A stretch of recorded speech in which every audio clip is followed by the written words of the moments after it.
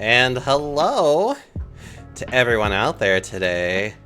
It is I, Doxayomi. Hello, everybody.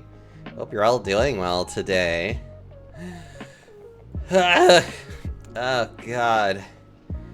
I've actually been such a lazy person today. But I kind of treat a lot of my Fridays as very much a, like, eh. Like, the only thing I did with work is just verify that something actually went through correctly. Closed out a bunch of tickets, but it was still basically like, yep, these are done, and just didn't fucking do much of anything else. Other than that, I've just been playing this neat little space game called Space Haven. Definitely a very chill game, very simple in its approach too. Definitely would recommend it if you want something that's a little bit more low-key of a game to play. Also, I hope you don't really hear my fan right now, because it is a little bit hot in here. I can always turn it down if I need to, but... Other than that, though, let's see. I did dishes, though. I can be proud that I did a chore today. I did dishes. I don't hear you. Okay, good. No, I was getting really bad about doing dishes because, like, yesterday I cleaned my bathroom. Now that was a lot of work for me, and I was just like, yay, I'm so accomplished today. But it's also one of those things where it's like, I'm so tired.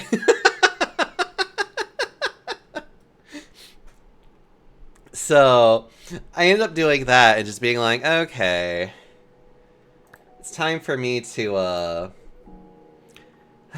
So today was a very chill day. I've actually been catching up on Demon Slayer. Right? Is that the name of it? I think that's the name of it. Yeah, Demon Slayer. Because I've been wanting to catch up on some animes that I've been meaning to, like, actually watch and be like, I know I've heard good things about these things. So I'm like, I'll go ahead and do that. Having a good time with that. Actually finished watching Frieren. I'm probably going to watch it again because it's a good show. It's also very surprising how it starts and how it ends. And it's just so... It's so touching. It is one of those things where it's like... it really makes you want to appreciate the relationships that you do have.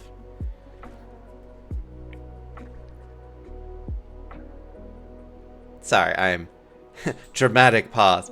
Really love Frieren. I do appreciate a lot of the people that actually come and watch me do things and come and say hi to me.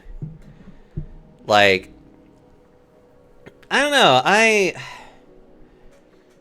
honestly, like, the beginning of this week was really hard on me, but there was a time, like, I've actually been doing this really neat little meditation thing. I remember it really helped last time when I used to do it. And it's funny because I actually based this meditation a bit off on Avatar: The Last Airbender. I will admit that much. I take the whole guru episode and then I use that as a guide for me to be like, what's bothering you? And really just, like, ask these questions about myself. Because I feel like it's really good to try and reflect on what are these things that hold you back?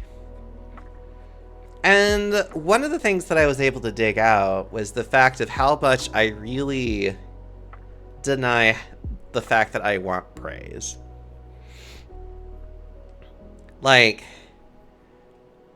I feel ashamed about it. Like, I feel such shame and guilt about wanting to be praised.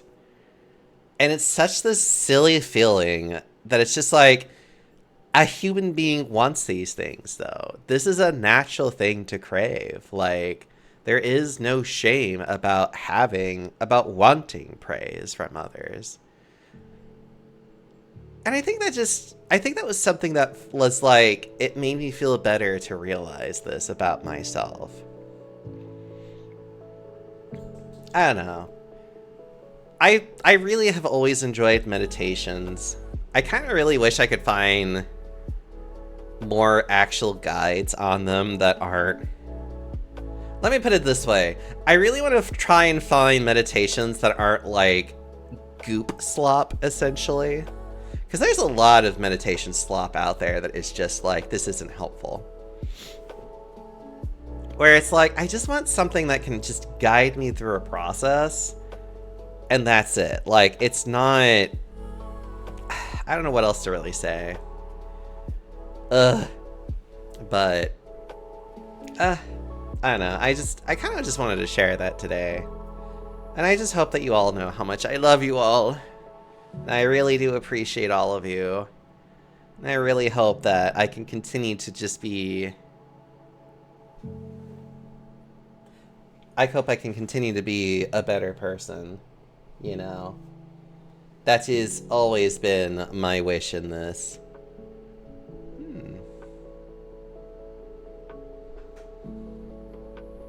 Sorry, I'm just noticing something, and I'm like, huh.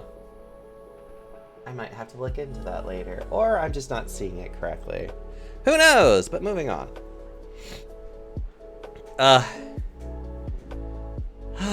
Okay. Okay.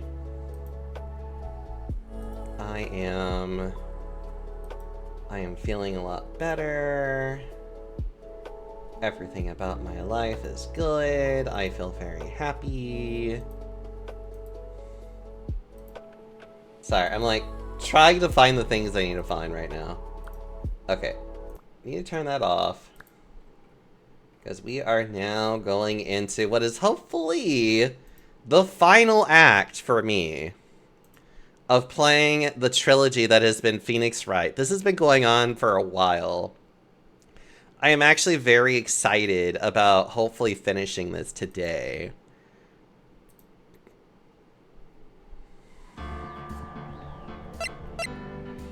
Okay. Make sure I can game capture it. Game capture! There we are. It's time for us to continue. I don't know, there's always something very... have to open up my soda, by the way. There's something so satisfying about finishing like a game, because this is a trilogy. This is the last game of this specific like section of story before we start getting into more of like Apollo Justice and all of that. I'm excited. I love this series. I'm really looking forward to this. Okay. Bridge to the Turnabout, Investigation 3-1.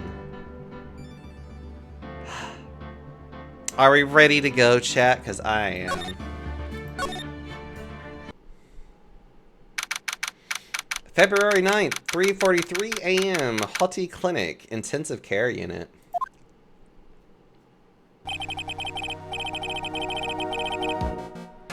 I'm still up at this hour, reading through the trial record of a certain case. It's the first case my mentor, Mia Fey, had ever handled in a court of law. The horrifying truth that I refuse to accept is holding me hostage here within its pages. Dahlia Hawthorne. What I have read, I don't want to believe. What is written here, this isn't the Dahlia I knew. After falling into Eagle River, I was somehow miraculously saved. But I ended up catching a cold that seemed to knock me around the world and back. I feel dizzy, my ears are ringing, my throat burns, and my head is on fire. But I will recover. I have to recover by this afternoon. I have to meet with the most ill-tempered witness imaginable. but I know that he will be able to help me with him somehow.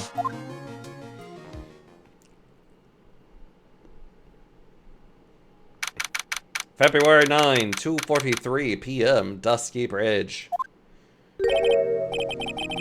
Right, are you sure you're well enough to be doing this? You still look a little green in the face.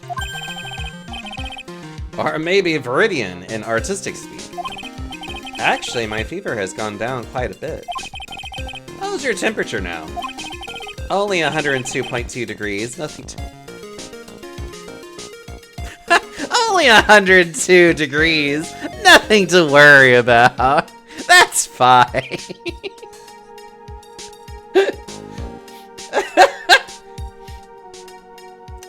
For anyone that may not be so inclined, if your temperature is above 100 degrees, you're not fine. As an adult, especially.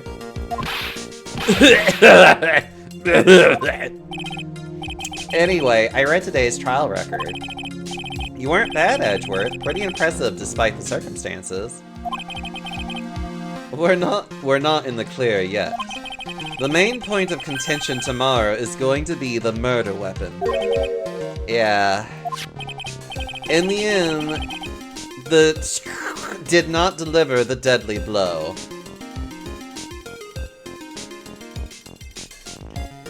Hold on, I believe it's Shito. But it's like, God, I hate having to just like, I hate having to say it. I trip over it so easily. I'd rather just be like just make noise at this point. Which means there must be another sword hiding out there that we don't know about. Another sword, huh? Don't you worry about a thing, pal. I'll dig up the murder weapon myself, or I'll eat my coat. Thanks again, Edgeworth. I'll handle things from here. That is probably for the best. Actually, I was thinking about paying the old precinct a little visit. There's something I want to look into, and that is our client's background, naturally. You mean Iris, sir? I have the feeling that we've met before. All I want is confirmation, one way or the other. And since I probably won't be getting that from you, I'm sorry, Edgeworth. I bid you adieu, right? Take care. I guess I should get moving, too. Why? Do you need to be somewhere? Yeah, I gotta get to work on this bridge, pal. I'm rigging something up so we can get across to the other side. Objection! That's right. Maya is still stuck at the over at the inner temple. Also, hi, Cola. How are you? But don't you worry, pal. As soon as it's all set, you'll be the first to know. Don't you worry, girly. I'm keeping a close eye on things. Thank you, Gumshoe. You're good? You better be.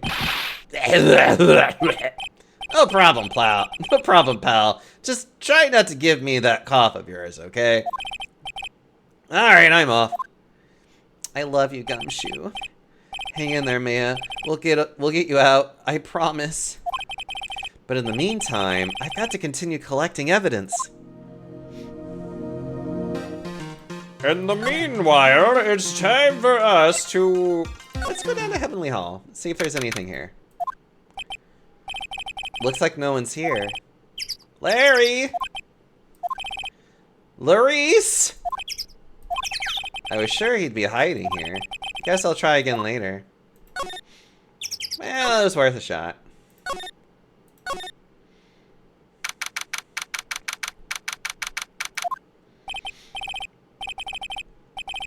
Come on, please! It's for art's sake, I swear! There's only one guy I know who could be this persistent and high-strung. I'm talking about the heroine here. The heroine in my book. It'll make you famous. Enough. A fool's fool fools fools who foolishly accepts the foolishness of a fool's fool. Wouldn't you agree, Phoenix, right? Me? Wait a second. I know you. Your reflexes and mine need to shape up. My brain's frying like a sunny side up, and you want to grill me over a name. Frenzy, you can't do that! Even as we speak, Nick's on the brink of death, or so I'm told. Whip a dead horse, isn't that one of your American sayings? Close enough. No, it's not. And I'm not on the brink of anything. Come on, Nick, tell her, would you?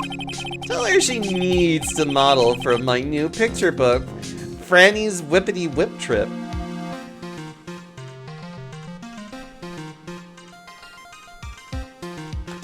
What kind of picture book would this happen to be, Larry? Because Franny's Whippity Whip Trip doesn't sound like a children's book, that's for sure. Before you ask me to model, learn to give at least semi-coherent testimony. And before that, you'll have to learn how to live a semi-coherent life, Larry. I don't care what anyone says. I'm telling the truth. I saw what I saw. She flew, I'm telling you, whoosh, just like that dude with the red underwear.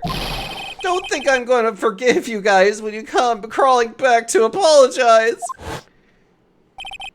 Off he goes. It's amazing how little has changed with you in the past year, Phoenix, right?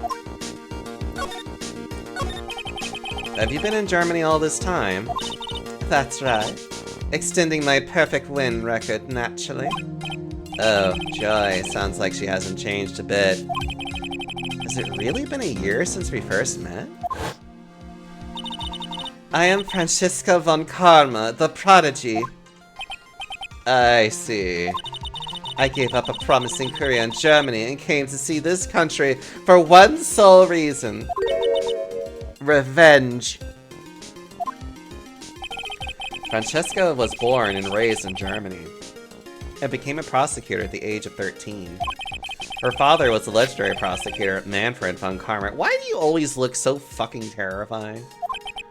He had a perfect win record for 40 long years, but now he is gone from this world. The vengeance! Don't tell me you still hold a grudge against me because of what happened to your father. Phoenix, right? You will fall before me. This I promise. But it will be for my sake, not my father's. Are we clear? Yes, Crystal. In truth, I was shocked. I came back to America with the intention of defeating you. Instead, it was my little brother who was leading the defense. Edgeworth, come to think of it. Edgeworth was pulled into being a prosecutor by Manfred von Karma as well. Miles Edgeworth told me something very interesting, you know. He said this case has a special significance to you. Because it does. And that's precisely why I am here. Your personal involvement will make crushing you into teensy-weensy pieces all the better. It's probably the fever, but she's so openly hostile that it's almost kinda cute. Ah! No smirking! No whipping the stick! That foolish fool doing such a foolish favor for such a foolishly foolish fool. Edgeworth. Make no mistake, Phoenix, right? Hi, Pixel. How are you doing? I came here for one thing, and one thing only. To pulverize you. It's not like I thought you were here to bring me some cold killer X, you know. Man, I wish somebody would pulverize me. I went over the whole case file on the flight over. You read the whole thing? Yes, every last word of every last sentence of every last paragraph. All the ridiculous things you did made it a very interesting read, you know. Attempting to cross a burning bridge? Did you even consider the dangers? No. The only thought in my mind was, I have to get across. A fool who doesn't think is more foolish than a fool who foolishly thinks. Gumshoe said he'd let me know once the bridge was repaired. Yeah, she's got to be okay, I just know it.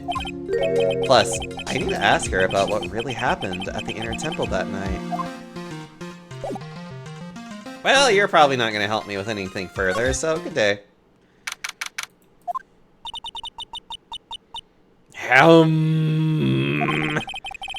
That was one long sigh. Sister Bikini? My. Thanks for missing me. Aww. I'm just gonna let her face jiggle for a minute. Aw, of course. I love messaging people that I find cute and adorable and, like, interesting. I don't know. I'm always the type of person that's like, there's a new friend that can always be made. I do have Discord. I think I'm like .deoxo as well on there. I'm usually on Discord a lot too. I also have Telegram, but that's just because I'm a furry. Jiggle. I know, look at that face jiggle. Like, it just keeps going. I could probably sit here and just watch it jiggle for so long. I'm jealous of how much her face jiggles. I love it. I aspire to this level of jiggling face. Oh, I'm a lot easier to find on Telegram, in my opinion. It's like, I just used my username because it's a unique name. The furry messenger app. It really is, though. My. I didn't know you were here. How are you doing?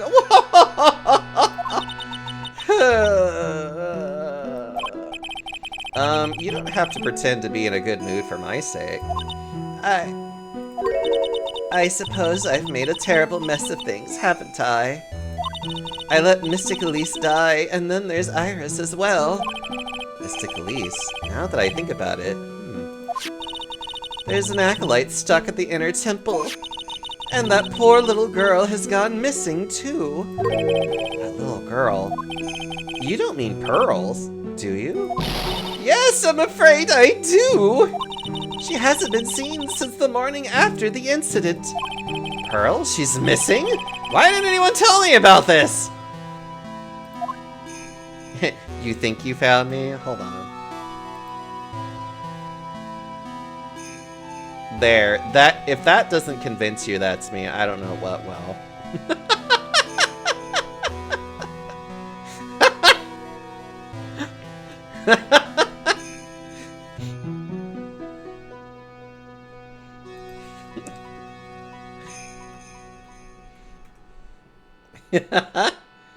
Okay. Alright. I must be getting old. I think I've seriously lost faith in myself. I'm a Tanuki on Telegram. Tanukis are cute. I wonder why you're a Tanuki, though. Teehee. Are you talking about your performance at the trial today? You believe me, don't you? I'm not a liar. I would never lie. I know what I saw. I saw Iris pulling that sword from Mystic Elise's body that night. I'm certain of it. At least I was until this morning. Big ball. I mean, if that is your reasoning, that's fair enough. I don't see any Psyche locks, so she must be telling the truth. So why are you so unsure of yourself all of a sudden? You know that artist who testified after me? I saw Iris flying, her white hood fluttering. I felt like I might start flying myself.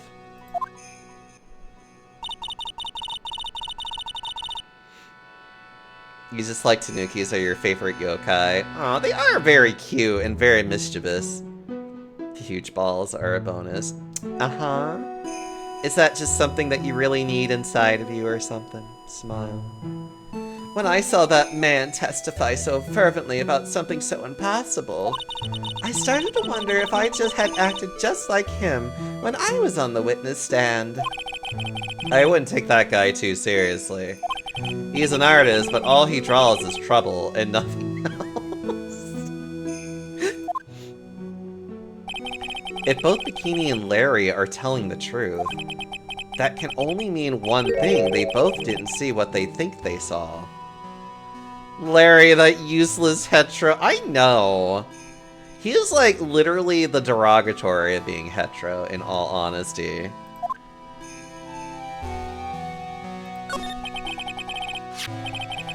You know, it's like, you know how like Phoenix Wright, in my opinion, would be like everything heterosexual that's very like, that's very like affectionate?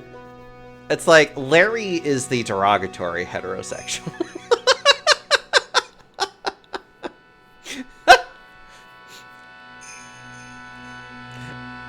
On that night of the incident, you met Iris at the... I'm sorry. On the night of the incident, you met Iris at the Inner Temple, is that correct? That's right. I'm sure it was Iris. But Iris claims she was in her room in the Hazakura Temple. I knew I shouldn't have come back here that night. But because you did, Maya is stuck all by herself at the Inner Temple. I am so sorry. The drafts in that place are nothing to shake a stick at. Winter is especially bad.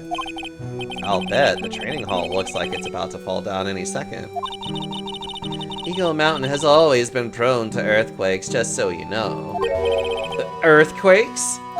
Yes, I wouldn't be surprised if the next big one levels the training hall. Got to get the Maya out of there fast. But still, there's really no need to worry. That area on the other side of Dusky Bridge is isolated like an island. It's like an island? How so? Well, the only thing on that side of the bridge is the Inner Temple. No one lives out there, and it's surrounded on all sides by the river or the forest. I see. Well, at least Maya has an alibi, so she can't be accused of murder again. Yeah, Clearly, Maya can't be somehow accused of murder again. There's no way that the murder took place in the Inner Temple. Absolutely not. So a criminal would be trapped should they choose to flee in that direction. Hold on. Believe it or not, this picture actually does tell a story, and it actually is important. Why? Because Larry is stupid.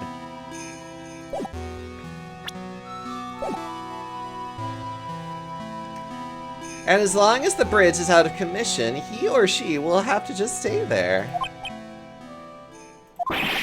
That means Maya could be stuck out there with a murderer and with no way of escape either.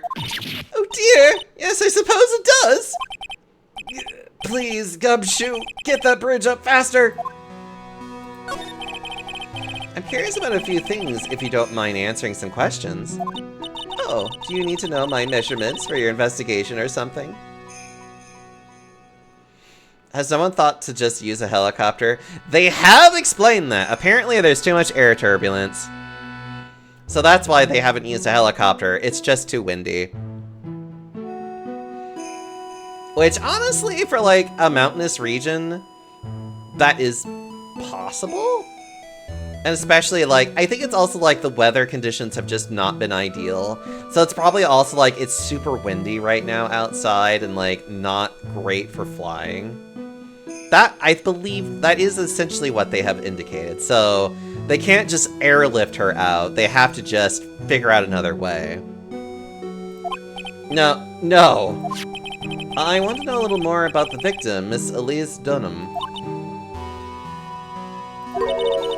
I'm afraid I don't know her waist size or her bust size, for that matter. No, I'm wondering why she came to stay in a place like this to begin with.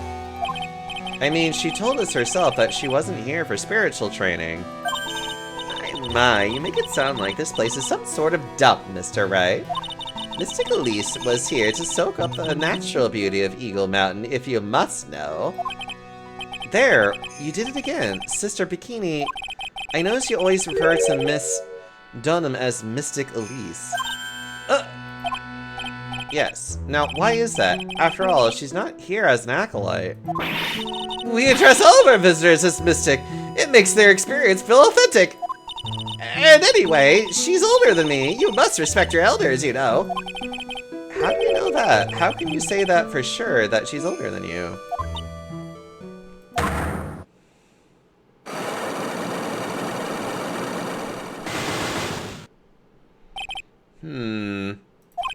It seems Miss Elise Dunham was no ordinary visitor after all.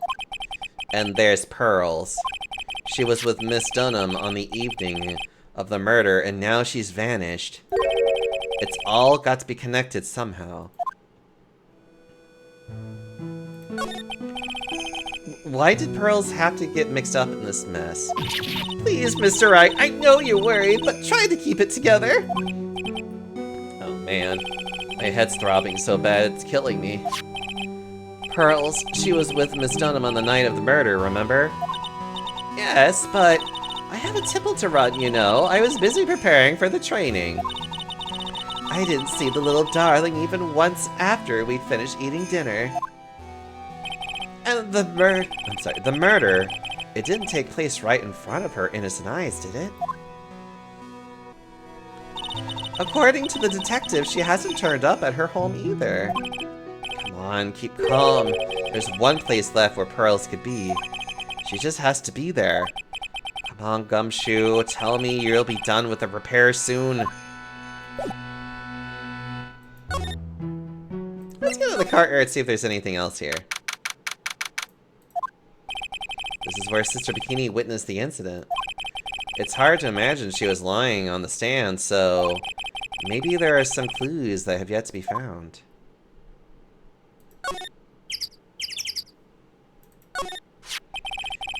Miss Dunham's staff. I definitely remember there being a crystal sphere attached to the staff. I guess Larry eventually found the sphere near the foot of Dusky Bridge, but what was it doing all the way out there?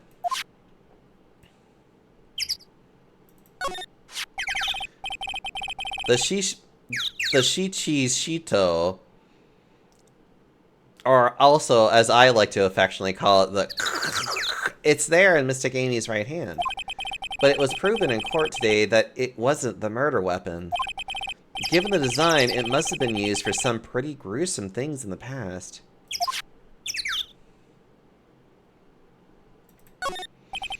They get quite a bit of snow up here on Eagle Mountain. Around here, skis aren't just for fun, they're tools for getting around. But the sled? Now that's gotta be for Bikini's own personal entertainment.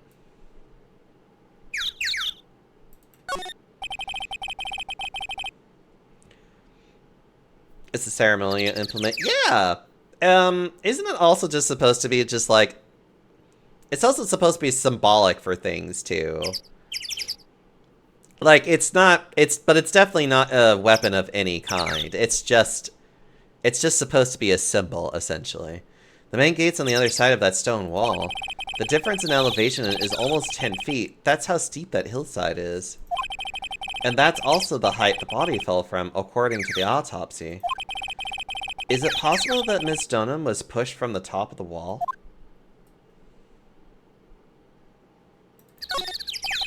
There are a few of those stone lanterns scattered around this courtyard. Without the city glare to compete with, I imagine they would seem a lot brighter. I guess Sister Bikini must light them now, since Iris can't be here. Anything else I might have missed? Find any clues? That building up there is the main hall. It was where we were staying. It's kind of funny because it was built on a very steep slope. If you enter from the main gate side, these rooms above me are on the ground floor.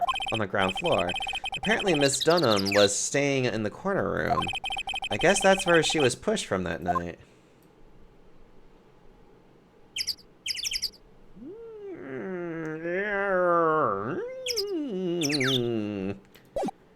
Well, let's go see if maybe it's done now. Hey! What was that jarring, inconsiderately loud yell? So this is where you've been, keeping nice and warm, I see.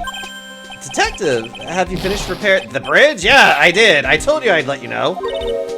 Well, then I'll come along with you and... Sorry, ma'am. No unauthorized entry. Access is restricted to people involved in the case. What was that? I'm involved, aren't I? You couldn't get more involved than me. Well, yeah, but that's not what I... It's been a while, Scruffy. It's... Miss... Karma. Sister, please leave the investigation to me.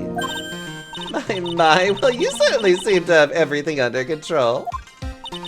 I am on your side. I won't do anything you don't want me to. As you work to pin the guilt on Iris. What are you daydreaming about, Phoenix, right? Yeah, that hurts, you know. Silence! I, Francesca von Karma, will personally guide you through your investigation.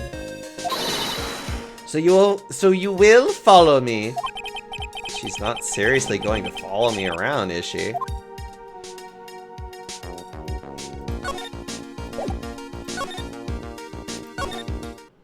Oh, she is such a diva.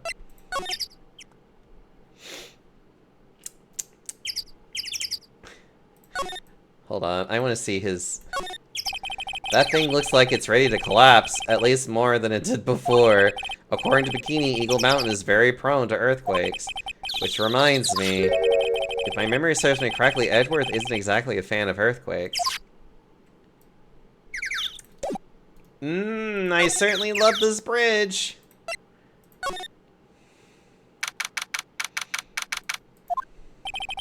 Things have certainly become a lot more hectic than before. They must have commenced with the investigation. Oh, Mr. Nick! That voice. Pearls! Mr. Nick! Mr. Nick! So you were here ever since that night. I was so lonely, I thought I was going to die. When I woke up in the morning and saw that Dusky Bridge was gone, I realized I was all alone. She was all alone? It must have been very trying for you, little girl. I am Francesca von Karma, the prodigy. There's no need to worry now that I'm here. You're the prosecutor who was so mean to Mystic Maya last year. Well, I don't like you. You're nothing but a little girl without your whip. It's Justice for All reunion. Mystic Maya didn't do anything wrong, but you were so mean. I'll never forgive you. Looks like Pearl's words are getting under her skin. Why are you whipping me? I didn't say anything. You didn't have to. The smile on your lips gave you away. Anyway, Pearls, weren't you with Maya? I'm sorry. It's all my fault. What are you talking about, Pearls? Mystic Maya! Wait, Pearls! She just ran off. That was cruel, Phoenix Wright. To make a little girl cry like that is inexcusable. What was that all about? Pearls acting like that. It's giving me the creeps. I guess I'd better take another look around since I finally got a chance. Especially since something about this place seems different from 2 days ago.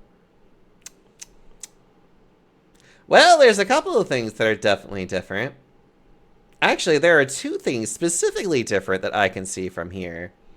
Can you spot the differences, chat? Do you happen to remember what was different?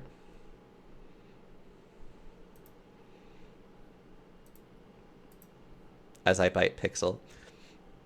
There are 2 things that are notably different that I can remember from last time. 1, there is no wire here. Phoenix Wright. What? And would you stop calling me by my full name like that? Was this once a prosperous port? A port? Oh, the incinerator being open is definitely the more obvious thing. This thing is less obvious, though. This has no more cable to it to the suspension bridge. Yes, that metal hook is a mooring post for boats, you know. Sorry, that metal... Oh, that's an anchor for one of the wires that is used to hold up the bridge. I think the wire that was tied to this one probably snapped when the bridge burned down. I mean, there's no way there was ever a port all the way up here. Don't get smart with me, Phoenix Wright. But I didn't say anything! But the incinerator! There's a weird smell coming from that incinerator. The door is also open, almost like it's begging me to look inside. Well, well, let's see what stunning clues what's concealed in here, shall we? It's empty. How naive of you, Phoenix Wright. But it's a bit strange, don't you think? Francesco von Karma. I seem to remember. There was snow on this incinerator the first time I saw it. In other words, someone's been using it to burn something recently. Listen, Phoenix Wright.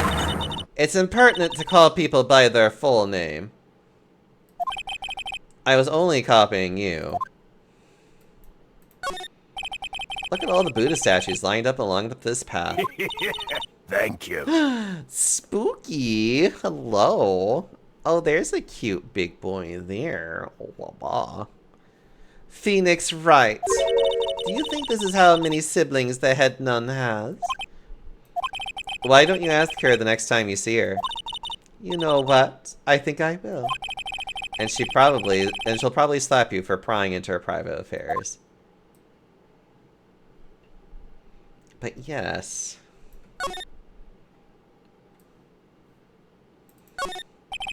There's a little gate that leads to into the garden. It says no entry on the sign, though. Come now, Phoenix Wright. What are you doing? Let's go in.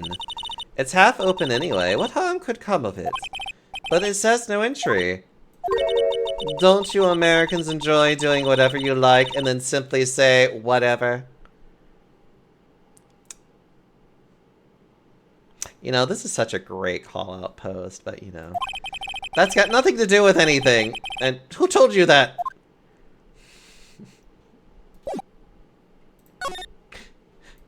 Alright, into the training hall. Who told the German or American secrets? What's wrong? Why are you so upset? Why are you so quiet? Maya, she was supposed to be in here training. Yet it appears she's nowhere to be seen. What's that? That strange lock. It wasn't there 2 days ago. This whole room is really giving off some strange vibes. This door. When I was here 2 days ago, that weird lock wasn't on it. Gonna be accused of murder again. Those chains, it's almost as if they're guarding something inside the cavern. No, I'm pretty sure Iris will continue to be the focus of the blame. But I don't remember, it's been a while. It's almost as if they're guarding something inside that cavern. I've never seen a lock quite like this before. I have. I've seen locks and chains just like this before. They look like just the ones that guard a person's secrets during a psyche lock. I wonder if this lock is guarding something too. Dark secrets in a dark cavern. Do you think this yellowish poster is Phoenix Wright? It's a scroll, not a poster. It's a picture of a woman who's actually... a woman? I don't see any woman here. There's a different atmosphere in this room since the last time I was here. No, it's not a different atmosphere, it's a different smell. It's gravy! What's the matter? The scroll, it's been completely covered in gravy! Ah, yes, there is a very appetizing smell in the air. The gravy is a type of sauce. So when you run out of paint, you Americans use gravy as a substitute, I see. No, no one does that. For starters, it stinks. This must be the gravy that we had with the roast on the night of the incident. But why would anyone do this? Why this scroll? Yep, it sure is a gravy.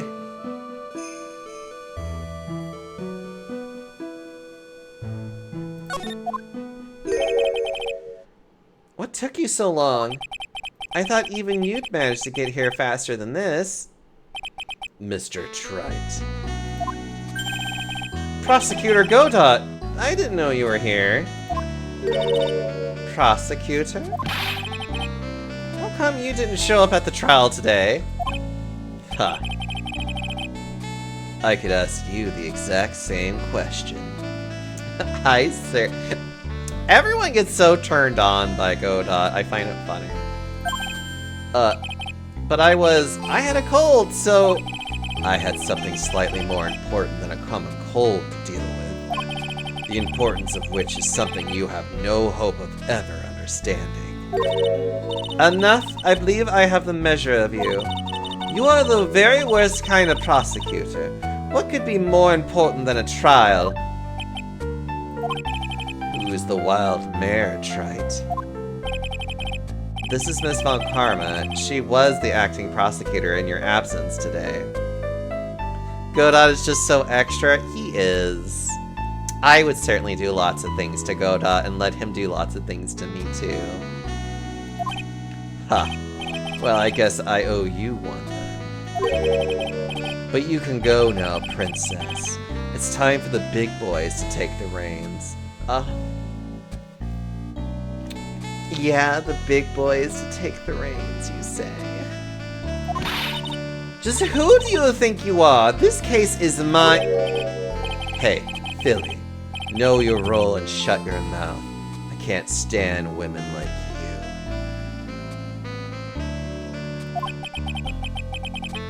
I'm only going to say this once, Lady Von Whippingbird.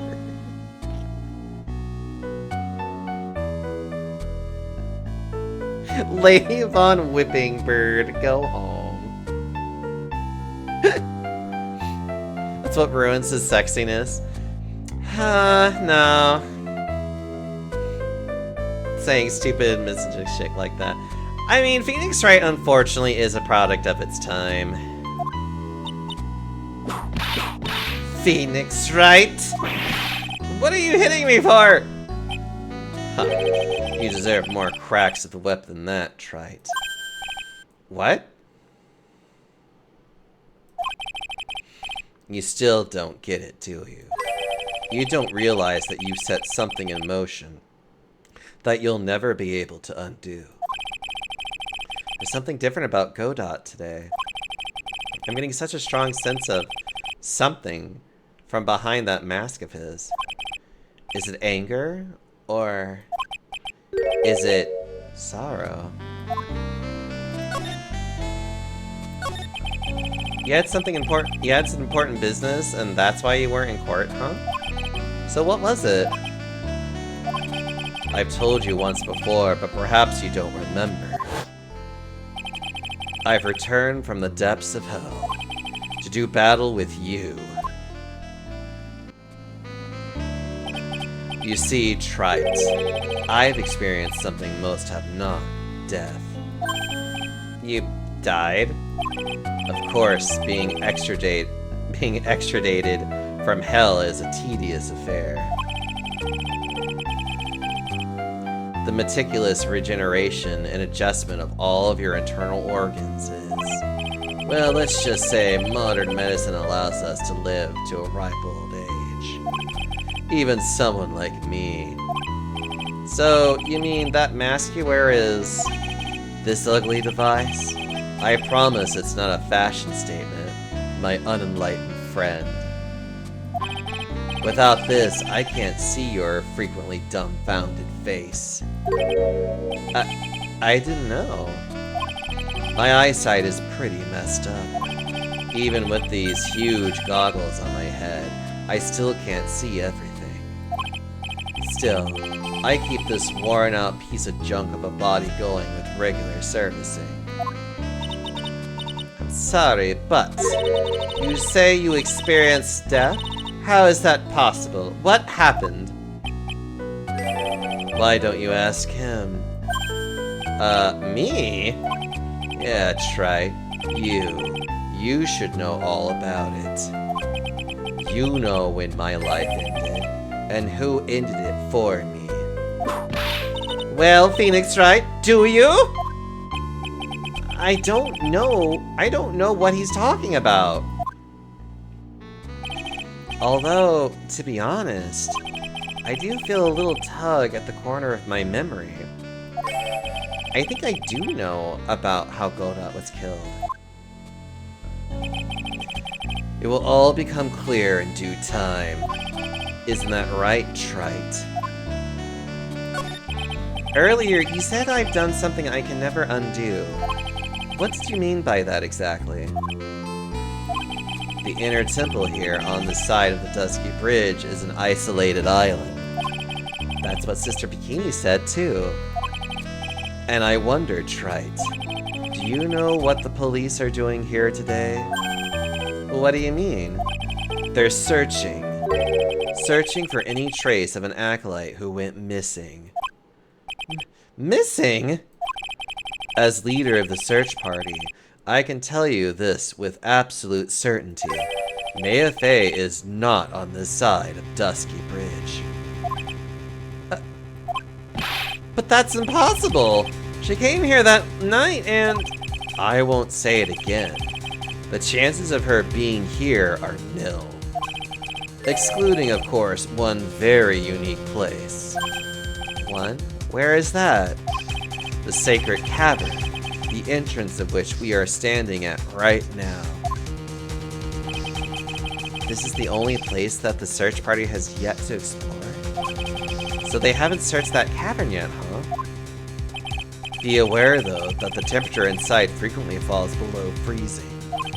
Even if she were in there, the chances of her being found alive are slim at best. No! Which means, Trite, that you sent MAYBE to her death. Fool! If that's the situation, why aren't you in there with a search party right now? You must have blinders on, my equestrian angel. Don't you see that big lock and chain? It's a trick lock. I'm making preparations to open it as we speak. Bolt cutters? Bolt cutters haven't been invented yet. RE2 Remake hasn't happened yet.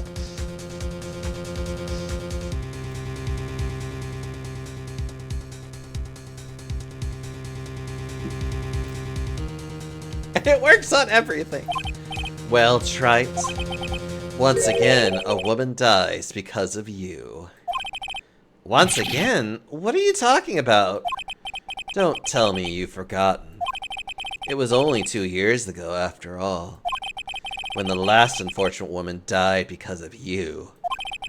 Because of me? And do you know who that was? It was MAYBE's sister. That's right, MAYBE. Mia? You killed her.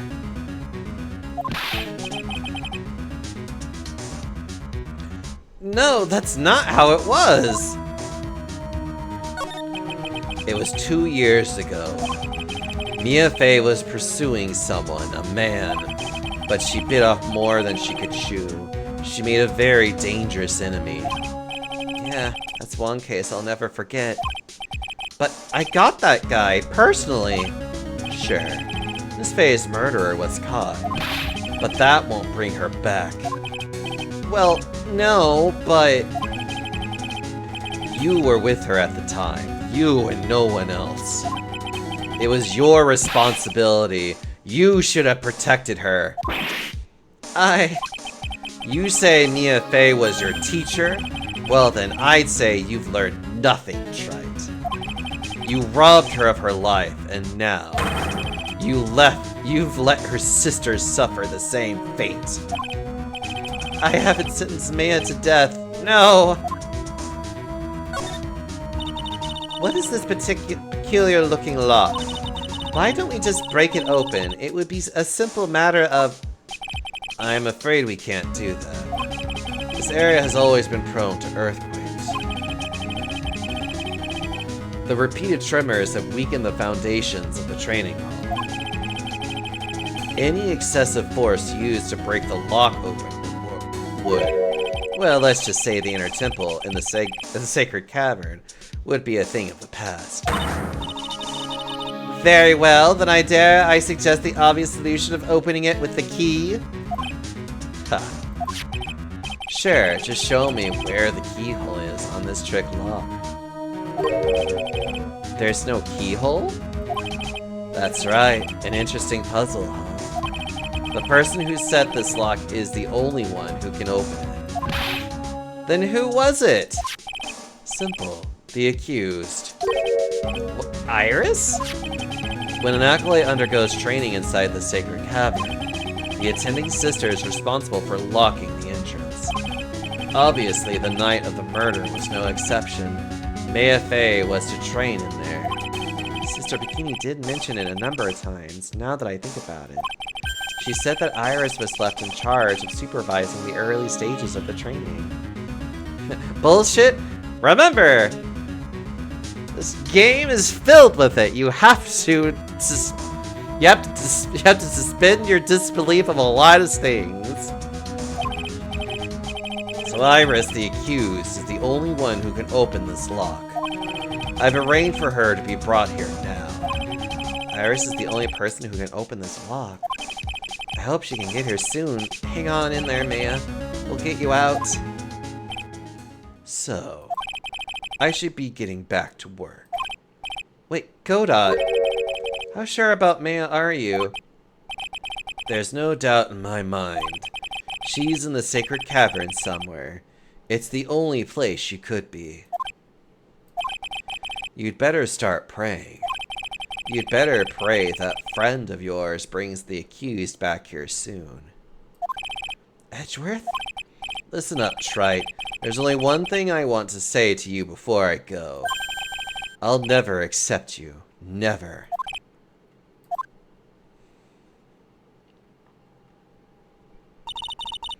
You should choose your friends more carefully, Phoenix, right?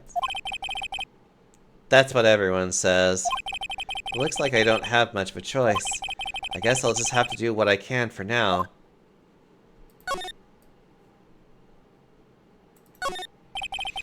Scroll shows a picture of Misty Fade, mastered the Korean channeling technique. Throw goat off of a cliff, I swear. But why would anyone cover it in gravy? I can't make out what's drawn on the scroll at all. I'll never understand you Americans and your so-called artists. Artists? Yeah.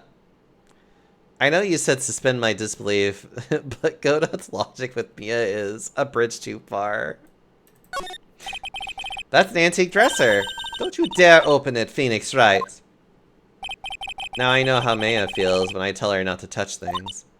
What a pity. It's full of nothing but old clothes for the acolytes. I thought you weren't opening it. I'm from the prosecutor's office. I can do anything. Yeah, you can do anything except stand up to a 9-year-old girl.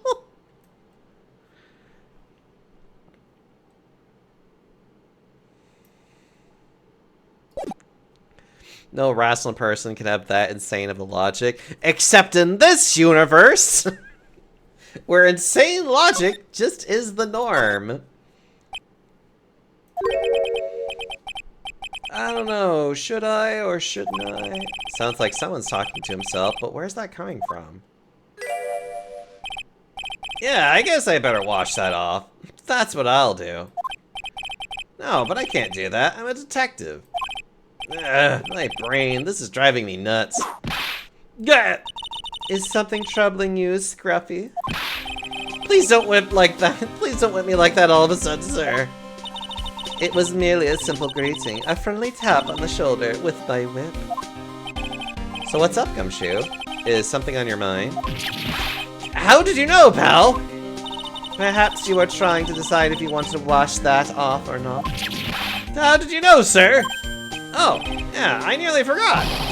You can't go through that little gate there, okay? You mean the one that says no entry on it? Kinda already snuck in there. Is he trying to be clever or something? So what's behind there, Scruffy? Huh? A kind of garden-like garden? A garden? Yeah, anyway, it's under investigation right now, so keep out! I'm not telling you, I'm asking you, pal. You got me? Isn't it normally the other way around? Well, see you later. So, shall we adjourn to this garden, Phoenix, right? Of course, what else would we do? I really want to know what Gumshoe was thinking of washing off. To the garden!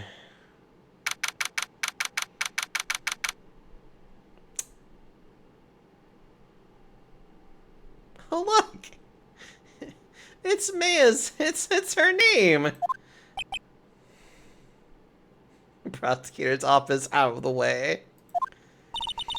There's a strange feeling in the air. I wonder what it is. Strange feeling? Forget about that. What's that strange writing on the stone lantern? What are you doing here, sir? I thought I said you can't come in here. Don't you know, Scruffy, Avant Karma will always show up wherever there is a clue. And there are plenty of clues to be found here. But...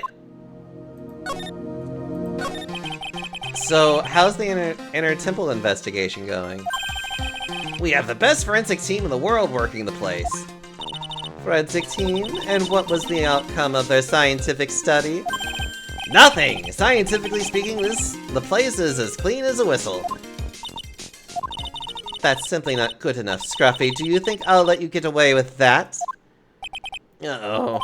Well, there were a couple of things that bothered me when I first got here, sir. Thank you for the follow, Eddie, by the way.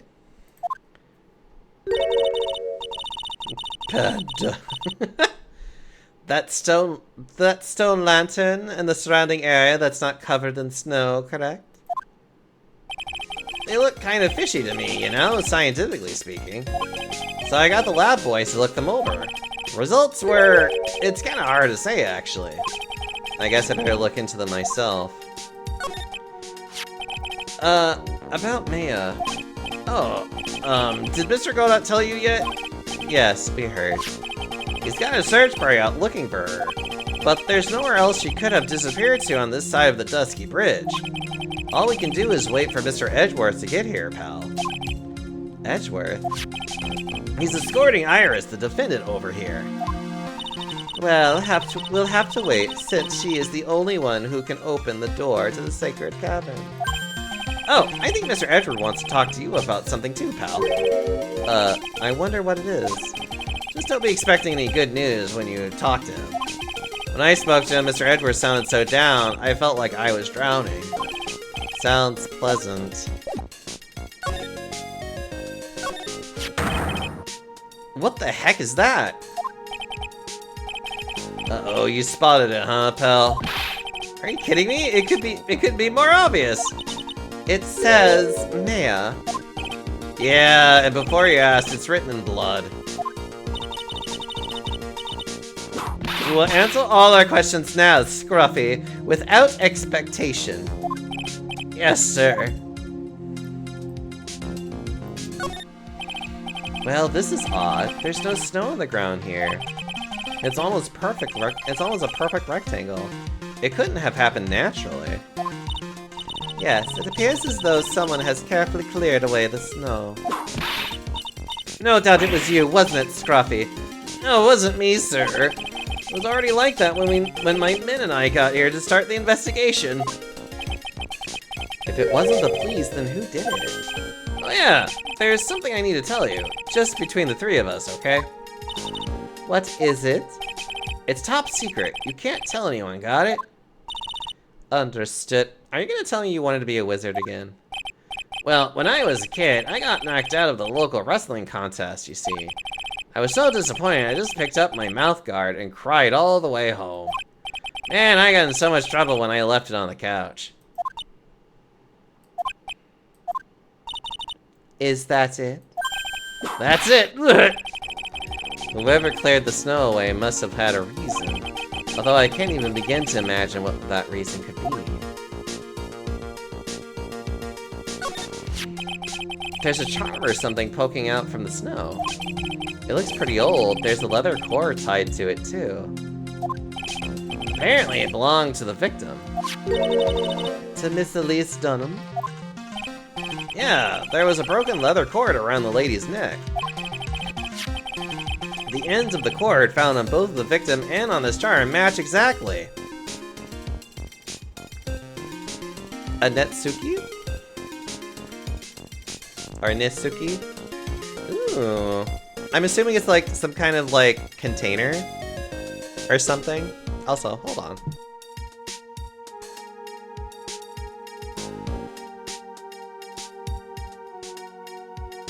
Ah! Sorry. Throat's acting up.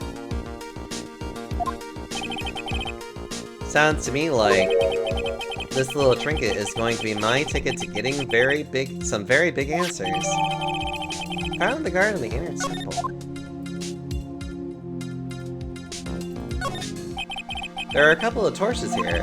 I guess you need all the light you can get up here in the mountains. Yeah, I was looking at those things, pal. It looks like they've been lit pretty recently. Made of lacquer, though usually it's kept on the belt. I'm assuming it just kept, like, small items, maybe money. Recently? How recent are we talking about? As recent as the night of the murder. Mayo is training here on the night of the murder. It's not unreasonable to think these things were lit up at the time, I guess. For men in the Edo period, a common use was for carrying tobacco. Ah, neat.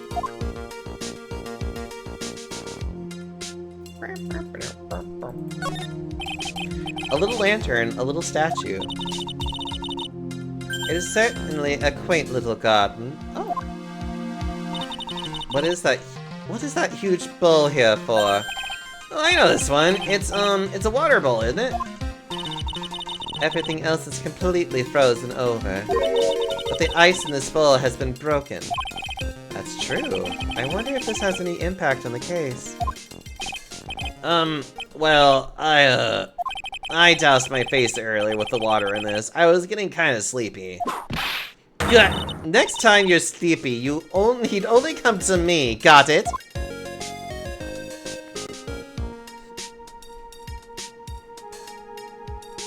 Look at all this bamboo everywhere. Okay, now I think we need to talk to him again. Maya, so these letters are written in blood? Yeah. What's worse is it's the victim's blood.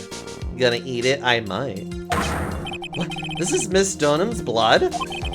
We may have done a detailed analysis yet, but it's looking like that way, pal. Most interesting. Phoenix, right? I presume you know, don't you? Why Maya's name is written upside down? You know what? That was really bothering me too. But I just came up with an answer, the result of my own special gumshoe investigation. Really? Do tell. Well, the night of the murder, the stone lantern was upside down. Anyway, there's really only one logical explanation to this mystery. Miss Elise Dunham wrote these letters herself in her own blood. You must be joking. That's impossible.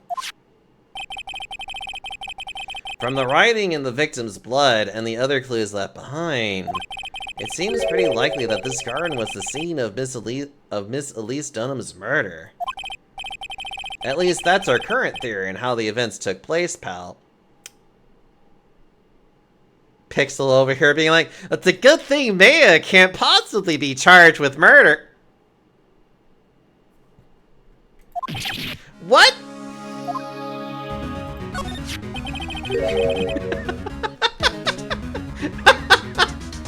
So Miss Dunham was killed here?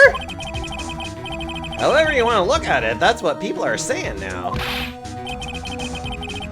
Then what Sister Bikini saw in the courtyard at the main temple was...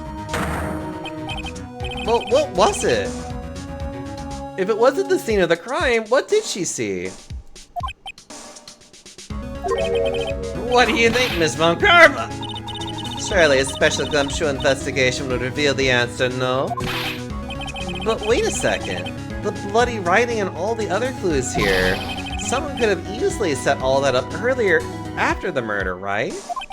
Sorry, but that's not an option, pal. Why not? How quickly you forget Phoenix Wright. Ever since the incident occurred, this place has been completely inaccessible. Because Dusky Bridge was completely burned out. I was overseeing repairs to the bridge the whole time. No one came over here before me and my men. Which means no one could have planted all this stuff here, pal. I can't think of a counter-argument to that. I knew it. I should have washed the blood off the lantern as soon as I got here. Maya, how does this always happen? I don't know, Maya is special in this way. Also, hi Thorin. If this really was the scene of the crime, then I need to figure out exactly what it was that Bikini actually saw.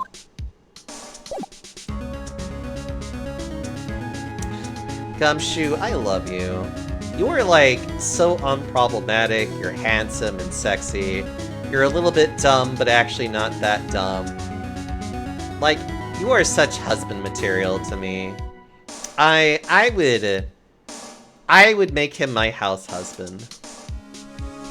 He is kinda dumb. Kinda, but he's not stupid like Larry. He actually does have good insight from time to time. He would make a wonderful house husband, though. I would make the money. I would just ask him to do a lot of the nice things. I would take him out to dinner. We'll do nice things together. Like, Gumshoe would be that type of person that I know that he would treat me well, and I would just treat him well, and I would just look in his eyes and be like, God, I love how stupid you are. And he would giggle.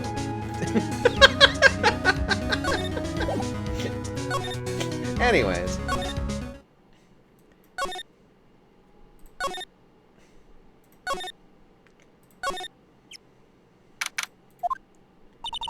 It seems you have a visitor. Mr. Wright. Iris, I'm really glad to see you. Godot managed to mobilize the police by claiming a state of emergency. Not him again. Never mind him. We've got to hurry and unlock the sacred cavern. I'm sorry, Mr. Wright. It's my fault someone so important to you is locked in there. Mr. Edgeworth, can we finish our conversation later? Alright. Let's hurry to the inner temple then. I'll see you later, Wright. Hold it! Wait, Edgeworth, I'm coming with you guys! Sorry, Wright. I can't allow you to come with us. What? I hate to be the one to break it to you, but Mayothe is in a rather delicate position. What do you mean by a delicate position? This isn't simply a rescue operation, right? It's also an investigation. That being the case, we can't allow members of the public to interfere. Come on, Edgeworth. If anything happens, you'll be the first to know. Please understand, right? But it's me, Mr. Wright. All that matters is that Mystic Maya is rescued, correct? Listen to the voice of reason for a change, Phoenix Wright. From now on, consider anything beyond Dusky Bridge to be off limits. We'll be going now. Excuse us. This is no time to be standing around, Phoenix Wright. Aren't there other things that demand your attention? She's right. Thanks for reminding me. Well, time to go to the main hall. Mocha! Of course you'd get horny for that. Of course you would!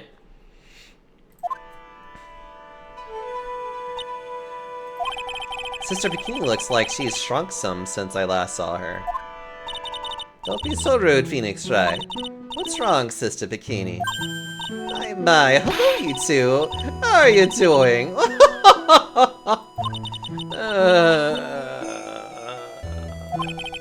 From the sound of that sigh, I guess she's still pretty down. Iris was just here, you know. She was accompanied by that handsome crimson-clad prince. Is she talking about Edgeworth? It was just a courtesy call. I wasn't allowed to talk with her at all. Oh dear, it's all my fault that this has happened. Poor Iris.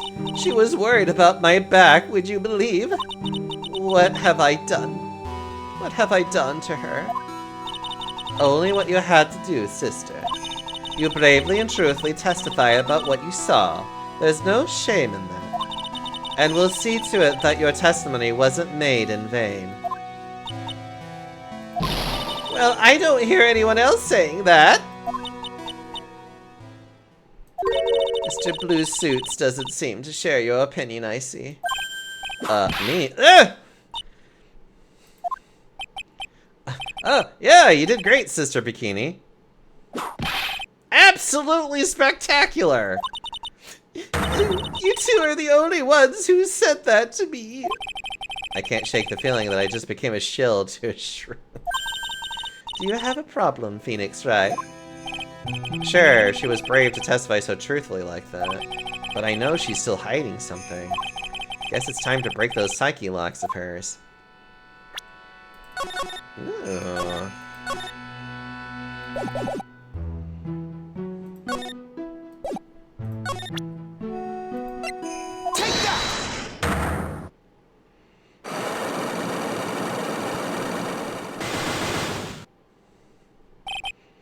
Mocha, I'm gonna break your psyche locks.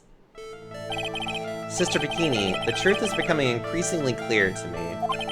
I'm convinced that Miss Elise Dunham had a special significance to this temple.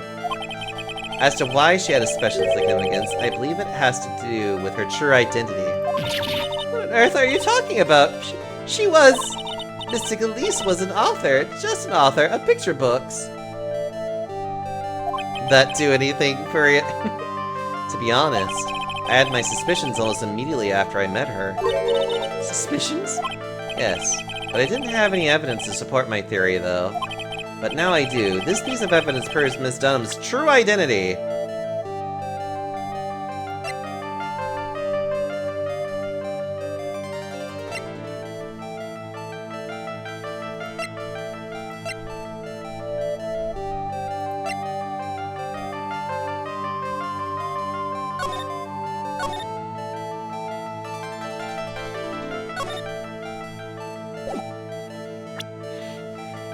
Actually, would the hanging scroll be it?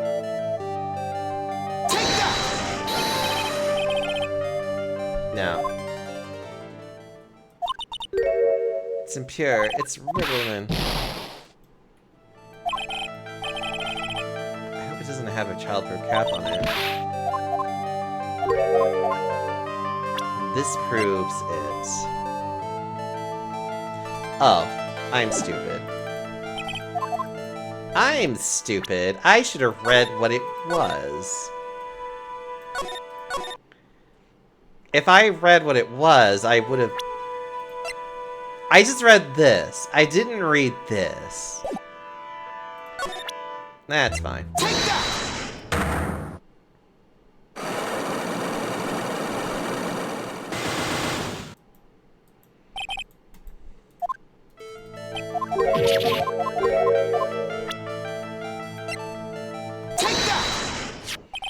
Miss Dunham had this charm with her at all times. Where did you... This isn't some cheap good luck charm either. Then... What do you think it is, Mr. Wright? She would have judo thrown him off a cliff, and she would be right to do so. I'm gonna... Pixel, I am going to just squish your face and kiss you so much. I hope you know that. What could a talisman like that possibly mean? It's a talisman. It's a talisman, is it? Interesting. This thing speaks volumes about who Miss Dunham really was. This talisman and one other item unequivocally proves Miss Dunham's true identity. This is where the scroll comes in handy. Take that!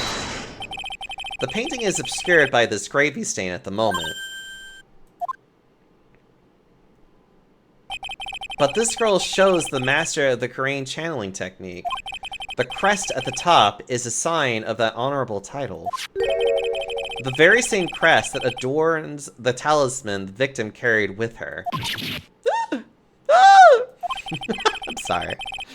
This crest is reserved for the master of Korean. Who on earth told you that nonsense? I got no idea what you're talking about. The new master, MAYBE, told me. What? You mean that acolyte is Misty Faye's daughter? Yes. Are you sure? Yes. In fact, since her eldest daughter passed away, Maya is Misty Faye's sole successor. Mystic Misty!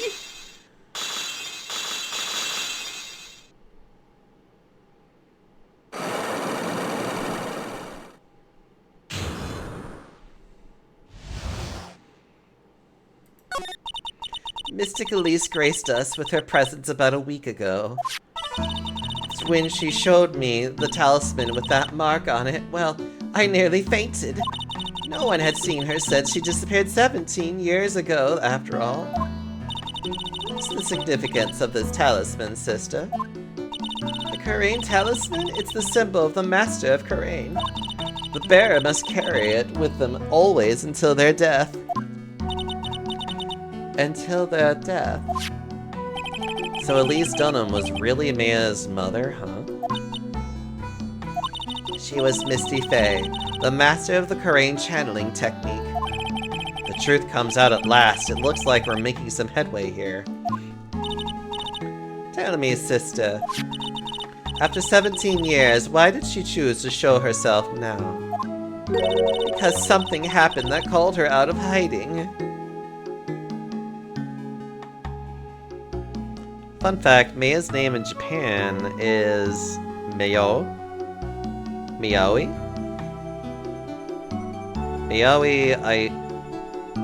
Ayasato?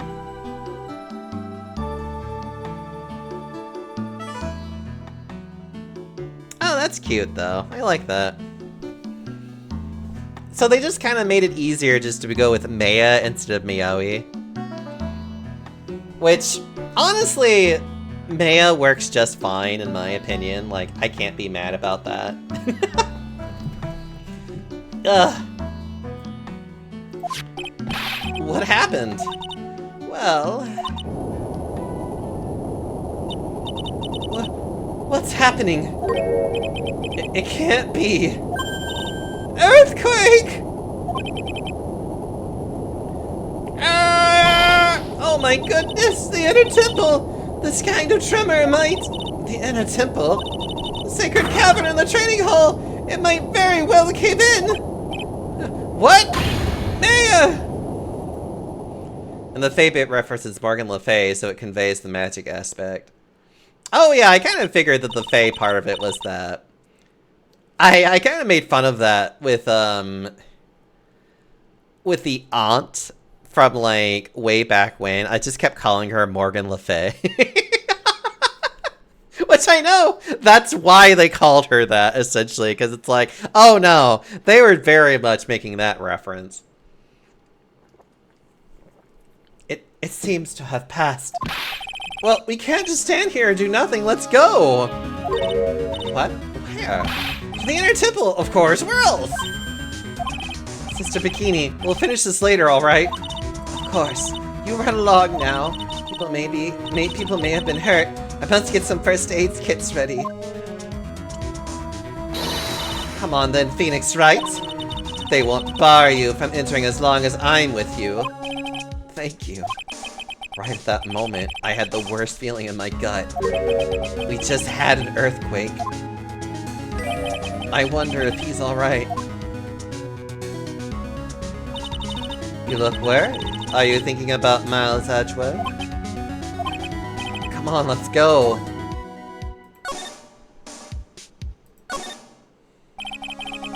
Gotta hurry to the inner temple and... Right! What are you doing here? How could I have... How do you expect us to understand if you don't speak up? Hey, why am I the one getting whipped? She's gone. No! Defended Iris. She's gone. Gone where? She fled. She escaped. What?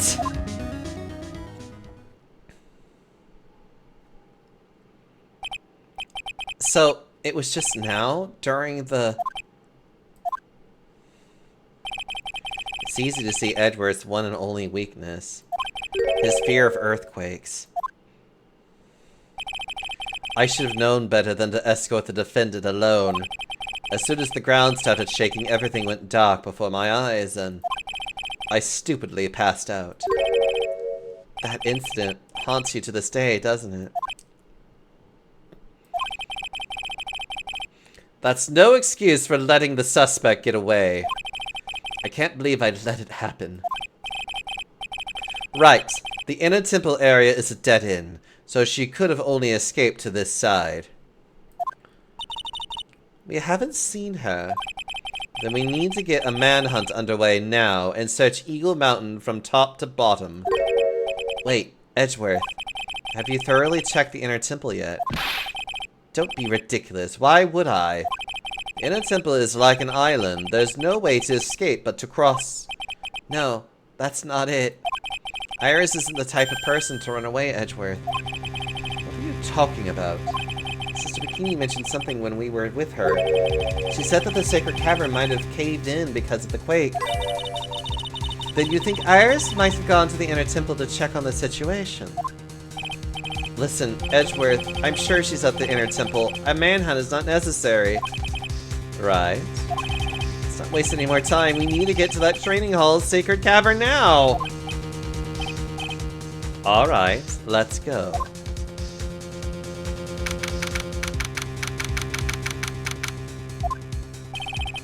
Fortunately, the sacred cavern had caved in. But what we found was something none of us could have ever expected.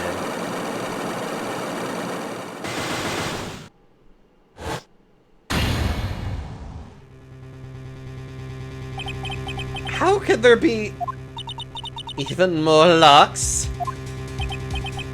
What is the meaning of this?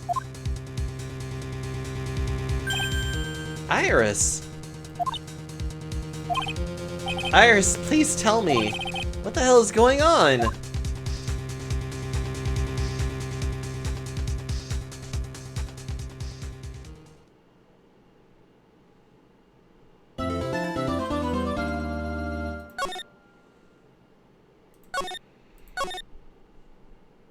Ooh, the next part of the investigation. Right, is this what Godot was talking about? Yeah, the trick locks. Oh, then Iris, please remove these at once. Mr. Edgeworth, I'm afraid I can't. It's not possible for me. What? During the earthquake, when the cavern was in danger of caving in, Iris escaped. And I know that there was only one lock when I last came here. Mocha, why are you like this?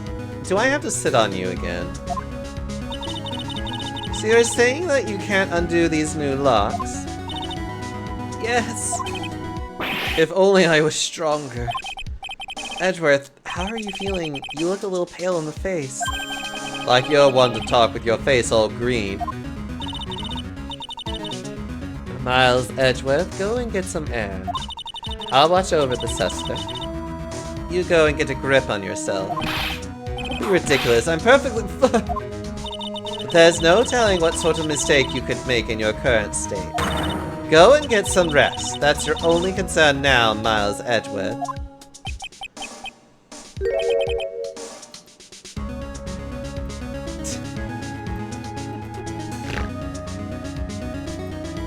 Hold on.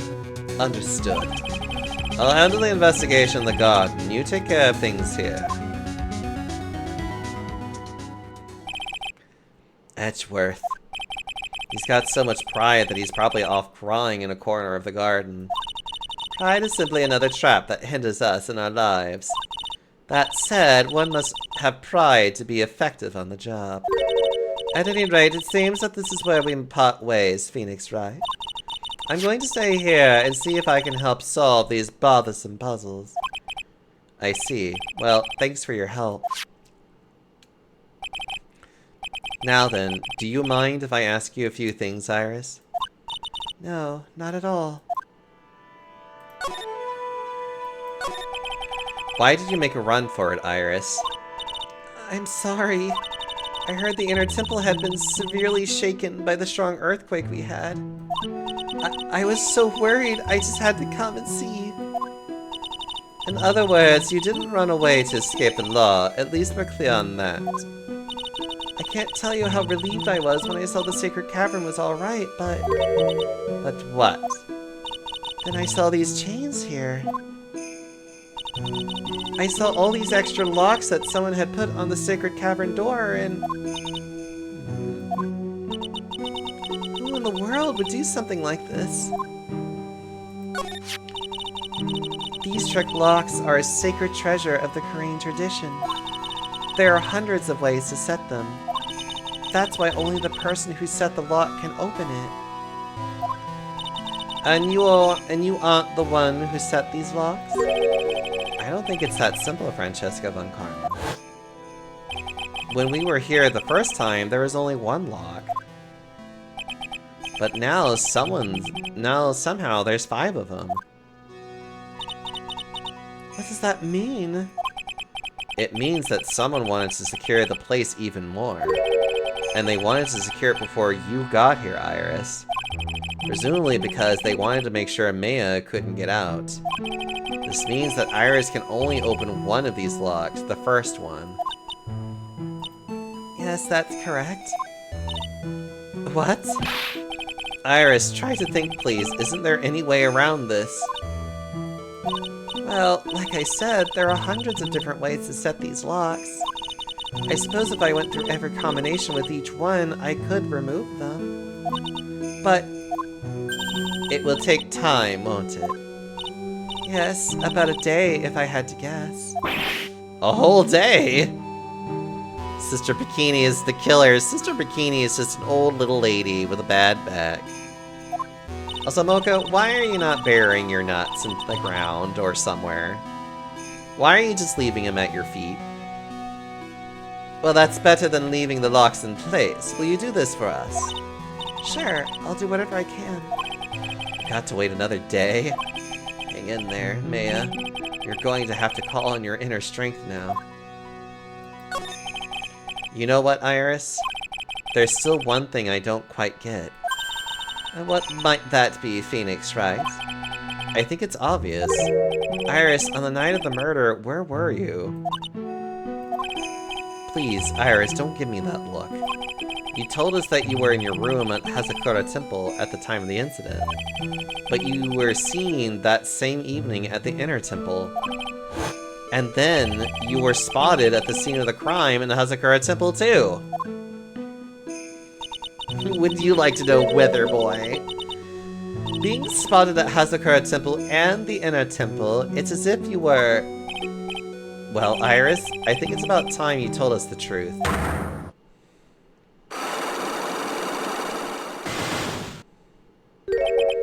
I knew it. There's something going on here that we don't know about.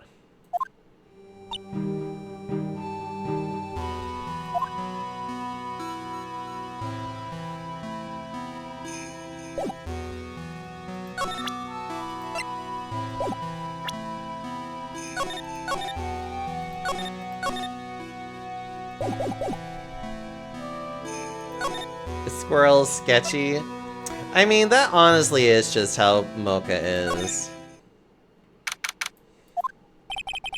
The cops are still combing this place. They look pretty nervous. I'd be nervous too. It's gotta be a tough job. I'm Back to the Future did. I'm my own parent. Stop it.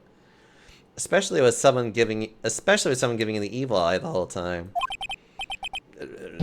How could I have done that? Wow, I can't believe it's still bothering him. Edgeworth? Yeah. Hey, don't you dare run away. What do you want, right? What do I want? If you came back here to laugh at me, then get on with it. Go on, laugh away. I was ready to hug it out with him, but he's just the same prideful Edgeworth. You went back to the Criminal Affairs Department, right? You said you wanted to look into something concerning Iris? Yes. And thanks to what I found, I was reminded of something terrible. You guys are putting a lot of effort into the investigation of the garden here, huh? There's a high chance this is the actual scene of the crime, that's why. You mean because of the writing in blood and the talisman in the snow? Exactly. As you know, those things couldn't have been planted here after the murder.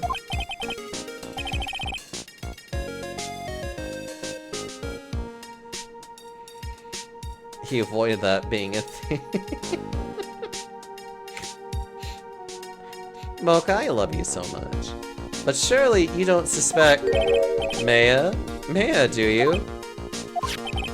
We have to treat everyone as a suspect, Maya as well as Iris. It's our job, right? So, I guess you still haven't gotten over your fear of earthquakes. No, though thankfully my nightmares have stopped. But still, if the ground gives even the slightest tremor, I find myself short of breath.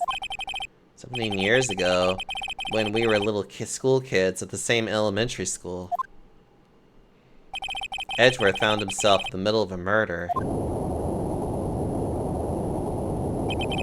It all started with that big quake that hit the courthouse.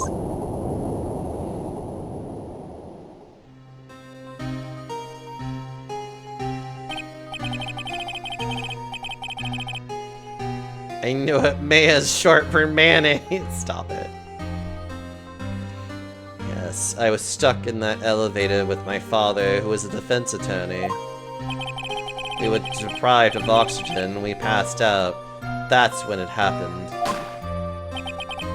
That single gunshot shattered my whole life. I lost everything that day, all because of that earthquake. My dreams, my family, and myself. It's been more than 17 years now. And that case was finally resolved 2 years ago, right? You think I don't know that? I was there, but it was such a shock. I never imagined I could be so wrong about myself and my life. I'm sorry, right? There's nothing else I can say. Not after you chose to become a lawyer for my sake, and not after you saved me. Edgeworth, you're stronger than you think, so no more of the self-pity, okay? There was something that bothered me about her from the moment we met. I felt like I'd seen her somewhere before. No, wait. Not somewhere. I felt like I'd seen her in court before. So you went back to the Criminal Affairs Department to look for her file? Yes, I checked over every case file I've ever worked on. And I was right. I had seen her face before 6 years ago. 6 years ago? It was my first appearance in court. And as cases go, it was my worst nightmare. So who is she? I'm sorry, Ryan. I can't give that information away to a member of the general public. What? Why not? It might be the crucial piece of the puzzle that solves this case! The woman I knew was the daughter of a jewelry store owner. She had nothing to do with Iris and the Hazakura Temple. And neither did the case. No, that woman is completely unrelated to this murder. Unrelated? Yes, I can say that with complete confidence. You're wrong, Edgeworth. She's totally related to this case. I need to fill Edgeworth in. I need to explain the connection between Iris and the woman Edgeworth knew.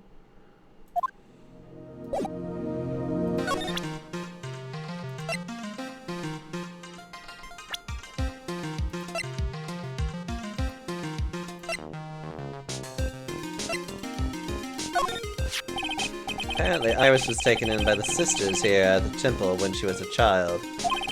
However, we still don't know much about her past, so we're looking into it. That reminds me, after we went back to the Criminal Affairs Department to look into stuff on her, I should ask him about what he's found.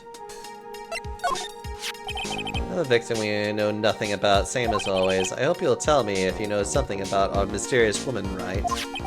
I know that Elise Dunham was no ordinary visitor to the temple, but her trident could be a useful weapon for the defense. And I can't give that away just like that.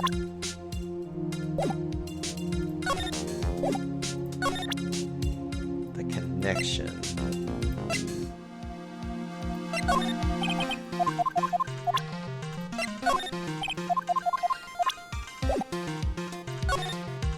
So now I need to find that. Finally getting to the bottom of this case. I can count on Iris to break those locks, so I'll try to gather more clues. From Sister Bikini, Edgeworth, Gumshoe, and Pearls.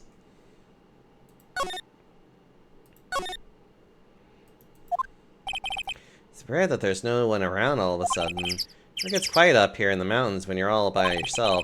Speaking of lone, I guess we should go check on the shack just down the path. Maybe we'll find Larry skulking again.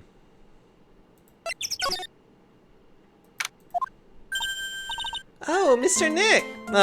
Thank you, Pearls. Also, Jack says hi. Give Jack a big smooch for me. And tell him he's cute. Pearls, what are you doing here? Nothing. What about Mystic Maya? Is she alright? Well, we don't know yet. Oh, I see. Hey, what do you think you're doing here, Nick? Larry? This is the loser's shack, where losers get together to lose themselves. This is the what? Hey, we found comfort in each other's failures, okay? You got a problem with that? Look, Mr. Nick, Mr. Larice did a picture of me. That's, great, Pearls. We're going to gather firewood now. We'll be cooking some half-rotten potatoes over a miserable little campfire. Stay out of our way! I don't believe this. Why can't he try getting fired up over becoming a better man? No one believes a word I say anymore. Listen to me, Pearl. You don't want to trust this kind of guy, okay? He'll only let you down. Oh, Mystic Maya. Larry, is there something you want to tell me about this picture? I got nothing to say to you, Dick. My life's here now, with Pearl, two losers cooking potatoes together forevermore. What am I going to do with him? Alright then, what do you think about this picture, Pearls? I think it's really well drawn. I can't draw at all, so I think it's really amazing. See, someone appreciates it. It's tough getting the flames to look like that, you know. It's supposed to be Sister Iris flying through the air, isn't it? I love it. It's like a dream, a wonderful fantasy. Oh, it wasn't a dream. She really flew, I'm telling you. Iris really flew that night. But Mr. Larice. Not you too. Please don't look at me like that, Pearl.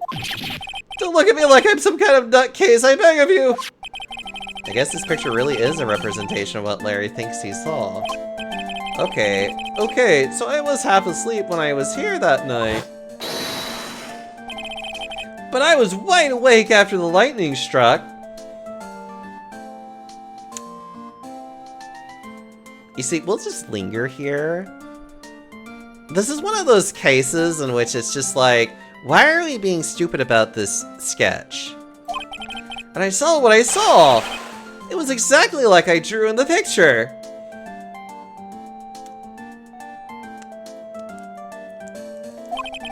It looks like I don't have any choice but to take this sketch at a face value.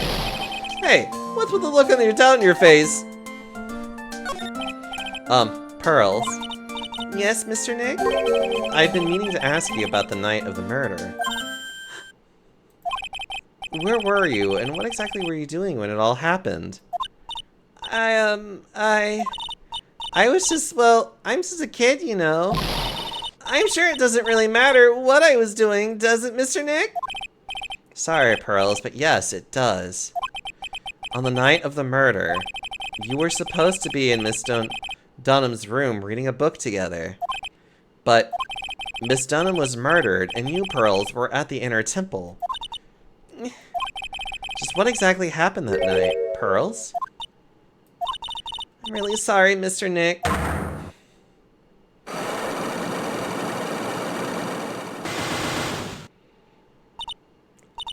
I've been a bad girl. That's why I'm being punished. What are you talking about, Pearls? My spiritual power. It has disappeared. What? Her powers have disappeared? What do you mean your power has disappeared, Pearls? It's all over for me.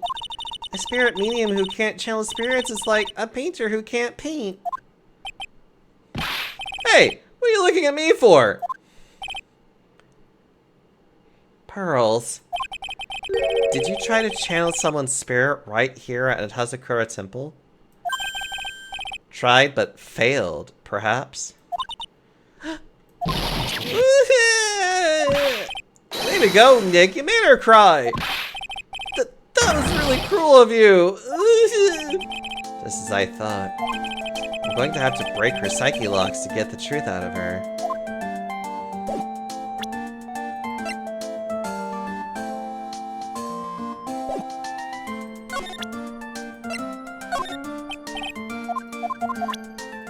It's no good in this condition.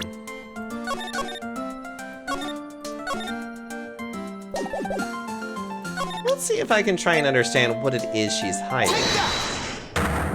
Let me see what I need to answer.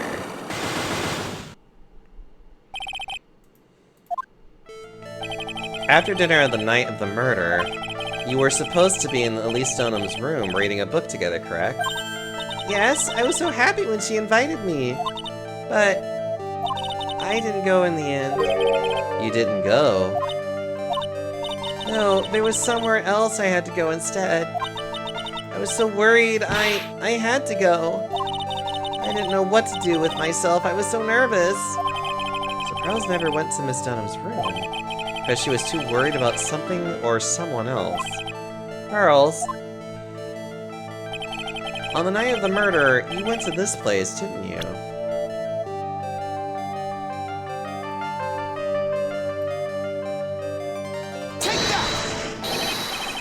You went here, didn't you, Pearls? Looks like she's still not going to open up to me. This is where you went because you were so worried, right? The next question is, who or what were you so worried about? Now I'm going to take a guess, and you can tell me if I'm right or wrong, okay? You mean you know? If I'm right, will you tell me the whole truth? Okay. You went to this place for one very simple reason, and that is...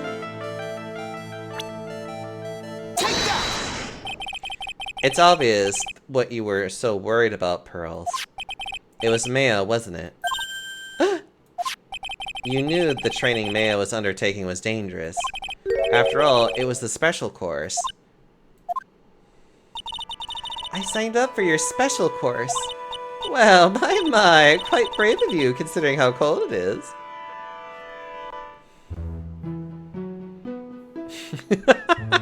Sorry, the only way to beat his Psyche locks is a good team comp like Venom, Jeff, and a Daredevil. Stop it. Young people can be so reckless with their health. Don't blame me if you channel one of the if you become one of those you channel. Sadly, I had to uninstall Marvel Rivals. Oh, why so? The bikini really just does be like, Sister Bikini scared you with what she said, didn't she? And because it was you who introduced Hazakura Temple to Maya in the first place. They got caught secretly using AI art again. Really? I haven't heard of that. You felt responsible, didn't you? Thinking about what could happen to Mystic Maya made me more and more worried. I couldn't sit still at all. That's why I decided to go and find out how she was doing at the inner temple. Then we're clear now that you went to the inner temple that night, Pearls. What's not clear is what happened after that. But what time was it when you headed over to the inner temple? It was probably around 9:30 when I left the main hall.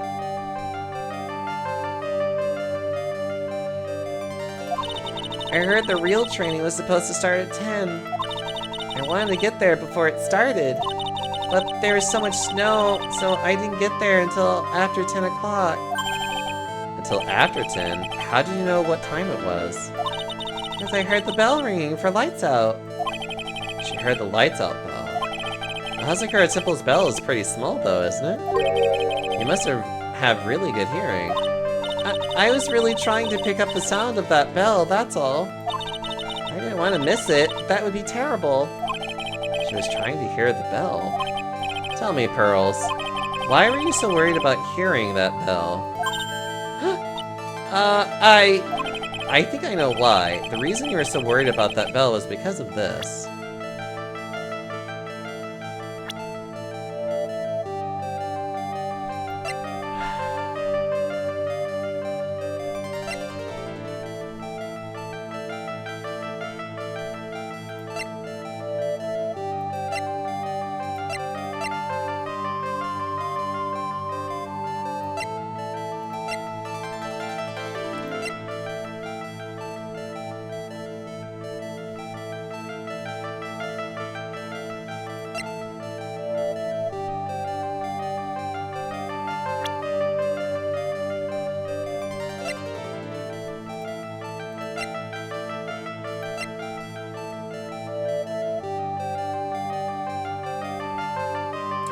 Why would she care about the bell?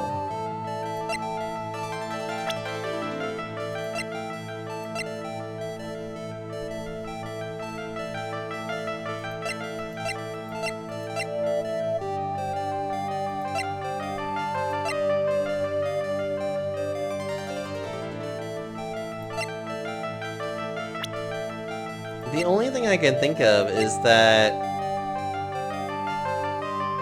she was trying to meet up with Elise Dunham eventually. Take that!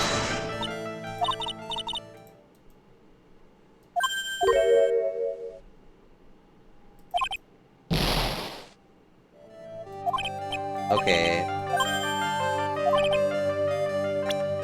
A piece of evidence.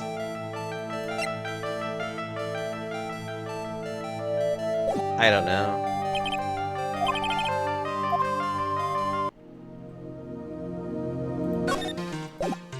Yeah, I don't know. That's a good question.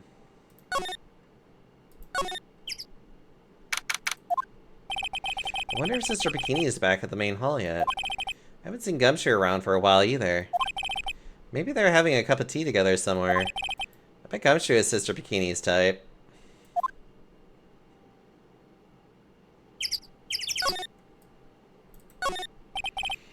It's a quaint little bell tower. I've never would have thought that something this horrible was about to happen. When Iris rang the lights out bell that night.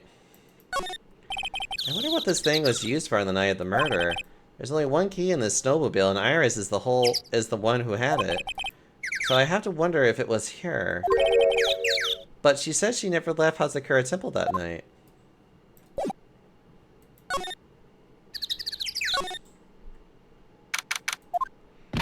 Well, what's the damage? How's the sacred cavern? It looks like it survived, but we have a bigger problem now. I told Sister Bikini all about it. About the 5 locks that were stopping us from getting inside the sacred cavern. But who could have done that? The only people who knew how to set those trick locks are those of the Kurain tradition. We have Iris of the Sacred Cavern trying her best to open them for us right now. Actually, there's something I've been meaning to talk with you about, Sister Bikini. Oh yes, we were in the middle of a chat, weren't we? Yes, you were telling me how the Master of Crane disappeared 17 years ago. I want to know why Misty Faye suddenly appeared at this temple. It was about a week ago when Mystic Misty arrived. After she showed me the talisman that proved she was the Master, she said, Someone is trying to destroy the Crane tradition's main family line. I am here to put a stop to them. Someone was trying to destroy the main family line? There's only one heir to the title of Master at any time, and it's usually the eldest. That child becomes the new Master of Crane. And her daughters, the main family. All the other mediums become branch family members with no hope of controlling the clan. That's why nothing has changed throughout the history of the clan. Branch families always have and always will plot to erase those of the main family line.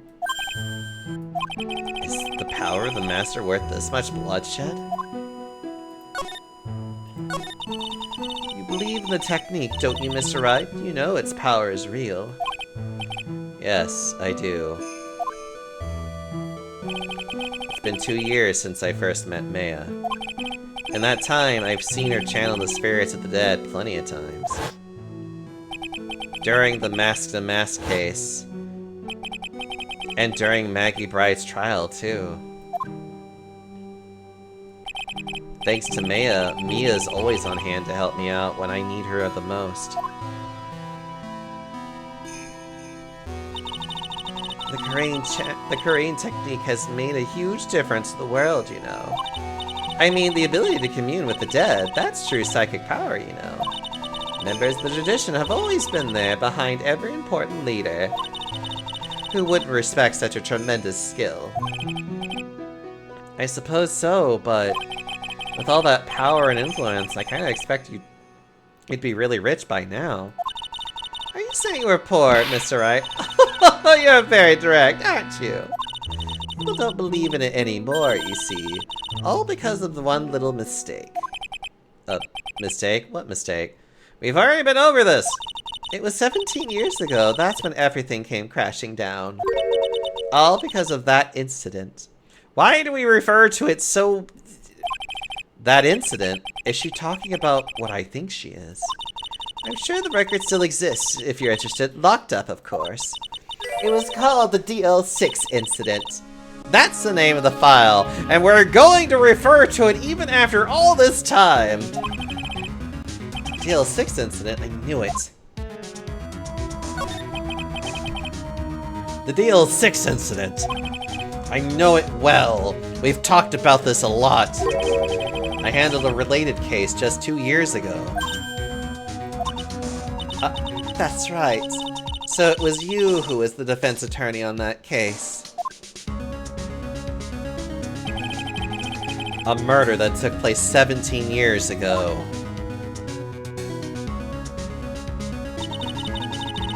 Don't forget DL6! It was the first time in the country's history the police ever used a spirit medium. The idea was to channel the victim's spirit to learn the identity of the murderer. And the medium who performed the channeling was Misty Faye, Maya's mother. Through Mystic Misty's channeling, the name of a certain man surfaced. Armed with that as evidence, the investigators were spurred into action. But that man, he was found not guilty, wasn't he?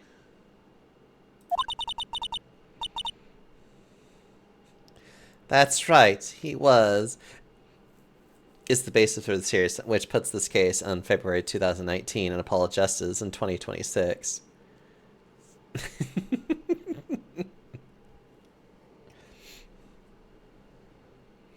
I need to stretch my back. Also, hello, Astro Dude. How are you doing? That's right. That's right. He was. And the case remained a mystery. In other words, we failed. It was the first case the world had ever seen the Korean tradition openly involved in.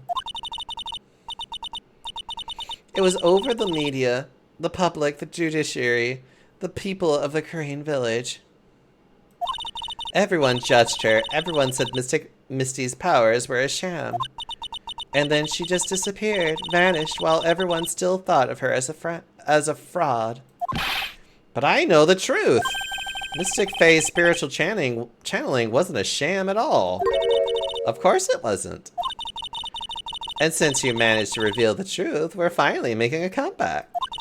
The Korean tradition is starting to recover at last. But with a new master wielding the power of the clan... Does she mean Maya? The spiritual powers of the Korean channeling technique is in the blood. Maya's told me the exact same thing before. We, the women of the Fae clan, have always been spirit mediums. It's because the power to communicate with spirits flows strongly through us. According to Maya, only the women in the family can inherit that power. The main family's bloodline stems directly from Mystic Amy. But with each new generation, only one daughter becomes the new master. And the ones who don't become branch families, right? That's right. And it's always the cause of tragedy. You know, Maya had a sister too. An older sister named Mia. Oh yes, I have heard of her. What? You know about Mia? Of course. She became a lawyer in the hopes of discovering what happened to her mother. And lost her life. As a result. Do you know what Mystic Mia is rumored to have said? She said it wasn't only because of her mother that she became a lawyer. She also didn't want to fight with her sister over the leadership of the tradition. Really? Well, she saw what happened to her own mother, Mystic Misty, as she grew up. I guess Mystic Mia got tired of seeing all the rivalry between her mom and her aunt. That's right. Misty Faye had an elder sister too. And Misty, having superior powers, managed to usurp the master seat from her. Mystic Misty's sister is Mystic Morgan Le Fay, as you probably know. Morgan Le Fay? There's a name I know well. It was a year ago now, at the Maya's home of Crane Village. Let's go down to memory lane. What she did was terrible. Was all she could make her own daughter the next master. With her fucking massive hair. I suppose if you know about Mystic Morgan's daughter, then you must already realize that Iris... Iris? What's Iris got to do with any of this? That Iris is Mystic Morgan's daughter. Iris is what?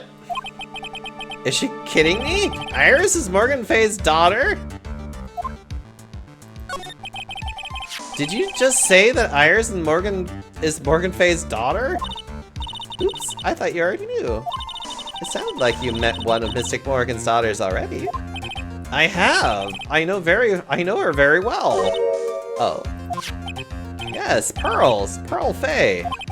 But I always thought she was an only child. You jest, that child? She's Mystic Morgan's... I had no idea. Mystic Morgan. But she's in prison now, isn't she? Yes, ever since she was found to be a co-conspirator in a murder case last year.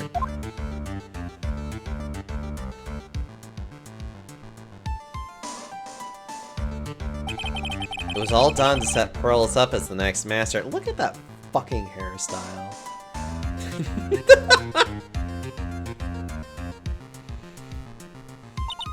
I see. So I've been wrong all this time. Mystic Morgan had 3 daughters, not 2. Wait, what? 3? Yes, Iris, her twin sister, and Mystic Pearl. What? Twin sister? Oh, didn't you know? It all happened 20 years ago. After the clan leadership was taken from her by her sister, Mystic Morgan's life crumbled. It was many years later that Korean's reputation hit an all-time low. When Mystic Morgan's husband realized his wife would never become the master, he left her and the village, taking her twin daughters with him. How awful. He was a jeweler, you know. In the end, he remarried, and that's when it happened. He decided to give one of his girls up to be looked after by us here at the temple. That was Iris, you see. It's unbelievable. If Iris is a twin sister... Could it be... Could you tell me one more thing, Sister Bikini? What was the name of Iris's sister? I'm sorry, Mr. Wright. I just can't remember. All I can recall is her father was a jeweler. Well, that's a clue, I guess. A jeweler. Thank you very much. You've helped clear up a lot of details. Pearls had 2 older sisters, huh? Yes, that's right. No doubt it was all because of Mystic Morgan's anger towards the main family. Anger? What do you mean? Her twin daughters were taken from her by her jeweler husband. But even that couldn't destroy her dream that a child of hers would one day lead the clan. That's why she had pearls.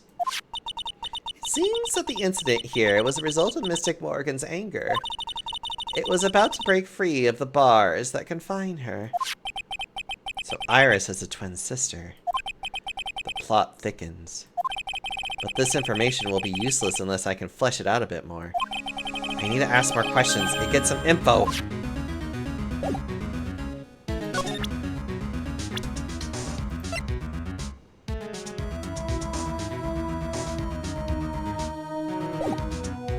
The plot thickens. Also, hi, Happy. Sounds like someone's happy. What tune is that they're humming?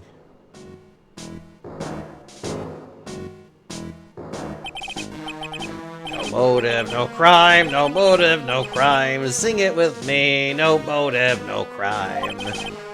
I remember when we used to search in the channeling room in Korean.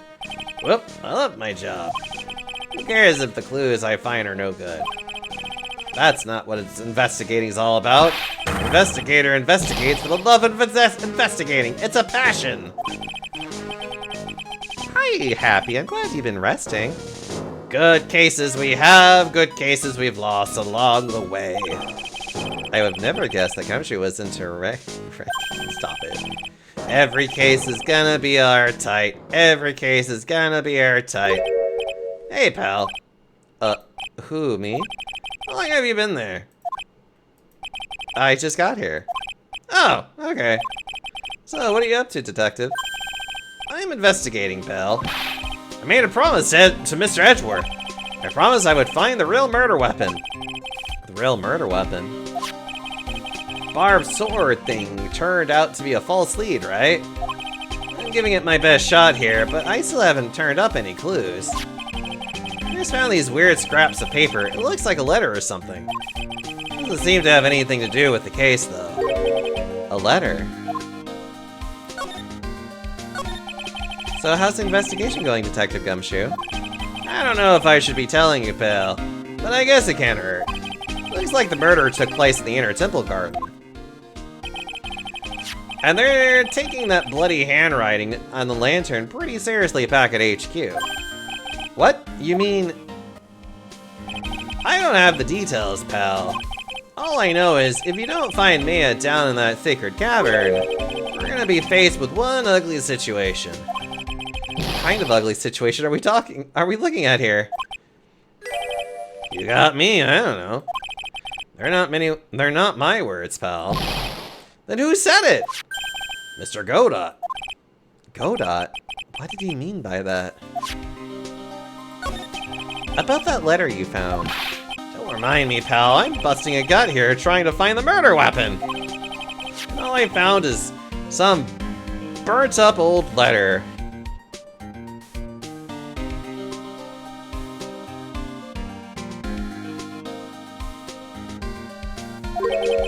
Burnt up old letter? Yeah, it was in the incinerator right outside the Inner Temple. The incinerator? I knew it. I knew I wasn't imagining it. There was snow on the incinerator when I first saw it. But after the incident, the snow had melted away. Which means someone used the incinerator on the night of the murder. What's up with you, pal? I got it right here if you want to look at it. Can I? Do you mind? Sure, go nuts. I don't want it, pal. You can have it. It's all spirit mediums and masters and stuff. I bet it's got no relation to the case. Spirit mediums? It's got to be important if it mentions spirit mediums and masters. I better give it a good look over and some serious thought. Make sure you chunk it in the trash when you're done. Littering's a crime, pal. So, what do you know about the real murder weapon so far? Just thinking about Deoxo busting a gut now. Ugh. Mr. Edgar approved that in court today. Wait. Whoops. Yes, that's true. In which case, it must have been another blade. And that's why you're running around like a headless chicken looking for it now, huh? Yeah, and man, is it tiring work. But let me tell you something, pal. I'm no chicken. We got the feathers of forensics in our cap these days. We're using the department's secret weapon on this. Secret weapon? What's the secret weapon of yours? You wanna know? You've gotta think scientifically, okay? Alright. The murder weapon was a sword. Swords are, scientifically speaking, made of metal, right? Any questions so far? No. I know what he's going to say, but I'll let him look smart. So what's the perfect tool for the job? Ta-da! A metal detector! That we're bringing back again. Raise your hand if you didn't see this coming from a mile away.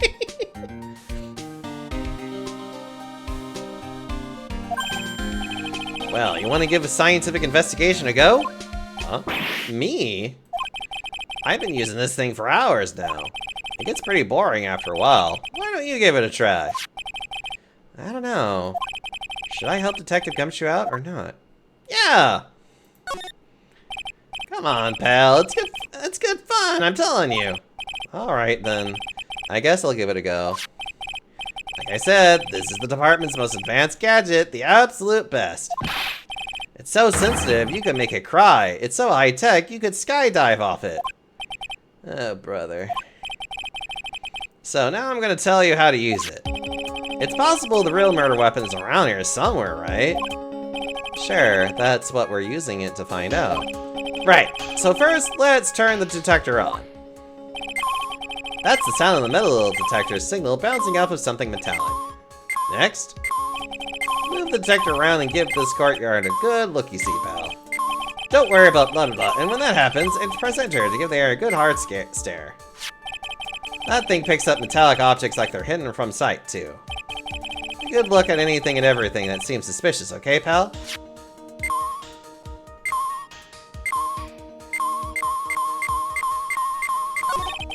Looks like there's something round buried in the ground here. Don't touch that, pal! Huh? What is it? It's a trap! People set them out to catch us detectives! They're real nasty! A trap for a detective's ladder. You mean like those fierce traps with sharp teeth that are supposed to snag your leg? Yeah, those! It's got my finger caught in one of those once. Your finger? There was a bit of cheese, and it looked so tasty, I reached out and then BAM! I'm not sure I know how to respond to a story as stupidly pitiful as that. Let's look at the ladder for fun. Look, a ladder! That's a step ladder. What's the difference? Looks like a normal ladder to me, pal. Surely everyone knows the difference. I mean, they're pretty ordinary objects. I mean, plenty of guys like you. I bet plenty of guys like you, always picking on the smallest details. The vegetable store guy near my place does it all the time. He even corrects me when I ask for a head of lettuce. That's a cabbage, he says. I'm telling you, they're the exact same thing. No, they're not. They're completely different. You have to plant both of them firmly in the ground before you can grow, don't you? Listen, you gotta take a step back and look at the bigger picture sometimes. Otherwise, you could miss a real important clue. That's advice from a pro, pal. Last person I need advice from is this guy in front of me.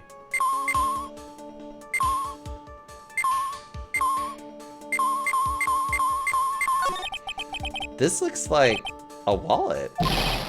Ah! That's where it's been. Is it yours, detective? I'm always dropping it, so I put a bell on it. But you still dropped it anyway. Yeah, but now I found it again, pal. Your wallet is completely empty. Well, I drop it all the time, so I don't put money in it anymore. Then how come the metal detector picked it up? Must be because of the bell, I guess.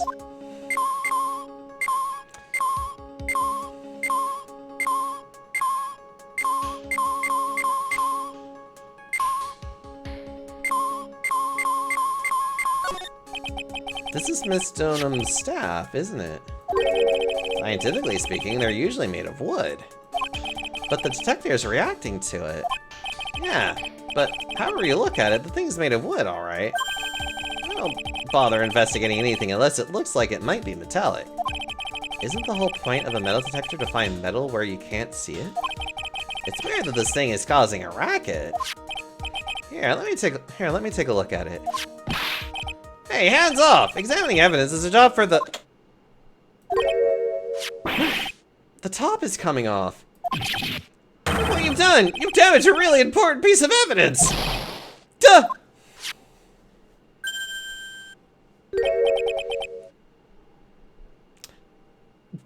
That's a sword! Inside the staff! Is this... could it be... the murder weapon? I'd never had guessed there'd be a sword concealed in the victim's staff. They call this kind of thing a sword cane, pal. I mean, I guess? It's more like a sword staff, but this one's a real gem. The workmanship is really something else. Thank goodness it wasn't a cane sword, or else the victim would have stabbed their own foot. I officially give up on trying to figure out how Gumshoe's mind works. If the real scene of the crime was the inner temple garden, then why was the sword used to kill the victim found in the main hall courtyard? Hey Gumshoe, who knows about the hidden sword? No one. Even the police didn't know about this until I discovered it just now. Well, as they say, there's no team in Gumshoe. It doesn't look like there are any traces of blood on it. Then I guess this isn't the murder weapon, huh? No! I'm sure someone just wiped it off after the murder. Yeah, of course! This thing's definitely the murder weapon. Great job, pal! It's about the same length as the two. This must be the murder weapon. Also, I know that's called Shichi Shito. It's just Shichi.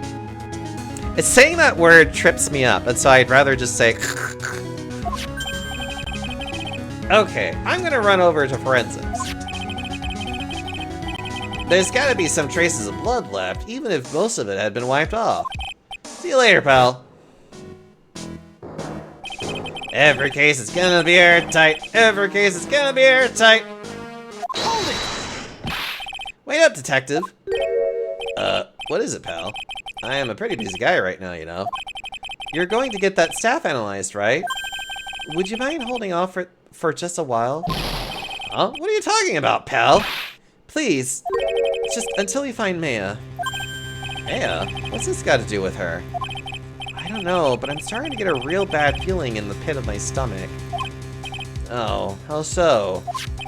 Look, Maya's trapped inside the sacred cavern right now, and...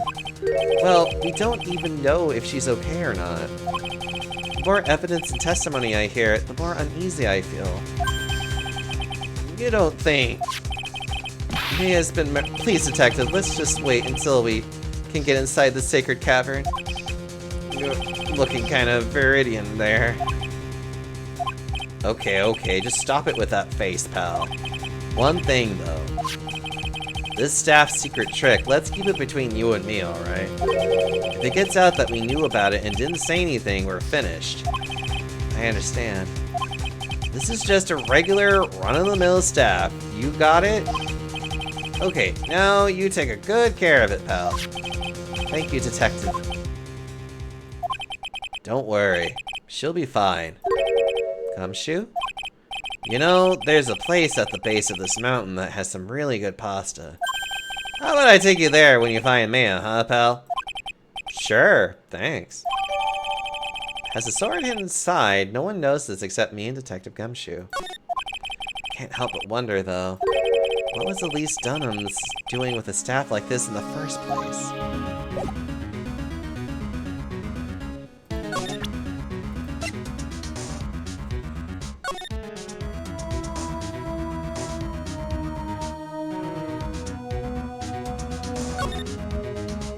Her name is She Is All the Whole. Here's a picture of her. Use it when you channel her. I know you can do it. Once this is burned, they'll also tell anyone about this letter.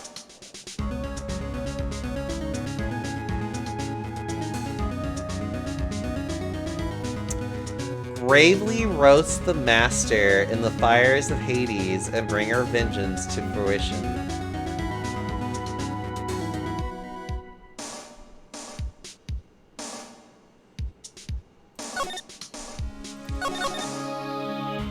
Bravely roast. Verse. That's funny.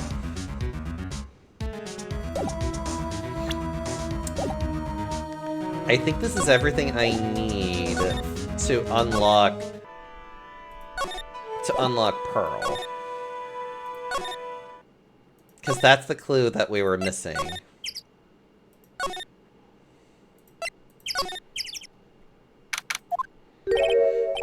I was expecting Larry and Pearls to be here. I guess they must have gone to collect firewood. I suppose I'll have to check back later. Well, I guess it's time for me to go to over here. Try the garden again, I guess? Wait, see if there's anything in the training hall.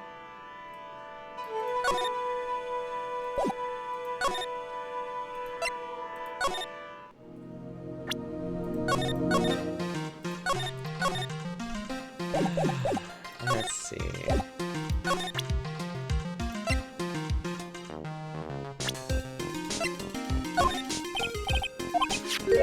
Did you know that Iris had a twin sister? What? A twin? You can't be serious. Sister Bikini told me, but the problem is she didn't know the name of this twin. There was nothing about Iris having a sister in the files I checked. Well, Iris was taken in by the temple when she was really young. Apparently her sister was raised by her father, a jeweler, I think. A jeweler? Right. I just might know who this twin sister of hers is. I had a feeling you'd say that. Let me guess. Her name is Dahlia Hawthorne, right? Yes, exactly. Please tell me what you know about her, Edgeworth. Please.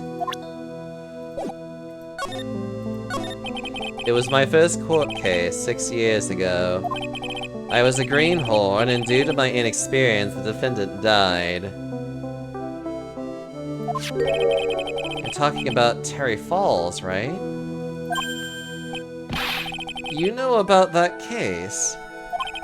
You're not the only one who noticed something about Iris and Dahlia Hawthorne. I checked one of Mia's old files from 6 years ago. Yes, Dahlia was a key witness in that case. Dahlia and Terry Falls conspired together to stage a fake kidnapping 11 years ago.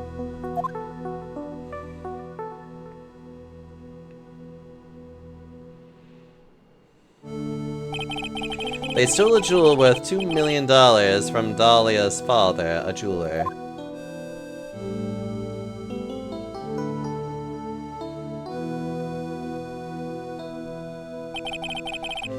And 5 years after that, she murdered her own sister, Valerie Hawthorne, to keep her from talking. Her sister? Well, her stepsister, actually. They weren't blood related. Valerie was the only daughter of Dahlia's father's second wife. Oh. And this is when she entered my life. The woman who tried to kill me.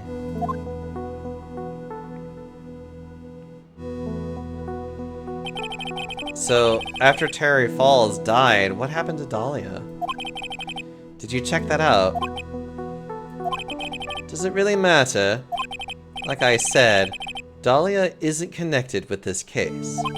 Why are you so sure about that? It's simple. Dahlia Hawthorne is dead. What? Well, her metabolic processes are a matter of interest only to historians, so to speak. What do you mean by Dahlia Hawthorne is dead, Edgeworth? Right. I must confess that in reading her file, I came to know of the murder case you were involved in during your college years. Dahlia Hawthorne was found guilty, thanks to the persistence of Mia Fey.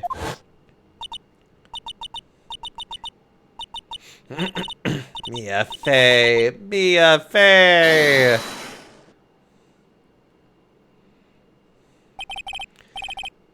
At the time, Dahlia was caught by her cousin. It's like she was possessed. It was like she was possessed by a demon or something. It's been almost 5 years since that guilty verdict was handed down. And her sentence was finally carried out. She was executed last month. Executed? I'm sure that's a bit of a shock for you, right? And for more reasons than one. But do you understand now? She can't possibly be connected with this case. She's dead, and once someone is dead, there's no way to revive them. People die when they're killed! There's no way to revive the dead? I wonder. It seems you're not aware of one other connection yet, Edgeworth. And what is that? It's about Iris and Dahlia, Hawthorne's mother. What's their mother got to do with any of this? She's Morgan Fey, a spirit medium from a branch family of the Kurain channeling technique. Did you say Kurain channeling technique? Do you know something about it? Oh yes, I know it's connected with that fraudulent spirit medium. Fraudulent? I was involved in another nightmare 17 years ago. I was caught up in the middle of a murder investigation. The police didn't have any leads. They were stumped, and that's when they called her in. She was a very famous spirit medium and the master of her channeling school. But you know what happened? As a result of her efforts, an innocent man was accused of murder. She and her powers, they were all fraudulent. Edgeworth, go to the police record rooms. It's all in there. All you have to do is check the DL6 incident case file and you'll know. Of course, how could I forget? Edgeworth was the victim in that case. Edgeworth, you'll understand someday. And then you'll see that the Kurain channeling technique is real. Ah!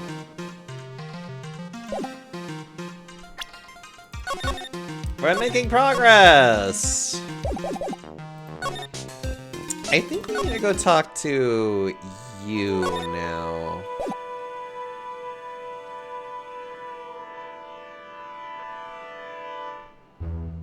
Because now we have the connection.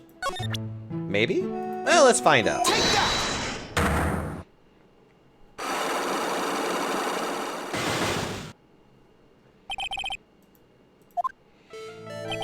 I think it's time you told the truth about what you were doing on that night.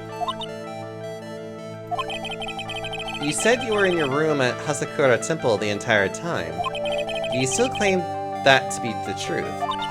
Yes, that's where I was. Iris, I believe you're innocent. That's why I want to believe what you're telling me too, but I can't. Because this person saw you somewhere else on the night of the murder.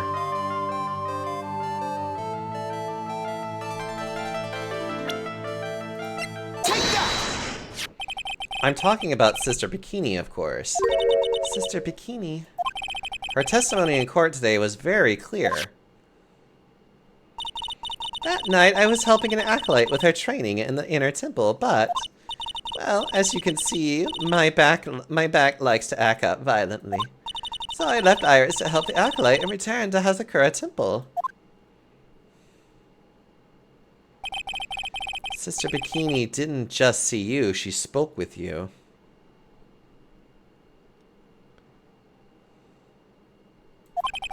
You two talked about Mia's training that night. So you see, Iris, you were there at the inner temple on the night of the murder. That's very impressive, Mr. Wright. The acolyte's actual training was due to start after 10 o'clock that night. I left the main hall early so I wouldn't be late. What time was that? Let me see. It takes about 20 minutes to walk between the main hall and the inner temple. So I would have left at about 9:40 p.m. I think. I'm sorry, Iris, but lying just doesn't suit you. Now, you say you left main hall at 9:40, but what you say doesn't add up with this.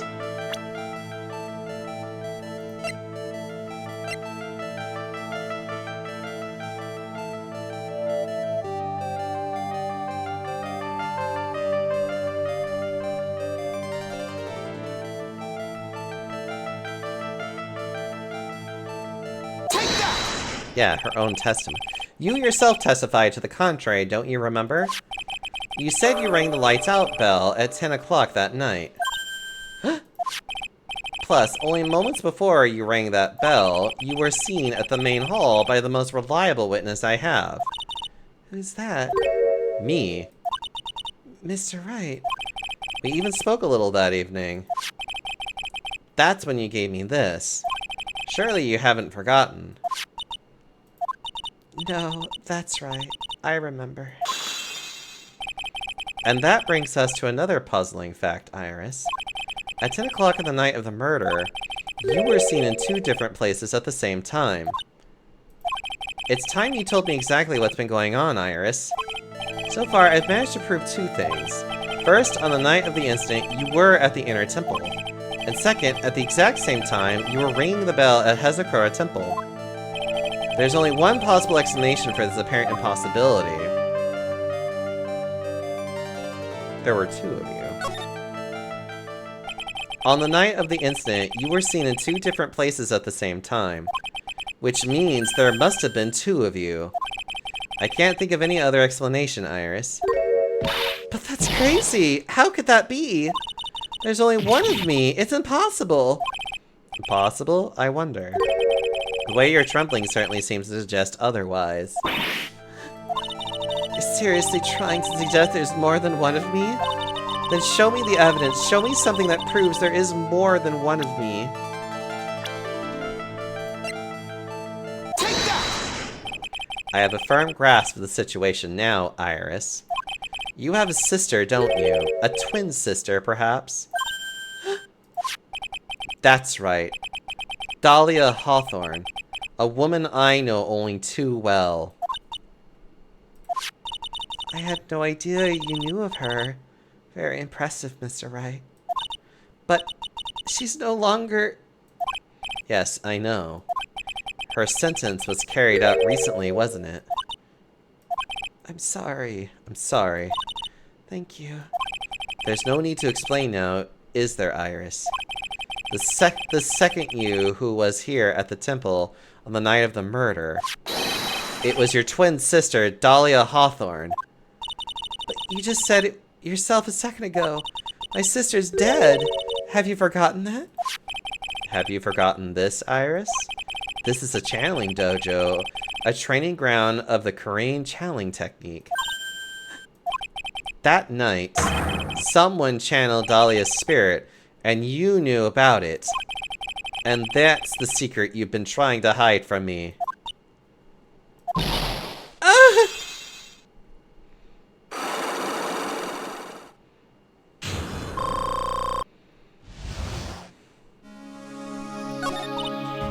I was in my room in the main hall that night.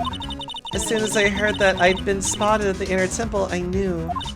I knew it was my sister. Dahlia, the other half of me who passed away last month. Just as I suspected. The iris that Sister Bikini saw at the inner temple on the night of the murder. It was Dahlia Hawthorne. Why didn't you tell me this before?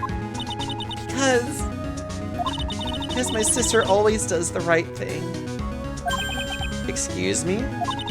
And because I mustn't get in the way of what she's trying to do. I already betrayed her once before. I can't do it again. You betrayed her? What do you mean? That's why I have to accept I may be found guilty. It's the only way. What is she talking about? You know about it, don't you, Mr. Wright? About the fake kidnapping that took place here on Eagle Mountain 11 years ago? That was the start of it all. It's what started her down that twisted path.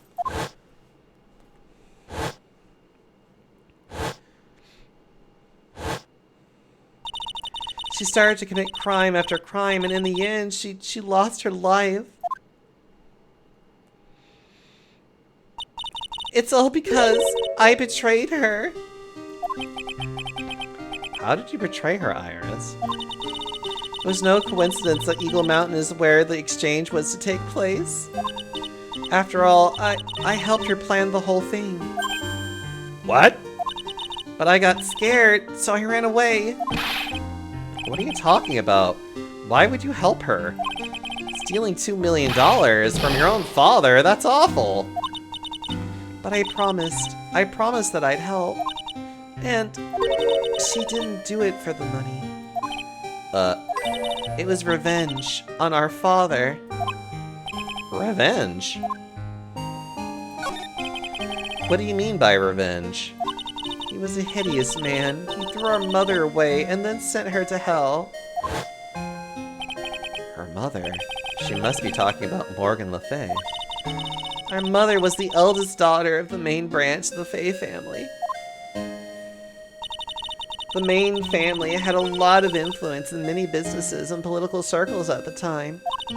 As the eldest daughter, our mother was set to inherit all of that as the next master. That's the reason our father married our mother in the first place, for power. But his plan backfired.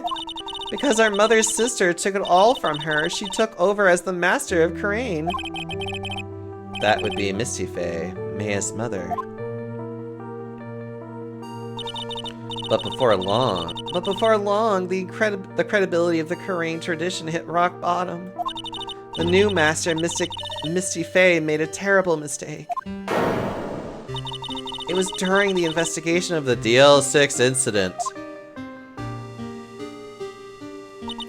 After that happened, our father took me and my twin sister away, leaving our mother and our home behind. He hated the place. He said it was a hick dive, and that he had no reason to stay there. And that's when you came here to Hazakura Temple? Yes, the woman my father took as his next wife already had a daughter, Valerie. I had no place in his new family, you see. Oh. And I haven't seen my mother once since then. Having the master's seat stolen from her and being rejected by her own family. I've heard she's been very battered spiritually and emotionally. I think I'm finally beginning to see how the piece fits together. How the pieces fit together. I have asked her everything I can in my capacity as a prosecutor. This incident, everything relates to it goes back to the history of the Fay clan. That's what it looks like. Iris, there's just one more thing I want you to tell me. What is it? During the incident in which your sister, Dahlia Hawthorne, poisoned a lawyer, she began a relationship with a certain college student in order to hide the evidence. That college student, have you heard anything about him? Well, I did hear one thing. She said she hated his guts. I see. Thank you for your help. You're welcome. Hurry up, Phoenix Wright. There's still much to investigate. Leave these locks to me. I'll open them for you, I promise. Thank you. I suppose I better continue my investigation. There's still one giant secret left to unlock. Pearl's Psyche Lock.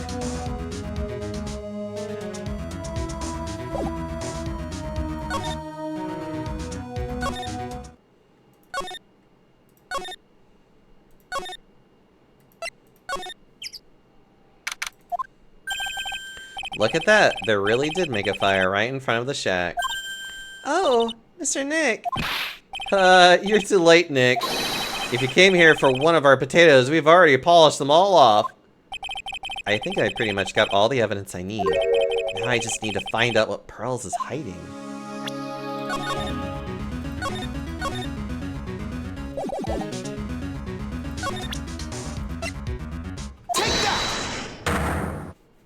Take that, you small child! How dare you try and hide secrets from me! The night of the crime. After dinner on the night of the murder, you were supposed to be in her room. We've already done this part.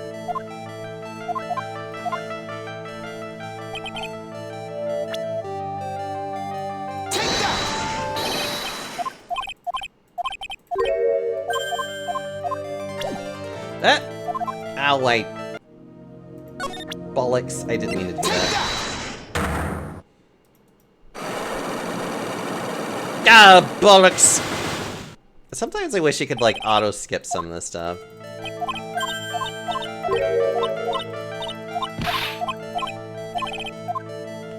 Alright, let's try this again. Let's try not clicking that button and see if I can just do this instead.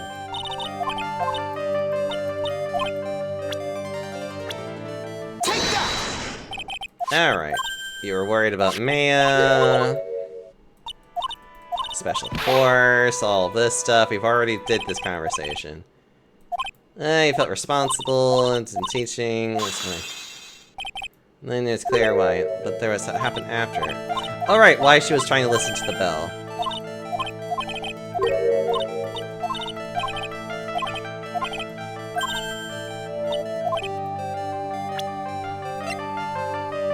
Oh, not that. You were given some instructions to follow for that night, weren't you? I presume you recognize these pieces of paper? What did you... Where did you... In the incinerator at the inner temple. Pearls, you were following the instructions in this letter that night, weren't you? That's why you couldn't afford to miss the sound of the lights out bell. I'm speechless, Mr. Nick. You're amazing.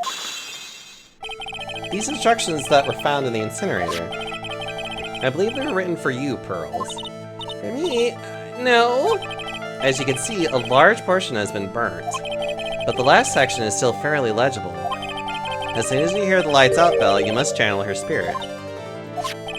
Who was it, Pearls? Whose spirit were you supposed to be channeling? Taking into account the author of the note and their purpose for writing it, whose spirit would Pearls have been trying to channel? Don't overthink it, Phoenix. It's pretty obvious who Pearls was supposed to channel. The person you were trying to channel that night, Pearls, was...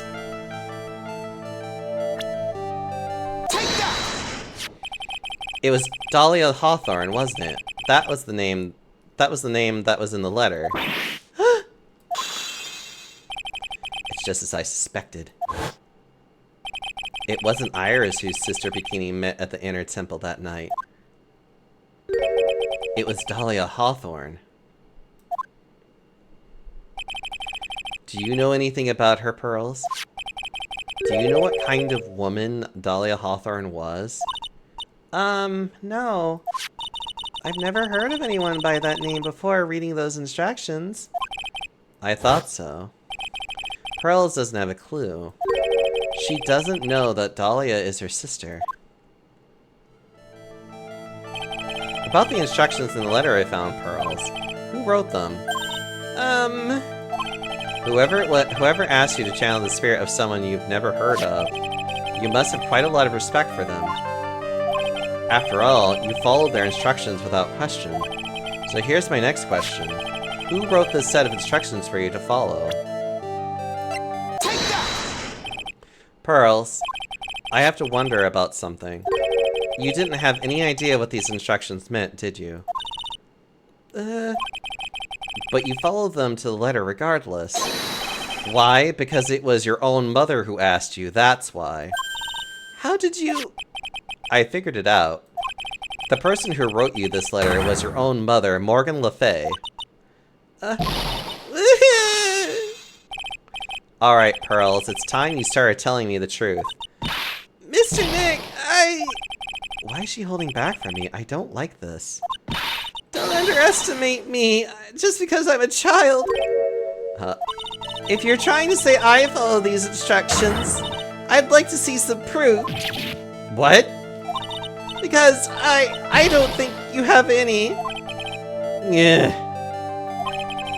She'd say anything rather than admit to carrying out those instructions. I guess I'll have to produce some more evidence then, huh? One more time should do it. Alright, Pearls. We both know someone carried out these instructions on the night of the murder. But you're right, there's no evidence that proves it was you. I knew it! However, I do know that whoever did it was a child. How do you know that? It couldn't have been an adult. No adult would have made a simple mistake like that. A simple mistake? What do you mean by that? I'm sure you thought you were careful following the instructions you've been given. But you misunderstood some of the words, and this is the evidence that proves it! So let's read the letter together, chat. So, this is the part where she's asking to listen to the bell.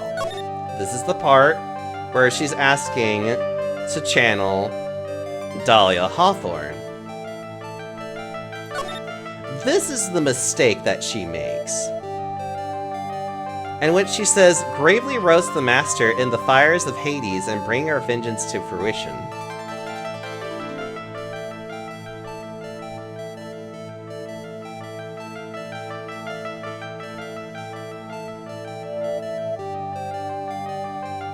Now, for a lot of you out there, I would hope that you would understand where the mistake is and why. God, I wish Pixel was here, because I feel like they would appreciate this. So, one, you have to remember that at the very beginning, she shows this letter to Misty Faye, because we do see that she says gravely and then roast. I haven't been following along too well, that's fine. What does gravely almost look like as a word?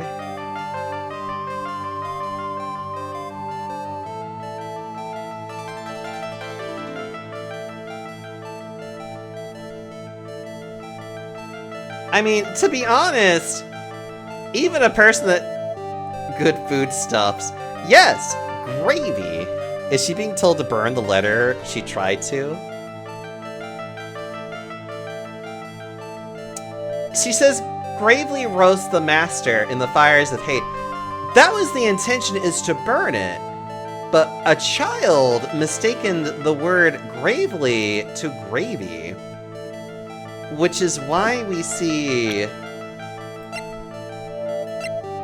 the hanging scroll that is obscured by gravy. This piece of evidence proves that she was carrying it out because she mistook gravely to gravy. Take that! It was you who splattered gravy on the hanging scrolls, wasn't it? Ah! Oh, is that gravy? I thought that was something a lot more... No, it does specifically say it's gravy. Why would I do something like that? Do you remember what was written in that letter? Gravely roast the master in the fires of Hades and bring our vengeance to fruition? But you didn't know how to read the words gravely and roast amongst others, right? How do you know that? Remember the conversation you had with Miss Dunham on the night of the murder? which means that Misty Faye knew about this plot. Because she showed this letter to her. Perhaps we could read some books together. Really? I'd love to. I'm not very good at reading. Well then, would you like to practice reading with me? Miss Elise, so for example, how do you read this? It says gravely. That's kind of a tough word.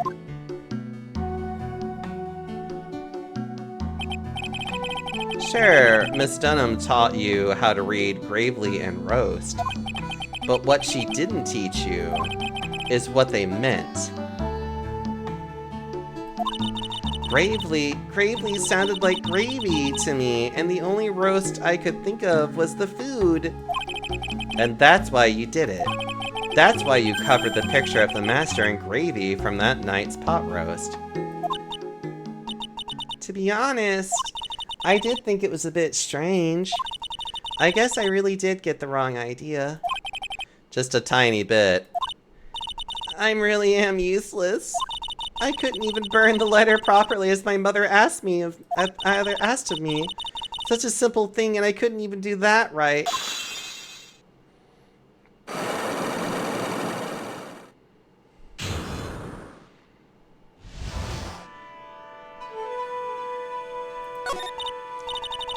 After dinner that night, I did go to the inner temple with a pot full of the leftover gravy. The gravy?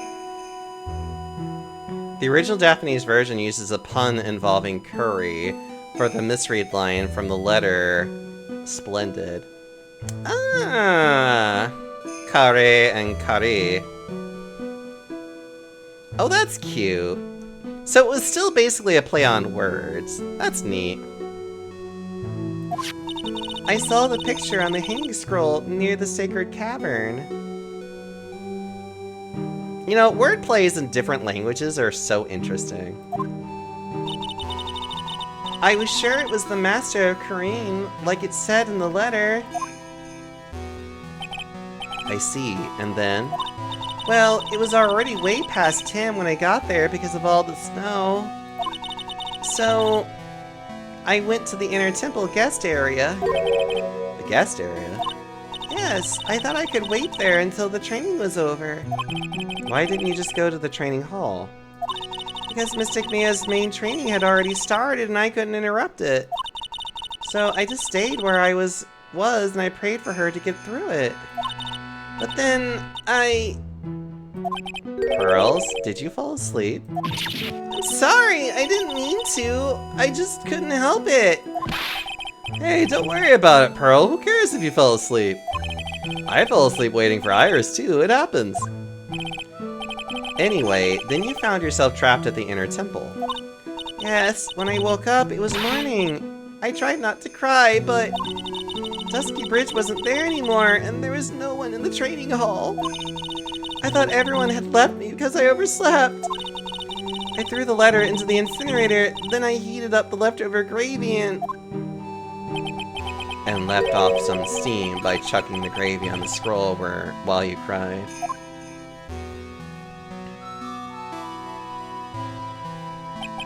Sleep sounds nice. It must have been pretty scary for you, Pearl. I know what it's like. Nick used to leave me behind when I fell asleep at school too. Don't equate something so trivial with her experience, Larry. It was written right in my mother's letter. It said, as soon as you hear the lights out bell, you must channel her spirit. I was on my way over to the inner temple when I heard the bell ring. So you channeled Dahlia Hawthorne's spirit? No. I tried, but I couldn't do it. You couldn't do it? I've never failed at channeling someone. This is the first time it's happened. I tried and I tried and I tried. Yesterday, this morning, the whole time. But I just couldn't do it. Don't let you get yourself down. It'll all work out. If you want, I'll come flying through the sky for you. Whoosh, just like that. So she never managed to channel the spirit. Is that why you think your spiritual powers are gone? Yes, I don't know what to do. Isn't there any other explanation for why you couldn't channel a spirit? I suppose there's one other possibility. It's not very likely, though. Could you please tell me what it is, anyway? It could happen if someone else was already channeling the same spirit. Someone else? What do you mean? Well, there's only one of each spirit, right? Yep, it's like dating a girl, Nick. You can't see a hot chick if she's already taken. Then that would mean on the night of the murder, someone else channeled her spirit before Pearls could. Someone else channeled the spirit of Dahlia Hawthorne.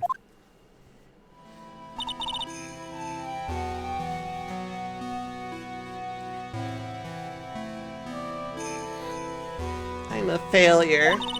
I couldn't even grant my mother's final wish. Her final wish? Yes, this letter. This is my last wish, she said. So make sure you follow the instructions carefully. This letter. I definitely need to find out more about it. My mother has gone to a place called a penitentiary. Yeah, I know, Pearls. I visit her every month. And last month she told me, the time we have been waiting for has come, Pearl. There's something I need you to do for me. I hid a letter for you at our home before they brought me here. I want you to read it and do exactly what it says. It's for the good of the Fae clan, my angel. You'll be doing a great thing. Now listen carefully, and I'll tell you where the letter's hidden. My mother is always nice to me. I love her very much. Yeah, moms will do anything for their kids, right? She said it was for the good of the Fae clan, so I knew I had to help her. I mean, Mystic Maya is part of the Fae clan, so it had to be good for her too. That's right, isn't it, Mr. Nick? I guess so, yeah. There was a picture with her letter, too. A picture? Of Miss Dahlia Hawthorne. Usually a picture is enough to channel someone's spirit, but this time... Pretty weird, huh? Like Larry knows anything about this stuff. There's something else that was strange about my mother's letter. The seal on it was broken, as if someone had already opened it once before. That sure is pretty strange. Someone had opened it already? Thanks, Pearls. You really helped me out. You're very welcome. My mother is watching over us, so I'm sure Mystic Maya will be alright. Look at that innocent smile on her face. What am I supposed to say to her? Huh. Finally figured it out, have you, Trite? You finally realize how terrible of a crime being painfully oblivious is. Make you wish there was a dialogue option to yeet Larry into the river there. I really do wish I could. Go, Dot! The entrance to the sacred cavern looks like a freaking puzzle workshop. I guess he's talking about Iris and the lock-breaking effort. But it's all a waste of time. Why do you say that? Because Maya Fey isn't coming back. What? You don't know what you're talking about. How could you say something like that? It was your job to protect her, Trite. Just like it was your job to protect Mia Fey. Two sisters caught up in the worst circumstances. I realized that, but...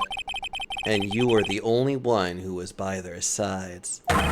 You were the one who could have saved them. But I didn't know anything about what was going on. What did I just say, Trite? Being oblivious is a heinous crime in itself. Tomorrow. We'll settle everything in court tomorrow. Once and for all. Mr. Nick, is what that man just said true? It'll be alright, Pearls. I'm sure Maya's alive. You'll see for yourself tomorrow. Yeah, that's right. I know I can trust you, Mr. Nick.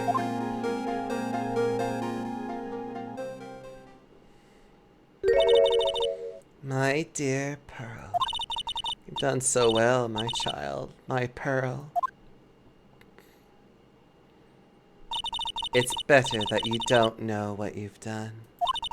I knew this day would come for you. The blood of the main family is no more. Now finally, after all this time, the master's seat is yours. My last great wish. It seems I was just in time.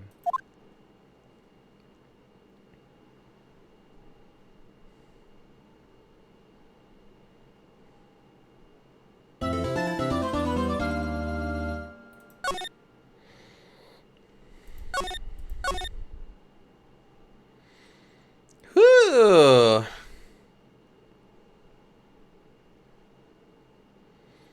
Oh yeah, she did say that. She did say that in scene 37 forever ago, didn't she? Good morning! Are you by yourself? Ah, morning, Pearls. Mr. Nick, please tell me what's going to happen to Mystic Maya?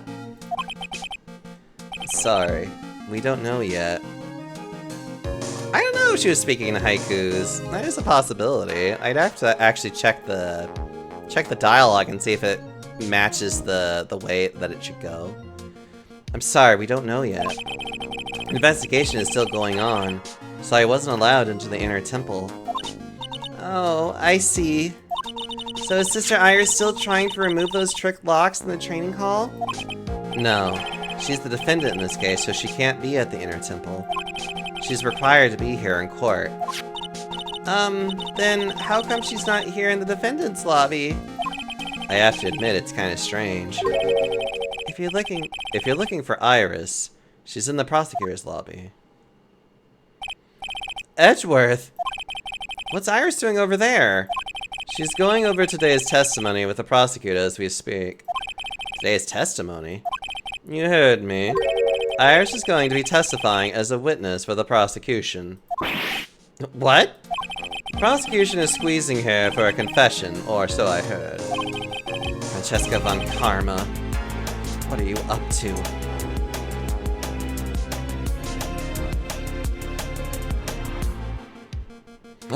Hello, Runic! Yoshi's Belly, what are you playing? Yoshi and the Mysterious Book. You know, I don't think I've ever heard of that one, but hi, Runic. How are you doing, sweetie? How was your game? How was the Yoshiing? Did you do a lot of biting? I need to get that. It came out yesterday. It came out yesterday? Wait, I have to look into this now.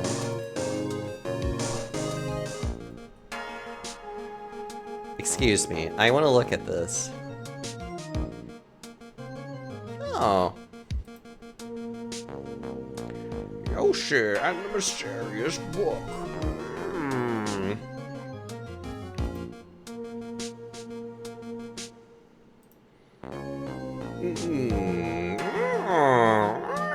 It looks pretty.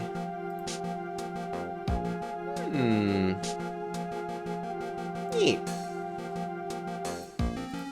I'll have to look into it more later. By eating, yeah, it's about researching all the creatures in Yoshi. Oh god, you guys. By eating and throwing eggs. And it features Bowser Jr. over Baby Bowser. For some reason. It's very much a welcome sight after a crafted and woolly Yoshi for so long. Yeah, it's kind of nice to see something that seems more just like a fun little like side-scrolling game. Right. I'm gonna squish your face, Runic, and then bite you. I know what you're thinking, but Francesca isn't going to be the prosecutor today. What? Then who is it? Who else would it be but Godot? Godot? Francesca is engaged in some important work at the Sacred Cavern. The Sacred Cavern? You don't mean that she's... Exactly. She has been out there all night trying to remove those trick locks.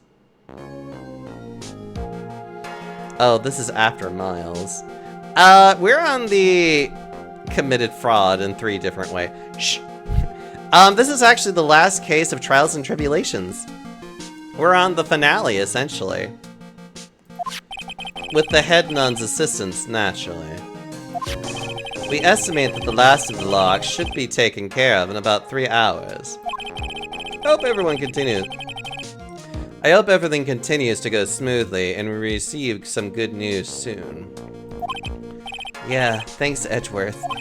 Prosecutor Godot intends to nail this case shut today. Be prepared to fight like there's no tomorrow.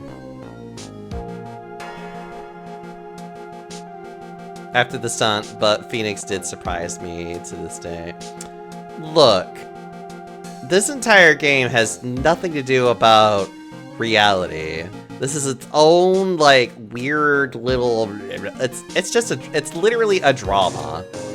We're watching literally a soap drama, like... Yeah, I mean, honestly, it's like, this is a soap drama. Like, those things never make sense. That's just where we are right now. You don't have to tell me that. Touché. I already can see it in your eyes. The original trilogy is based on the Japanese law system, is a criticism of it. I mean, honestly, it's a good criticism even of American law systems, too, but, yeah. You're not the same fever-ridden, frantic maniac you were yesterday.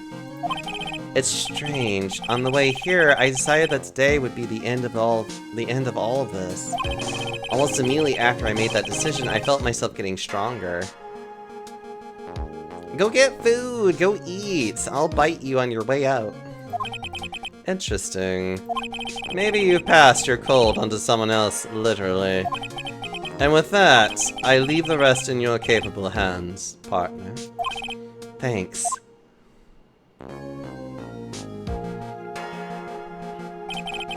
I still don't have answers for most of the riddles plaguing this case.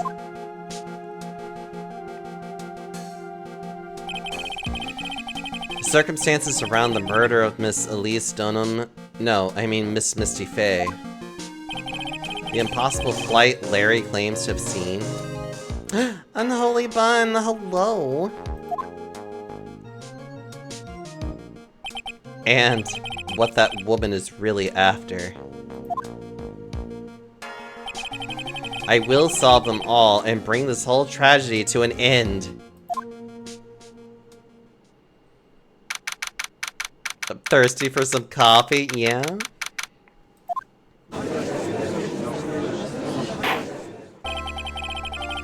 Court is now in session for the trial of Iris of Hazakura Temple.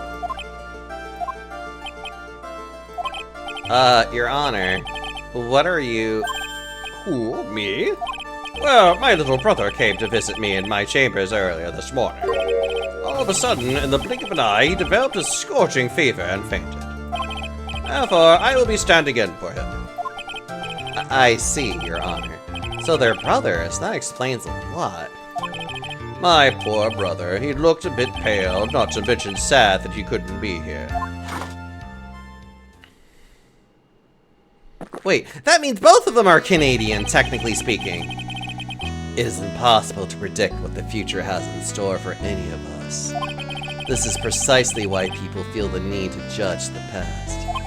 And we of the court have been charged with the solemn duty of passing such judgment. Well, the other guy is his brother. If that guy is specifically been told that he is Canadian and will be very offensively Canadian by saying a boot and he and a lot, then that would mean that this judge is also technically Canadian. Well said, Mr. Godot. I understand exactly what you said, at least up until the end anyway. Now then, Mr. Godot, please proceed with your opening statement. Humans are fragile, fickle beings. Our hearts change with the shifting of the tides. There's only one thing that remains a constant in this crazy world. The bitter darkness that lies at the bottom of this mug. Although what is really funny is that because I didn't know he was Canadian, I made the other guy offensively Southerner. Because I've never heard a Canadian here say a boot.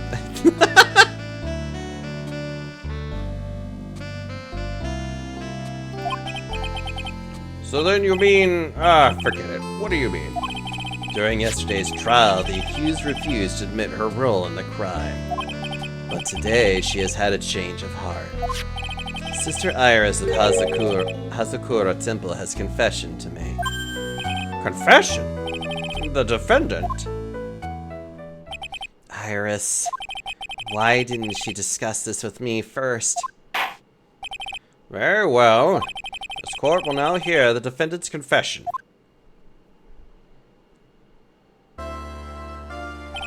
Upon meeting a beautiful lady, always ask for her name and profession. That's one of my rules.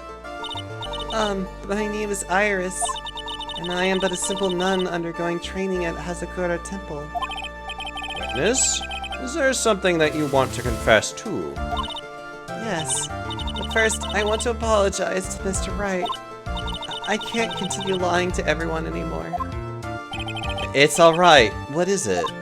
Mr. Wright, I have to admit that I did play a part in this terrible incident. Are you actually confessing? Are you saying that you were the one who murdered Miss Elise Dunham? No, I'm not, Your Honor. But I dealt with the cover-up after the murder took place. After her spirit left, I took the lifeless shell of Mystic Elise and carried it to the Hazakura Temple courtyard where I desecrated it. What? Order in the court! Order! Witness, are you saying you were an accomplice to the murder? Yes, that's correct. What? 3 minutes in court and I'm already covered in a cold sweat. Ha! Everyone on the planet is accomplice to something. It just happens to be that in this case, it's to murder. Isn't that right, Mr. Trite? That goat hut. So this is the confession they were conferring about. It pains me to say this, but it looks like Iris' testimony was all a lie. Now then, little lady, if you don't mind, I've got a question for you. Whose crime were you trying to cover up by your actions? Iris is covering for someone. Now I'm definitely up in creek without a paddle or a life jacket. I've been at Hazakura Temple ever since I was a little girl. Hazakura Temple is run by one of the branch families of the Korean tradition. One of our missions is to protect the main family. Sorry, but main family? Yes, and that's why I would dirty myself if need be to protect her. The daughter of the master of the Korean channeling technique, Mystic MAYBE.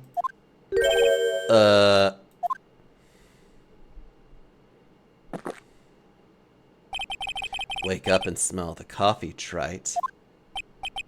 She's naming Maya?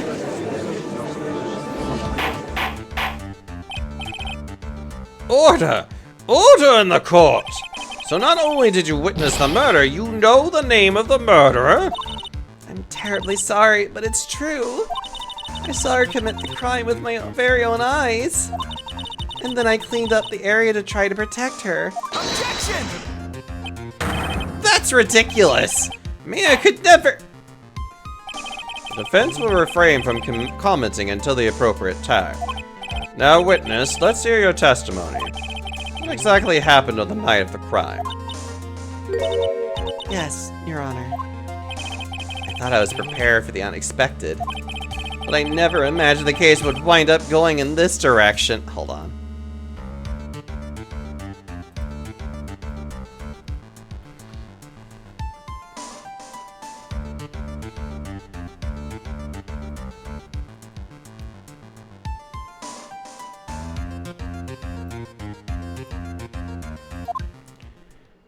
Alright. The real murderer. I went to the inner temple that night and I saw it all happen in the garden.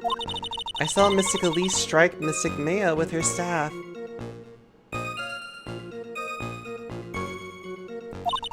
While Mystic Maya was still stumbling, Mystic Elise moved in to deliver a fatal strike.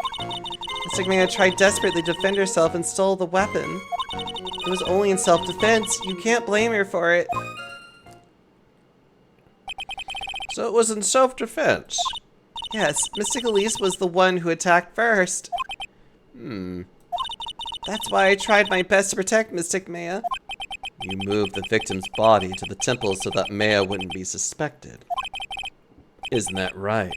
Not bad. You've got the instincts of a true criminal. Something's not quite right. I'm sure it was established yesterday that Iris never went to the inner temple that night. And that the person who did go was that woman. Iris even admitted it. Now then, Mr. Wright, please proceed with your cross-examination.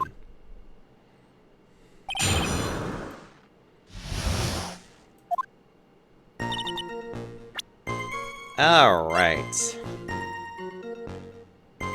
So we have the burnt letter.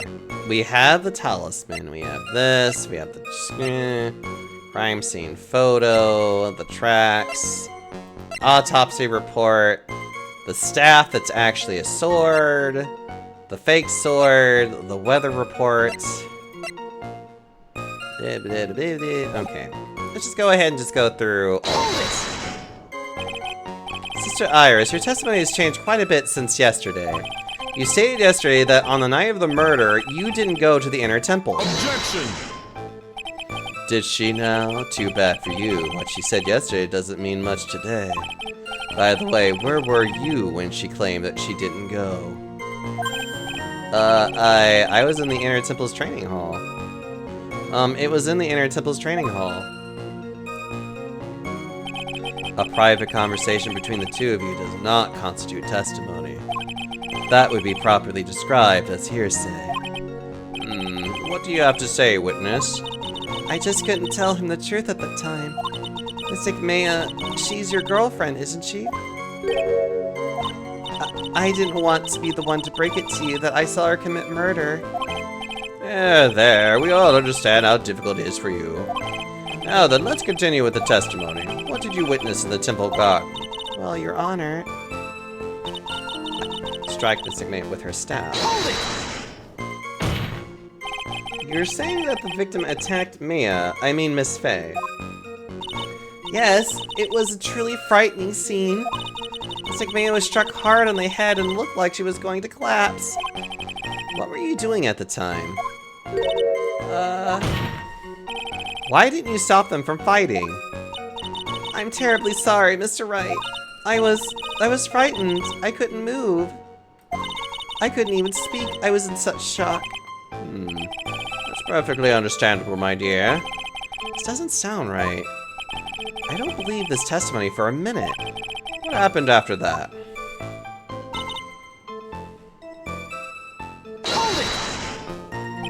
She moved in to deliver a fatal strike. Yes, I'm sure of it. She threw down her staff and reached into her robe for a weapon. Wait a minute. What was this weapon? It was some kind of dagger? A dagger, huh? And Elise Dunham tried to stab her with this weapon.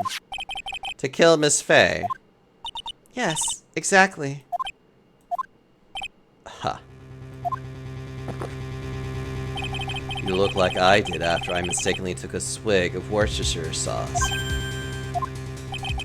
Do you have a problem with the testimony we're hearing from your client, lawyer boy? Do I have a problem with Iris's testimony? There is one thing. Your Honor, I have a small problem with the witness's testimony. You do? But this witness is your own client. Yes, well, nevertheless, that's fine. Witness, let's add your last statement to the testimony. Yes, sir. Hey, just a moment. It's my job to say that. Listen, Gramps. I won't say it again. Your final judgment will be rendered by me. Ugh. Okay, now let's continue. Well, there's an obvious contradiction right there. Why would she need a dagger when she had an even better weapon, which was the victim's staff? Objection! Sister Iris, there's something strange about your version of events.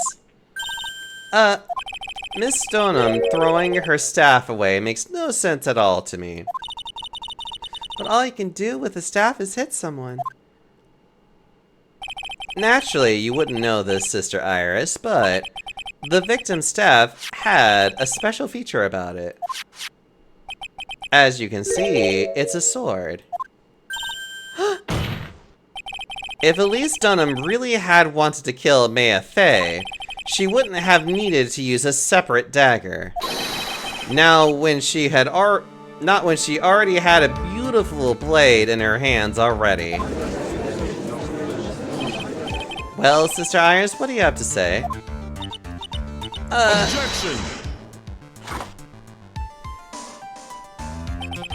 That was an impressive bit of investigating, Trite. I never would have thought there was a sword hidden in that staff. But even so, how should I put this? A long sword is unwieldy and thus quite ineffective in close quarters combat. Maybe that's why she chose a dagger over her blade. Well, anyway, the type of weapon she chose to use isn't what's important. The important thing is that she tried to kill Maya Fey. As long as there's nothing strange about that, there's no problem with her testimony. But there is something strange about this whole testimony. Well, Mr. Wright, the prosecution has a point.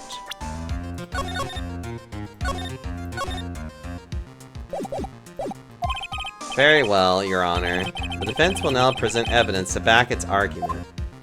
Mr. Wright, I have here another piece of evidence that shows that this testimony cannot be trusted.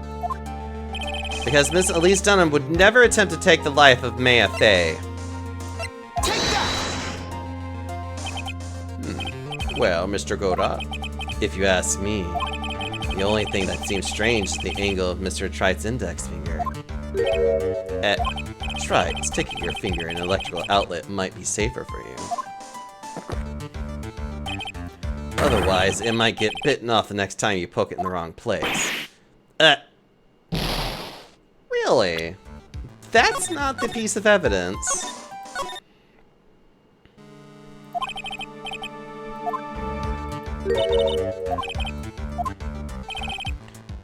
Would never attempt to take the life of Maya Fey.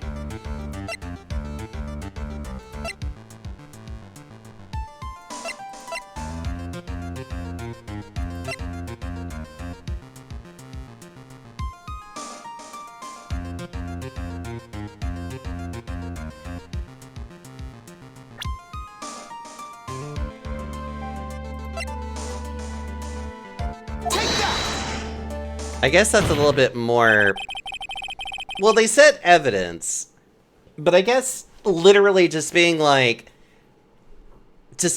who she is a little bit more of an impact, but whatever. Elise Dunham would never have attacked Maya Fey. How can you be so sure? Because the victim's real name was not Elise Dunham. Her real name was Misty Fey. Fey? No, not Misty Fey. Who is this Misty Fey? Is she related to... Oh, hi, Pixel. How are you doing? Misty Fey is the master of the crane channeling technique. She is also the mother of Maya Fey. Hold on, I think you...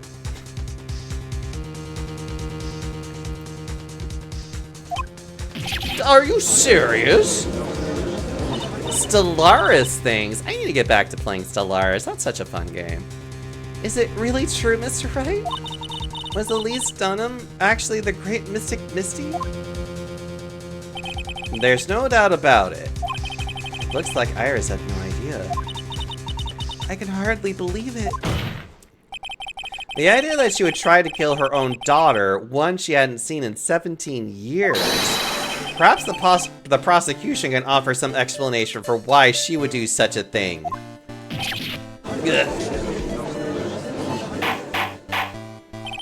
Order in the court! Upon first hearing the witness's testimony, it seemed natural enough. However, in light of some facts that have just been presented, one, that the victim supposedly threw away a sword during a fight, and two, that the two people battling to the death were mother and daughter, despite the facts being believable when taken on their own. When taken together, the entire story seems difficult to believe. Moms, am I? Stop it. Listen, there's nothing in this world that isn't possible. Except for one little thing. Yes, what is this one little thing, one little impossible thing? You still don't get it. You think maybe my beans are under-roasted? But you have no idea, Gramps. Nobody likes under-roasted beans, smile. Could you get to your point? I heard this witness confession this morning. Just as I had taken the first sip of my 8th cup of morning coffee. Sir, that is a... You're going to ruin your health, my friend. Yes, thank you, Judge. Anyway, after hearing this woman's confession, I had a detective who loves to investigate sent to the scene of the crime. And he discovered this little beauty. Is that the dagger the witness testified to seeing? Obviously, Your Honor, but do you not notice something else? Now that you mention it, if you look closely, there appears to be blood on it. Where did you find that? I didn't see that when I investigated the crime scene. Did you investigate the pine tree at the crime scene? The pine tree? The dagger was stuck in the backside of the pine tree. When the last blow was struck, ending the violent battle between the two women, this little baby was thrown in the direction of the back of the pine tree. Which means the blood of the dagger belongs to the victim, correct? Huh. Were you even listening, old man? I first heard this confession this morning, just as I had taken the first sip of my 13th cup of morning coffee. Didn't you say it was your 8th just a few minutes ago? I didn't have enough time to get the blood analyzed in such short notice. In any case, the court will accept the dagger as evidence. Furthermore, I order that a blood test be performed on the immediate. This is my sweetheart. Make sure you treat her right. Bailiff, get this piece of evidence to the crime lab for testing immediately. Found behind the tree in the inner temple, the blood is being analyzed now. Now then, the testimony we've just heard had numerous unbelievable aspects to it. However, after having found the very dagger the witness spoke of, I believe we can consider her testimony to be credible. Cute girls never lie, ever. In any case, witness, if you could please testify again to this court. About what, Your Honor? About the incident you saw, the battle between the two women. Yes, Your Honor.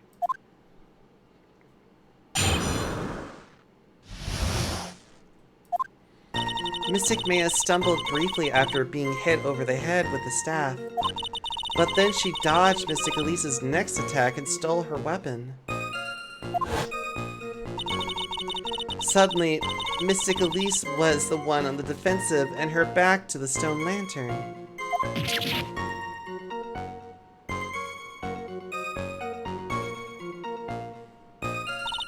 That's when Mystic Maya stabbed Mystic Elise. Mystic Elise managed to fling the knife away, but then she collapsed. That was a very heartbreaking story.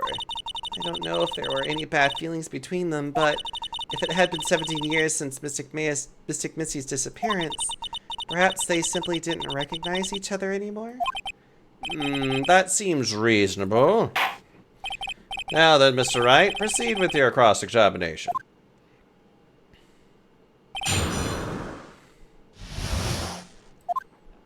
I didn't see anything that was obvious, so we'll just go through the good old rigmarole. Hold it! Iris, where were you standing when you witnessed all this? What do you mean? Well, if either of them had noticed you, they might not have continued their battle. I wonder if that's true. The two of them, they were standing near the garden stone lantern. I was watching the whole thing from behind. It was dark where the two of them were, so... I think that's why they didn't see me. So it was dark in the garden when the murder took place. Tell me, what did Miss Maybe do after she was struck?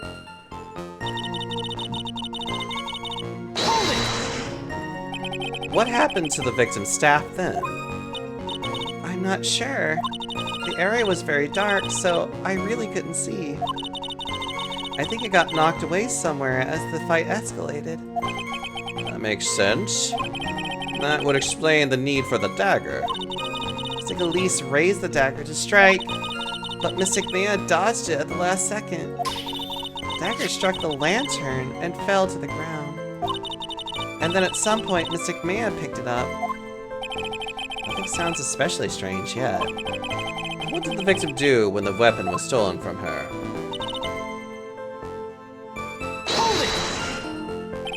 You're saying that Maya Fey turned the tables on the victim? Yes.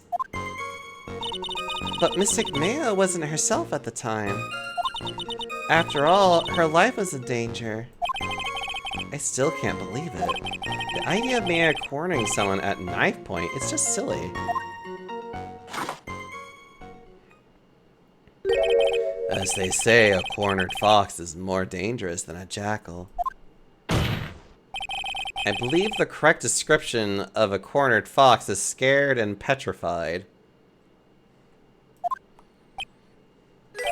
Your animal analogies have grown tiresome. You're the one who started it. Anyway, so after Maybe backed the victim into the stone lantern, what happened next? That's when Mystic Maya stabbed Mystic Elise. Are you absolutely certain that's what you saw? Yes, I'm almost certain. Almost? The garden was dark. I couldn't really tell who was who. What did you just say? So in other words, it could have been someone else entirely. Objection!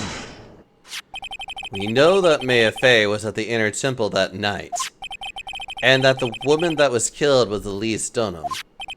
Isn't it fairly obvious who attacked who? I don't have anything to counter that yet. Well then, witness, please continue.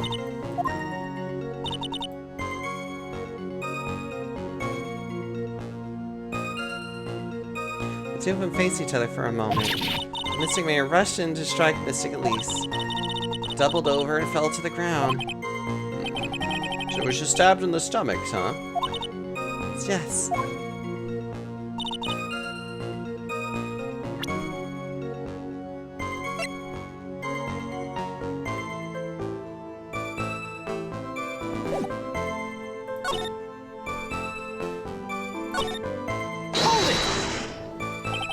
Where did that dagger go? I have no idea. It was dark and I couldn't see. According to the detective who found the dagger, it was stuck in the pine tree in the garden. Most likely it was flung towards the tree after the struggle. That is the most likely explanation, yes? Being stabbed in the stomach, did the victim collapse right away? Now that I think of it, she seemed to stare at Mystic Maya for a while. And Mystic Maya stood there, not moving an inch. It felt for a moment like time had just stopped. But then, suddenly, as if the spell had worn off, Mystic Elise fell over. Seems like a reasonable story at first, but there's one thing that is completely impossible. I stabbed someone, that alone is about, which means There... Girl, you're the worst Iris the Ace Attorney.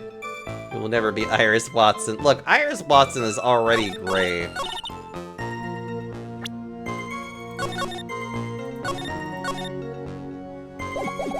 Hold it!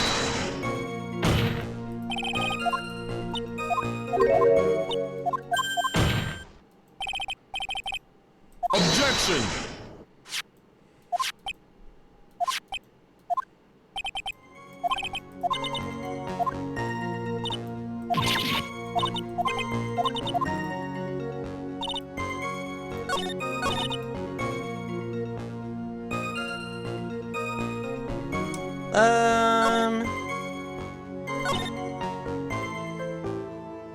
Hold it!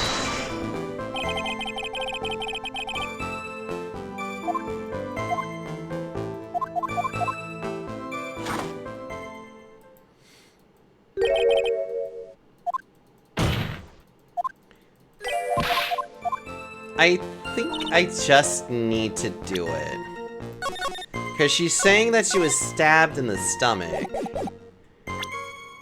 But that goes against the autopsy report. Objection! Something about you just isn't right today, Iris. Until now, I didn't think you were the type to make such a careless mistake. However, the testimony you just gave contains quite a few contradictions. What do you mean? What's so wrong about my testimony? According to you, Maybe stabbed the victim while she had her back to the stone lantern, correct? Yes, that's right. But in that case, the victim would have been stabbed in the stomach, right? Yes, I think so. But according to the autopsy report, the cause of death was due to blood loss from a stab wound in her back. This proves that the victim was stabbed from behind, not from the front. Sister Iris, it appears another seed of doubt has sprouted from your testimony.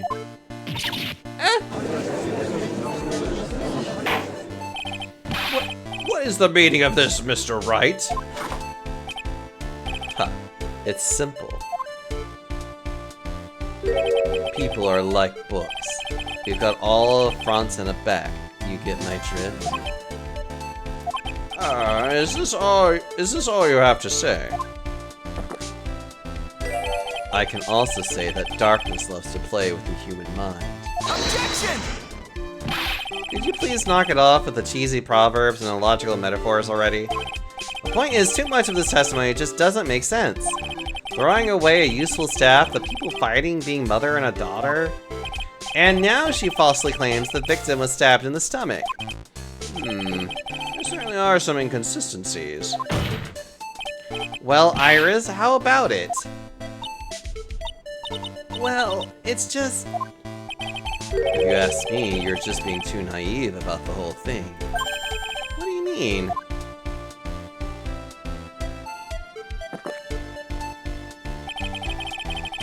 There are 253 distinct types of bitterness in coffee, but to pick out each one requires total concentration and the use of all the senses. Were you really concentrating on what this witness actually said?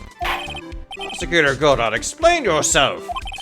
The witness was quite unambiguous about her own ambiguities when she said that the garden was dark and she couldn't see clearly.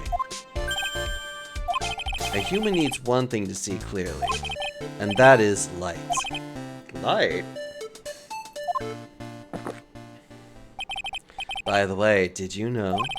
Hazakura has a rule that on nights when an acolyte is at the inner temple training, the stone lantern in the garden must be kept lit. Huh, I did wonder what that stone lantern was there for. Well, if that's true, shouldn't the witness have been able to see the crime more clearly? Normally, yes, Your Honor, but according to the head nun, Sister Bikini, on the night of the crime, it was impossible to light that stone lantern. Impossible? It hadn't been used in a long time, and the wick was no good. In other words, it had to have been pretty nearly pitch black in the garden that night. There could have been a faint light coming from the training hall, but that's it. Motion lightning. Yes, the illuminating fact has chased all the contradictions away. If the staff was dropped, it would be difficult to see. It also explains why they didn't recognize each other. We can't see the demons that lurk in the night. That's why humans are weak. Isn't that right, Trite? No! That doesn't make sense! Order! Here, Your Honor. Let me present the stone lantern into evidence. Maybe it will rekindle the flame of truth in your mind. A lantern from the air was not lit the night of the crime. Also has a bloody stain on it. Why is the judge just sitting there with a look on his face? What's wrong, Your Honor? Was that flame too hot? This lantern. There's something written on it. Why, It's written in blood! oh boy.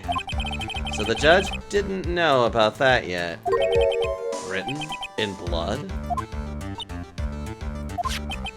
It says mayor upside down! What the? Oh, yeah, that's right. After being cornered and then stabbed by Mystic Maya, Mystic Elise didn't fall down right away. She must have been writing that on the stone lantern behind her. With the blood that was draining out of her body. It certainly looks that way. Objection! Hang on just a minute. What are you all talking about? What do you mean? What are we all talking about? What are we? We're talking about the message written in blood. Nonsense. This lantern, it's as clean as a whistle. Could it be... he can't see the bloody writing at all? Now that I think about it, he did say something to me yesterday. My eyesight is pretty messed up. Even with these huge goggles on my head, I still can't see everything. So that's what he meant by that. In any case, this is obviously an important clue. We now know that the crime scene was dark, and that the victim scrawled this message on the stone lantern. Well then, Mr. Godot, anything further? Mr. Godot? Okay then, let's move on. Into thinking it's perfectly white. He just can't see the color red. Godot is literally shaking, and somehow I don't think it's from caffeine overdose. I believe it has now been established that Miss Dunham was killed by Maya Fey. That's just wrong! Why do we keep trying to indict Maeve as a murderer? This is like the 5th time! Now it's time to turn our attention to you.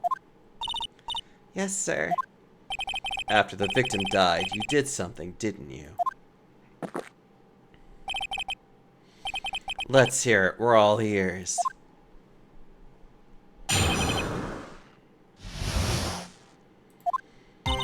After Mystic Elise died, I called out to Mystic Maya. I thought it was my duty to protect the future master of the Korean tradition. So I removed the body from the inner temple by myself. I dragged it behind me all the way across Dusky Bridge. Then I used the snowmobile to carry it back to Hazakura Temple and...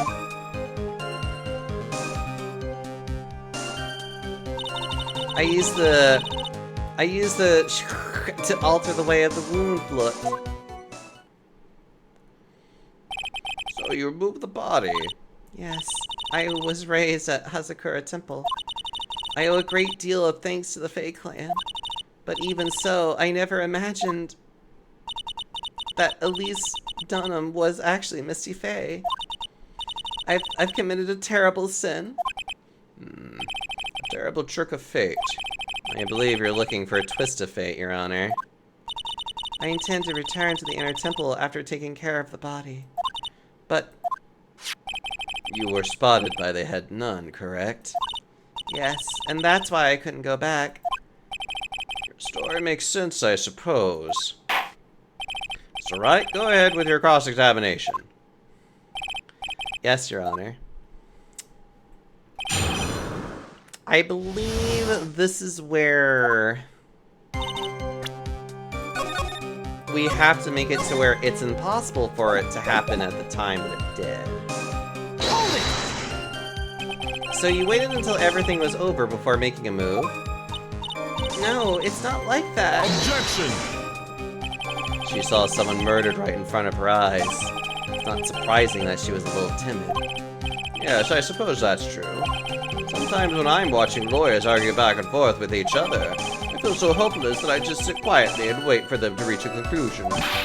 Isn't it your job as the judge to mediate the argument? It wasn't until Mystic Maya saw me that it finally dawned on her what she had done.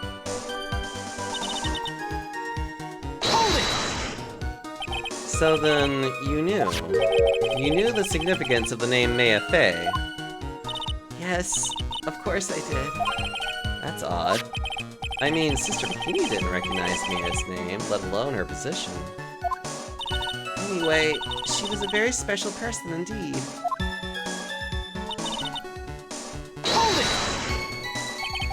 Why did you do that? Because I didn't want Mystic Maya to be suspected in any way. I thought the best thing would be to remove the body from the crime scene. You moved her body all by yourself. Yes, I did. It would have been impossible if it wasn't for the snow. The snow, huh?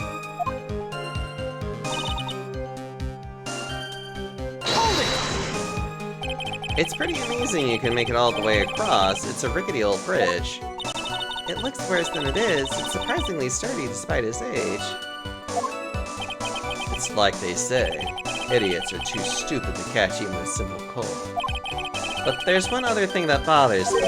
Why not just throw the body into the Eagle River? It would have been much easier than dragging it all the way to the Hazakura Temple. I thought that it would still cast too much suspicion on Mystic Maya. That's why I tried to take the body as far away as possible. Huh. Makes perfect sense to me. For the time being. Anyway, what did you do after you crossed the bridge?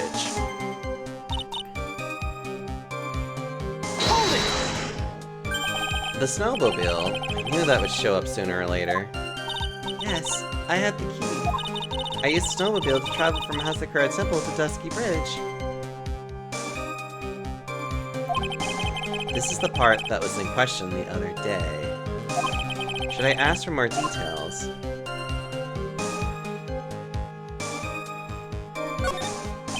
If you really did move her body by snowmobile, then there should be tracks left in the snow, right? Oh yes, naturally you would expect tracks. The picture was presented at yesterday's trial.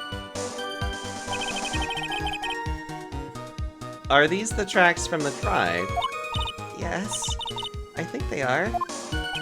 But I can only see one set of tracks here. I don't see what's so strange about that. Snow was still falling when I left Hazakura Temple. I see, snow was still falling, huh?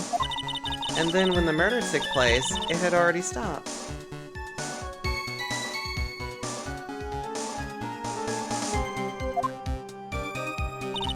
That's why there are such fresh-looking tracks. How about it, Mr. Wright? What do you think about this testimony? When the murder took place, the snow had already stopped. That doesn't make sense if you stack it up against the other evidence. Your Honor, I'd like the statement Iris just made added to the testimony. But does it have something to do with the case? All will be made clear if you allow her statement to be added to the record. Huh. This should be fun. Let's get this snow business cleared up, shall we? Yes, sir. By the time the murder took place, the snow had already stopped.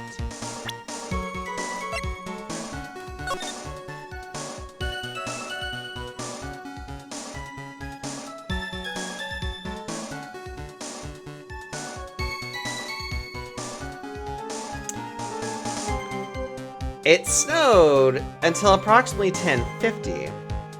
The lightning struck the bridge at 10:45, which means there's no way she could have crossed the bridge. This should be the evidence for it, so hopefully... Objection! Of course not. Should I follow you? It clearly contradicts the Oh, come on.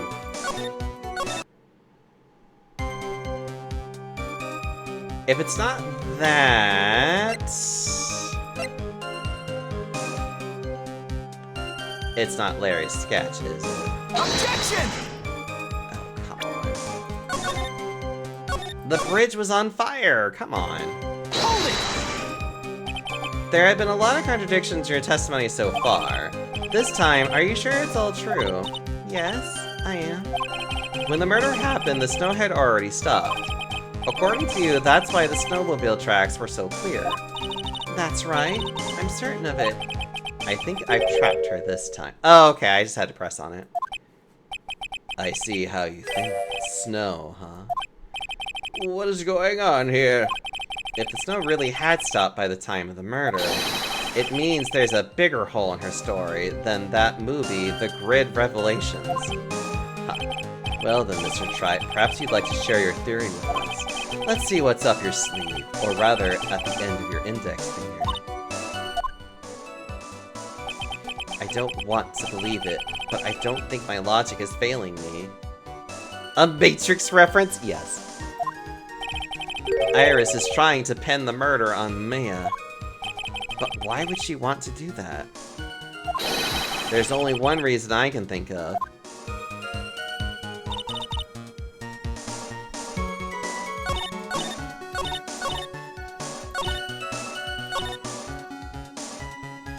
By the time the murder took place, the snow had already stopped.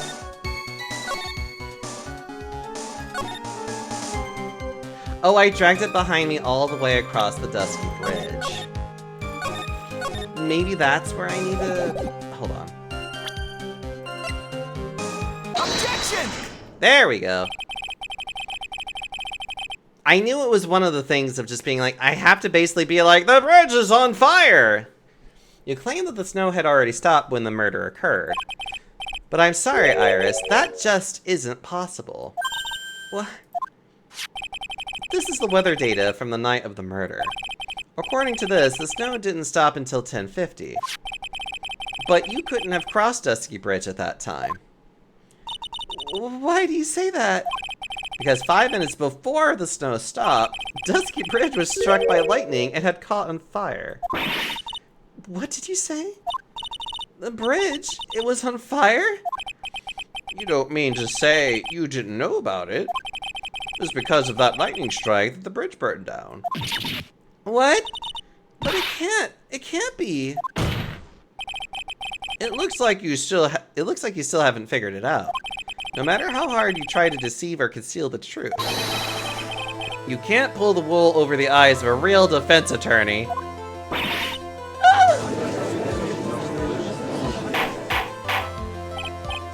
Order! The bridge was already on fire when the incident took place. That's right, the inner temple was already totally cut off from the outside world. There's no way you could have crossed the bridge, body or no body. Witness, even my patience has its limits. Any further lying and I will find you in contempt of court. Do you have anything to say for yourself? Objection! The only person here that's truly contemptible is you. Old man.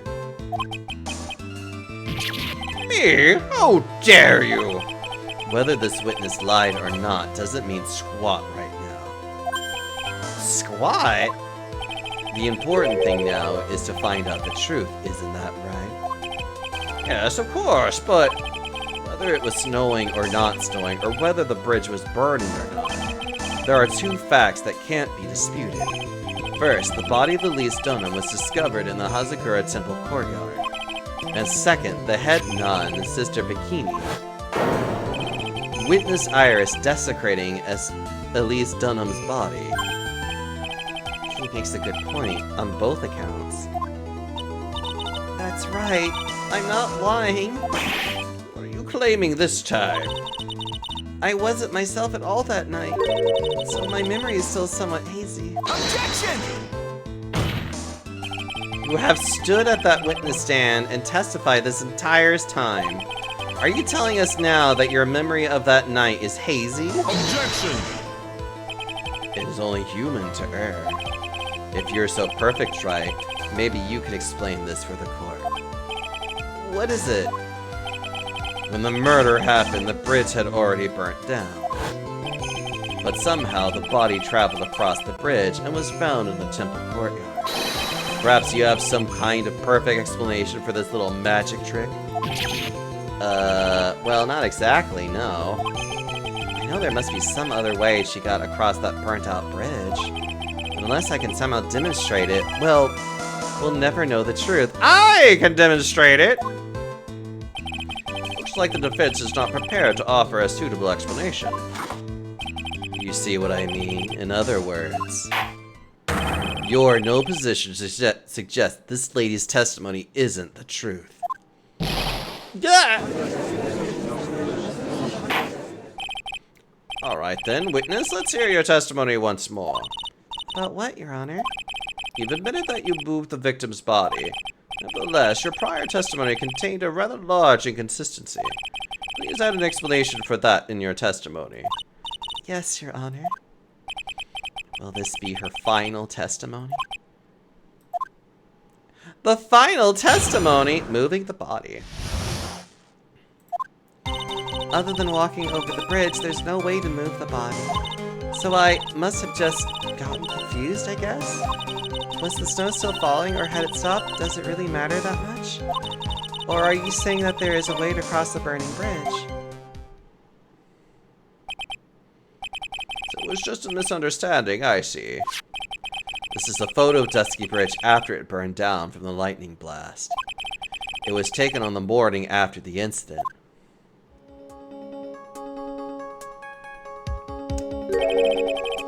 Certainly was burnt to a crisp, and one of the suspension wires even snapped. It's amazing the whole bridge didn't fall. Certainly, it would be impossible to carry a corpse across a bridge in this condition.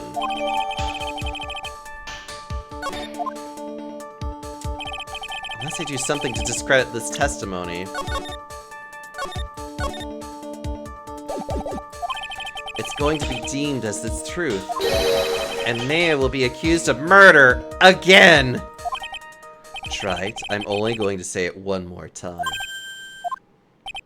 It is only human to err. And only humans can spot the errors of our ways. The more sense he makes, the less sense he makes. Alright, Mr. Wright, please begin your final cross-examination.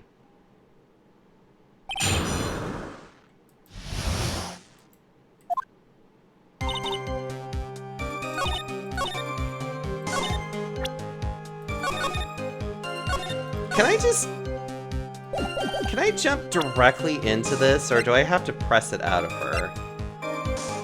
Objection!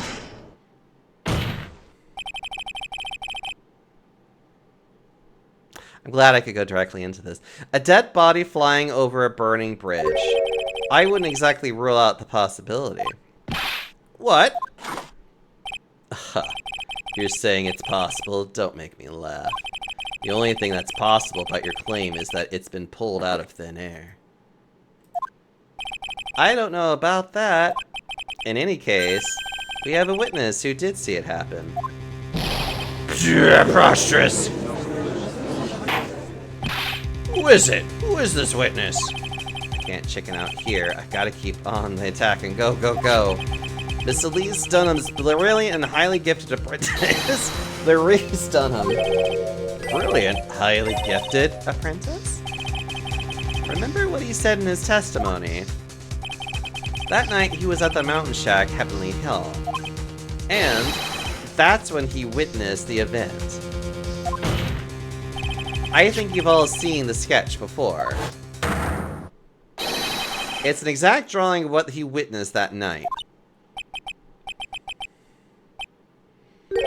Are you serious? Today is not April Fool's Day, is it? Man, I wish I played this on April Fool's Day. That would have been funny.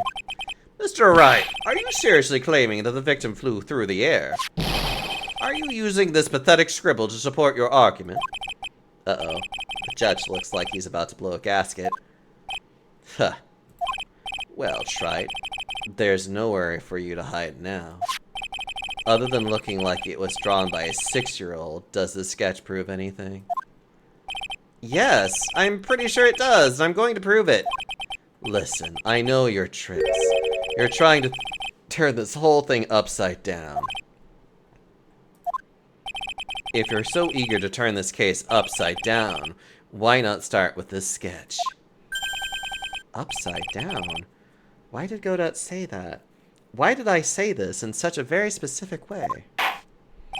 Alright then, let's hear the defense's theory. What exactly is this sketch trying to show? I don't think old Whiskerface is going to forgive any more mistakes.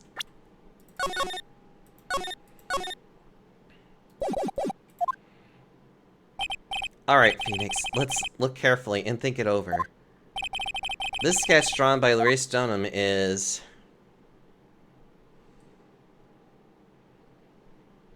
exactly what happened. A complete contradiction. Of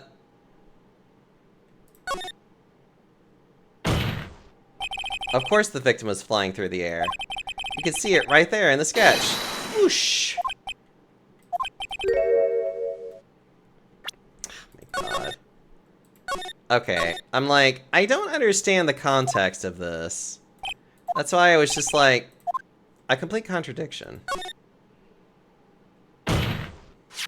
Something is obviously funny about this sketch. Okay, I hate the fact that they say a complete contradiction where it's just like, you could at least say that it's like, it's partially true, or that there's something wrong with it, instead of a complete, whatever. The wording of that just bothers me. I'm no art critic, but even I could say that. No, that's not what I mean, Your Honor. Larice Dunham stated it over and over, that this sketch was exactly as he saw it. However, if we're to believe this testimony, then the sketch contradicts reality as we know it. It contradicts reality? Huh. This is getting interesting. Looks like you're back to the finger-pointing thing again. Okay, try. So what exactly contradicts reality as we know it? Take that! It's this wire connected to the bridge. The wire? Huh. Is that the thing that contradicts reality? It is indeed. Then show us the reality it supposedly conflicts with. Show us something that will point out how this sketch contradicts reality.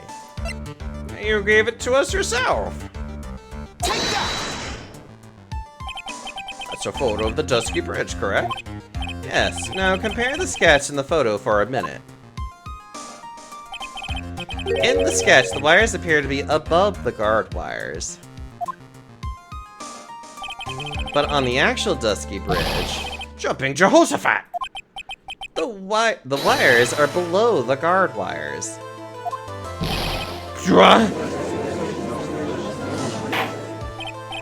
Order!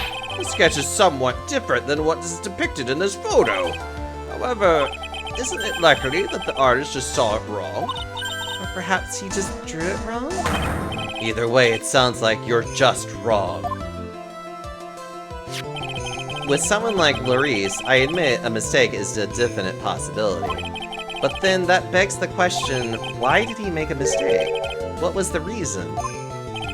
Are you saying you know the answer to that? Listen, think back, alright? Remember what Larice was doing when he witnessed this event? He was at Heavenly Hall waiting for a lover that was never going to come. He waited, and finally he laid down. But then, lightning shoots from the sky and sets the bridge aflame. Now ponder what sort of position Larice must have been in at the time. He was lying on his back, which is why he remembered the scene the way he did. He was lying on his back. I can't see how it relates. But it does, Your Honor. That is the reason why the wires in the sketch go up instead of down. I love how everyone in this thing is just so stupid. Oh! Ugh, no way. Maurice Dunham witnessed the event while he was lying on his back face up. In other words, the scene that he saw was actually upside down. So then, the sketch should actually... I think you finally get it, Your Honor. The correct way to view Maurice Dunham's sketch is like this. This is how it should actually look. The victim's body wasn't flying above the bridge, it was actually swinging below. That's right, just like a pendulum. Ridiculous.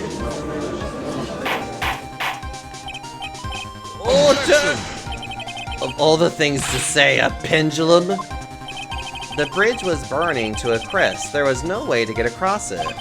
But if the body had been found at the inner temple, it would have caused problems. This is where the criminal decided to take a gamble. They used the burning bridge to get the body across to the other side. And a pendulum was the only way to get it done. Objection! Let's think about this for a minute, shall we? Dusky Bridge is about 20 yards long, which means it's about that far from the inner temple to the opposite cliff. Yes, that sounds about right. In order to cover that distance with a pendulum, you need a rope at least 10 yards long. To get a rope that long, you have to plan ahead. Objection! The lightning strike that night can only have been an accident, so it doesn't make sense that the culprit would have prepared the rope beforehand. So then... they didn't have to get the rope ready. The rope was already right in front of them. What?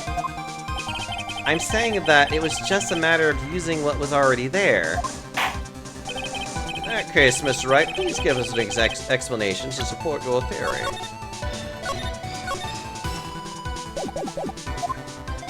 What makes you think the criminal had the rope on their hand to create the pendulum?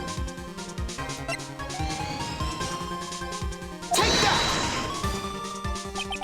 And the meaning of this is, if you want to know where the rope came from, it's hanging right there in front of your glorious beard. Oh! This is on the this is one of the wires from the bridge! When the lightning struck the bridge and set it on fire, one of the suspension wires came loose from its anchor. The criminal didn't have any time to waste, so they tied the wire around Elise Dunham's body.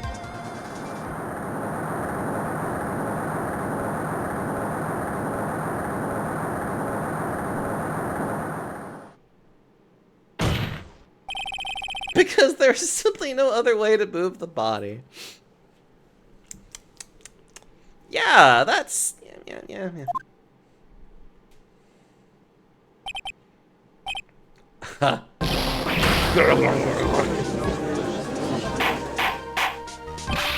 Mr. Godot? Seems that Mr. Godot is more focused on his coffee than answering my question. It seems that the odds of a rope being readily available were very high. So I suppose that it's not an impossibility after all. Objection! Possible or impossible, that's not the question we need to ask. There's only one question. Did that really happen? Trite, I wonder if you can prove what happened to us. Do you have any actual evidence that the body was swung over like a pendulum? Take that! Before I present my evidence, let me review what we know so far. According to this photo, one of the wires snapped. Looking at the map, we can see it's the one that was in front of the inner temple. So then, that was the spot where the criminal... Yes, precisely. Now let's consider the body movement by looking at the overhead map again. If the body was pushed from this point here... It would drop on the opposite bank at approximately this point. Did you say drop? Well, they must have failed to catch the body on the other bank. What makes you think something like that happened? Because I have evidence that suggests her body dropped some distance.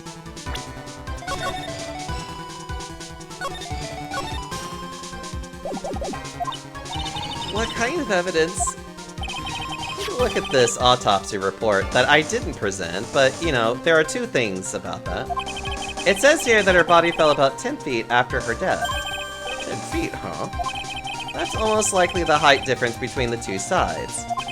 The body overswung due to forward momentum, but then came loose and fell about 10 feet. And then, as a result of landing impact, this crystal sphere was knocked loose. This is probably actually the better piece of evidence between the two of them, but whatever. Yes, this bloodstained amethyst crystal. It's the one that came off of Miss Elise Dunham's staff. And even more important is the place where this crystal sphere was found. Indeed, I believe it's already marked on this overhead map. The crystal was found... Oh! Precisely, Your Honor. And the very spot where the pendulum would arrive if given the right amount of speed. This explains your theory quite well, Mr. Wright. You have proved to us with a way... You have provided us with a way the body could have been moved that night. An impressive deduction, Mr. Wright. Most impressive.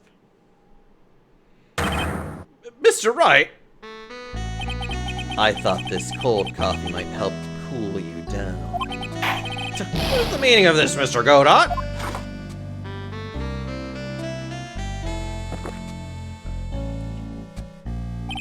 That was a dark and bitter guess that you made, Trite. But you forgot about one thing.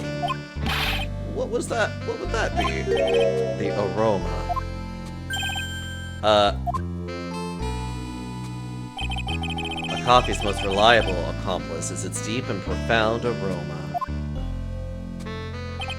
The rest of the court doesn't speak Coffinese. Can you elaborate a bit more? If the criminal had set the body to the other side, like you say, then naturally there must have been an accomplice lying in wait to catch it. An accomplice? The criminal wasn't able to cross Dusky Bridge. So who collected the body? What do you have to say about that, Trite? Mr. Godot is correct. This can't be the work of a single person. Well, Mr. Wright, you know what you must do.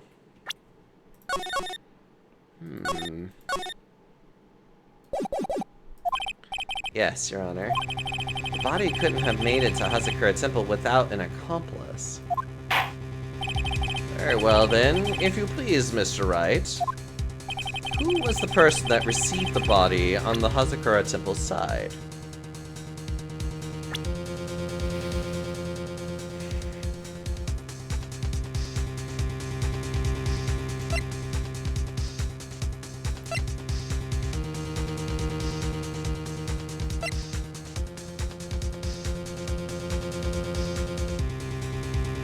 I want to say it's Iris. I get the feeling what ended up happening wasn't this. I think she's lying about that. So let's try that. Let's be stupid. Take that! It can only be you, Sister Iris. But I don't see why you're so surprised. The only way to transport the body from Dusky Bridge is by snowmobile. But with her bad back, Sister Bikini could never pick up a body like that. You're the only one that could have managed it. Objection! Trite, were you even listening to the witness's testimony? On the night of the crime, this little cutie pie was on cleanup duty in the Inner Garden Temple after the mother-daughter bloodbath. Objection! I haven't forgotten, but have you, Mr. Godot? This witness was also seen at Hazakura Temple, desecrating the corpse of the victim. Strange. Strange indeed. It's almost as if, on that night, the defendant was in 2 different places at the same time. Sister Iris, let me ask you something. Why didn't you mention it when you first gave your testimony? Mention what? The pendulum, of course. Using the sketch drawn by an eyewitness, I have established how the body was moved using the burnt-out bridge, which means it's now a fact that this occurred, something you should have already known. No, I had no idea. I didn't know anything about a pendulum. But the body couldn't have been passed along to the other side without your help. So you should have known about it. In fact, it'd be impossible for you to be clueless about this whole thing. Unless you're not really Iris to begin with. What? How could you say that, Mr. Wright? What kind of nonsense is this? You're saying this witness isn't Iris of Hazakura Temple. Objection! Are you serious, Trite? You mean... You mean this woman is... There's no one besides Iris that could have received the corpse that night. Now I get it. Now I know why I've been sick to my stomach this whole trial. Why her whole demeanor changed so suddenly from yesterday. And why she's trying to pin this murder on Maya.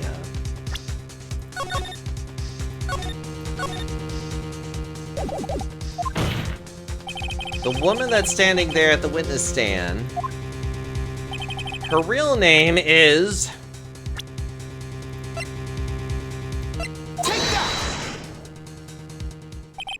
I never thought I'd have to utter your name again, let alone see you. It's been a long time, Dahlia Hawthorne. Hawthorne? Sister Iris had a twin sister.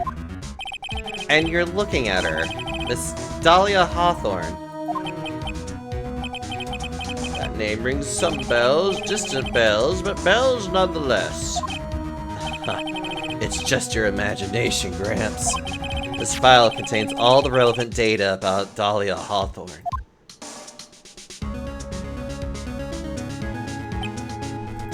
Oh yes, I remember now. A case, 5 years ago. My name is Dahlia Hawthorne. I just want to say, it's an honor for me to be here in your noble presence. The honor is all mine! Oh, the honors are mine!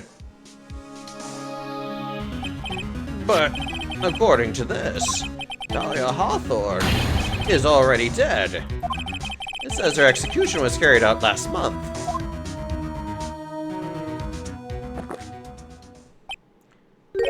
So what? Death has no meaning in this courtroom. What? Uta! Wait a moment. How can you... My sister, she's already dead. What kind of... Objection! You, of all people, should already understand, after all. The blood of the master of the Korean channeling technique flows within that body. Korean channeling technique? Now, where have I heard that? That's right, you're not Dahlia Hawthorne herself. You're the spirit of Dahlia, currently inhabiting the body of a spirit medium. What an exciting story. Exciting, but quite impossible. You're asking us to buy that Dahlia Hawthorne just happened to be channeled by someone on the very night of the murder to a temple where her twin sister Iris was? Well, if you're going to put things that way, then yes. Objection! We're supposed to believe a coincidence like that just happens? I would have gone bonkers if I were in the gallery of this trial. Objection! Naturally, it was no coincidence. The whole thing was part of a plan from the very beginning. It's all written here in this instructions. What's that? These instructions were written by your mother, Morgan Le Fay. And part of the plan called for Dahlia Hawthorne to be channeled. That night, there were 2 irises at Hazakura Temple. 2 of them? Even at the time the channeling was planned out. As soon as you hear the bell, lights out bell, in other words, 10 p.m.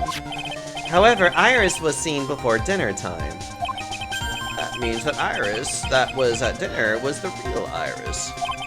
And the Iris who gave me this hood in the main hall was also the real Iris. Meaning that the Iris Sister Bikini still at the inner temple was someone else dressed as her, namely one Dahlia Hawthorne. Objection! You even know what you're saying, Trite. This whole channeling the spirit of Dahlia Hawthorne business. Yes, it's true that you found plans that talk about it. However, there's one thing that's perfectly clear. The witness currently standing in the witness stand is the real Iris. What?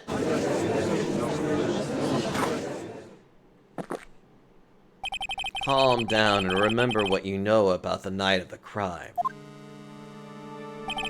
After meeting Sister Bikini, the Dahlia Hawthorne that had been channeled would have been stranded at the inner temple due to the lightning strike.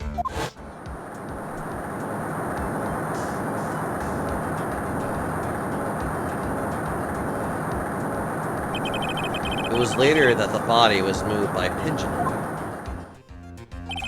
That's right.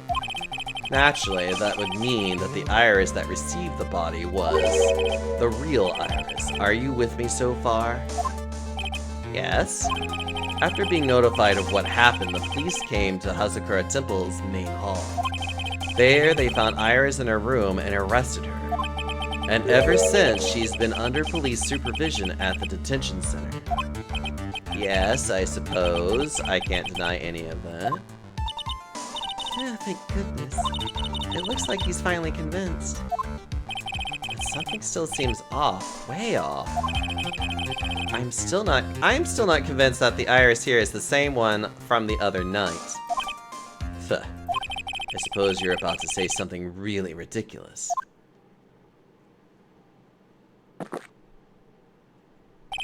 Like the real Iris and the spirit of Dahlia somehow switched places. Switched places? To be perfectly honest, there are still quite a few things I don't understand, but I do know that unless we confirm the witness's identity, we can't continue with this trial.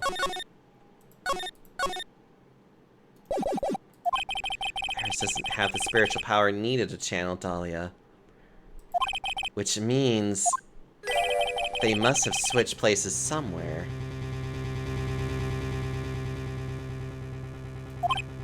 Well, Mr. Wright, since the time she was arrested at Hazakura Temple, have there been any chances for Iris to switch places with Dahlia Hawthorne?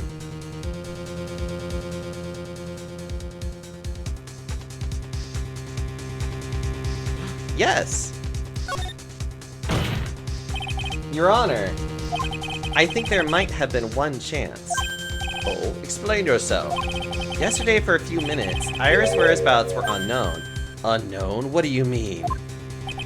What I mean is, there was a span of time in which Iris was able to move about freely unsupervised. Well, who was it? Who would give a murder suspect time to move about freely like that?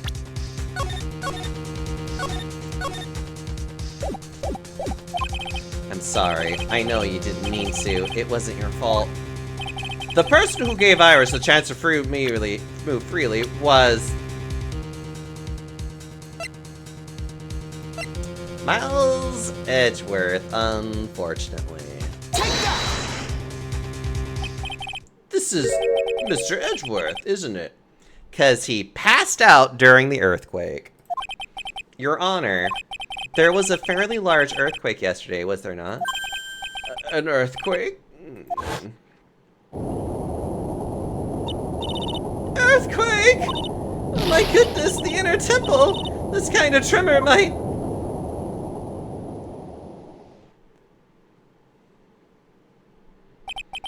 How could I have? She fled. She escaped. We went to the inner temple right away. And it's true, Iris was already there. However, they had already switched places by that point in time. When I arrived at the training hall, I was met by none other than Dahlia Hawthorne. That's quite enough already, Mr. Wright. Now see here. No judge in their right mind would consider the idea of spirit channeling... Be quiet. Oh, sorry. It's been a long time, Mr. Judge. That voice. Guess I'll have to ask again. Upon meeting a beautiful lady, always ask for her name and profession.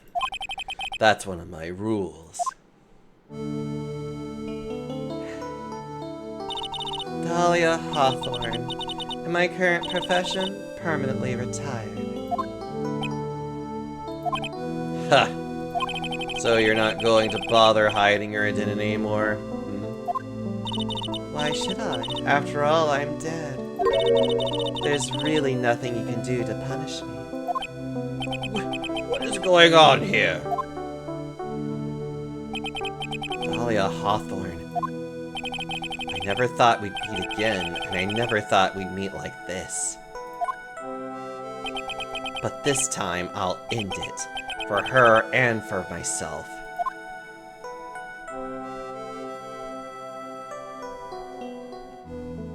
Oh no, we're gonna finish this. We're not going to be continuing this, we are finishing this. We are being done with this.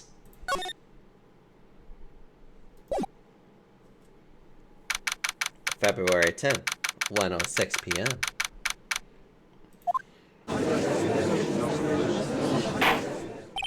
Now then, let's continue where we left off, shall we? Well, witness? Yes, how can I help you, Mr. Judge? Well, it seems that if we're to learn the truth, we'll need to hear your testimony. I have no problem with that. But when you've seen what I have, sometimes the truth is better left unknown. In any case, let's hear your testimony. Tell us about the plan that was carried out that night.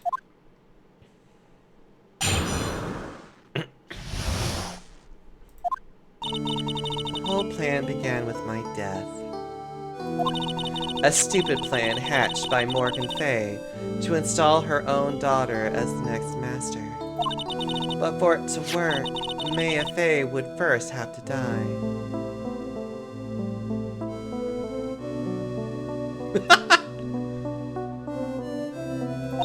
The idea was for me to kill Maya and then have the blame pinned on Iris. The plan went wrong, but it seems to have succeeded anyway. So that means you really are... Wait a minute. Did you just say the plan was to kill Maya Fay? Yeah, you have a problem with that? Don't give us that nonsense. There's no way that... Watch yourself, trite. If you got a problem, solve it during cross-examinations. That's one of my rules. Mr. Godot is correct. And by the way, that's one of my rules as well. To kill Maya? Could it be true?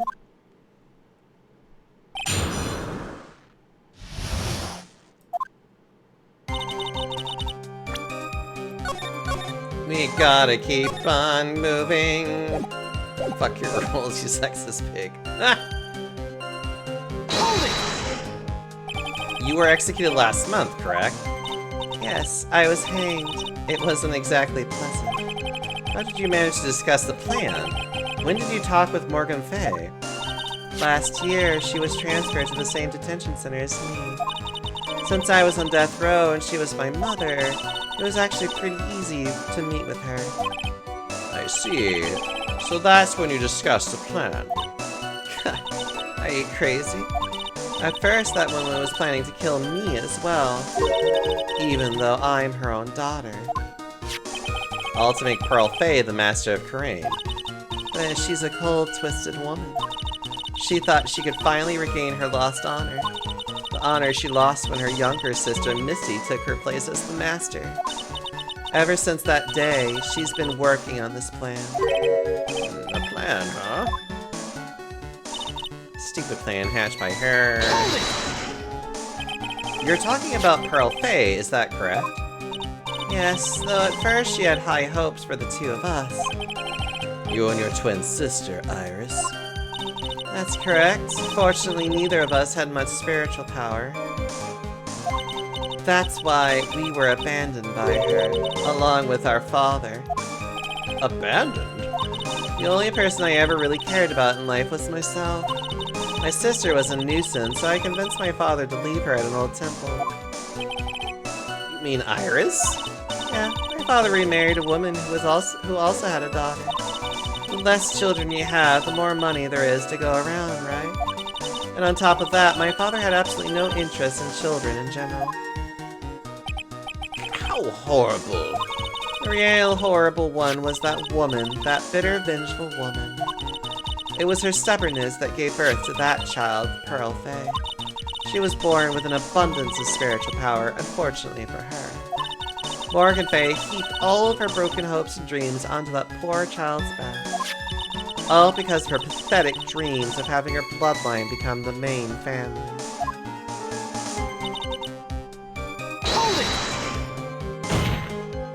Maya would have to die, but why?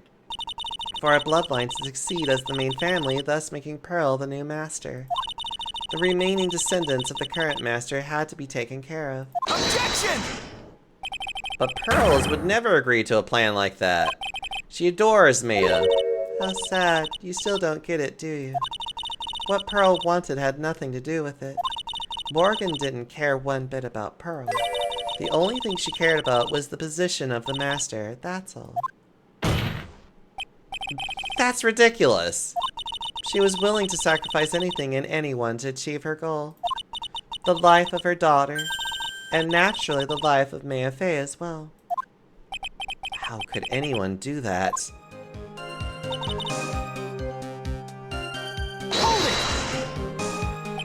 You are going to kill Maya? Pearl didn't need to know anything about it. All she had to do was follow the instructions in the letter and channel me. Then I would have simply used her body and finished the job. In any case, I'm already dead, and there's nothing any of you can do to me. So the plan was to blame the crime on your younger twin. On Sister Iris of Hazakura Temple. She and I look absolutely identical. No one can tell us apart. If someone were to witness me killing Maya, naturally they would think it was Iris that had done it. And the witness in this case was the head nun, Sister Bikini. I never would have guessed she was going to return to Hazakura Temple that night. But she wound up seeing Iris's crime anyway. Why did you want to pin the murder on Iris in the first place? She's your twin sister, isn't she? Twin sister? Don't make me laugh. She's nothing but a backstabber. I couldn't care less about her. Backstabber? You just don't understand. You never will. Anyway.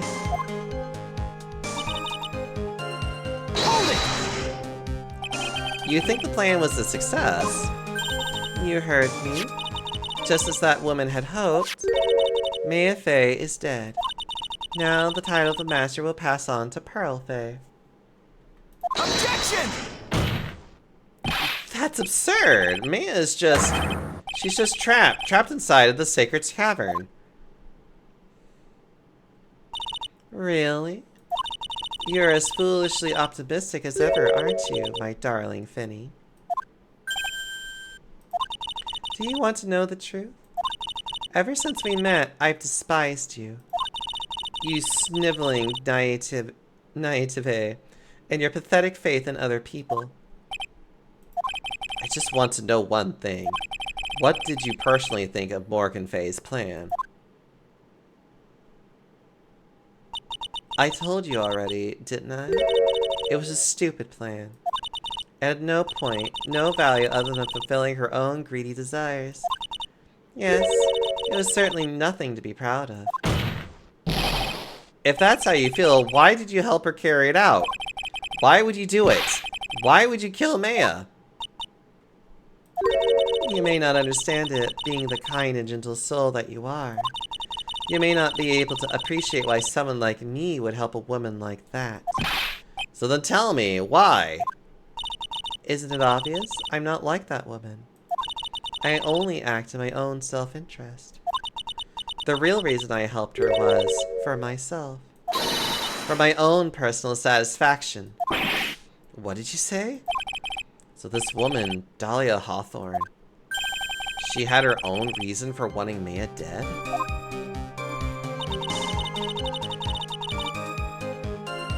Do you understand why I would kill Maya Fey now? What was my goal?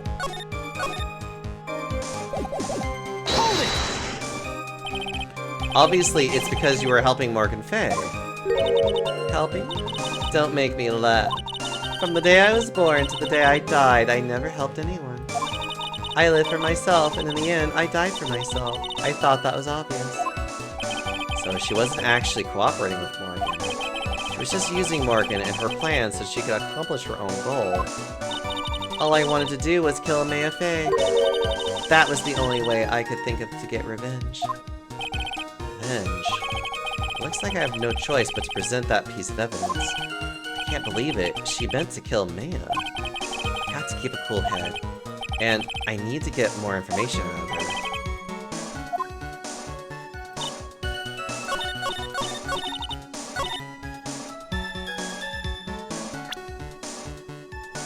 What piece of evidence?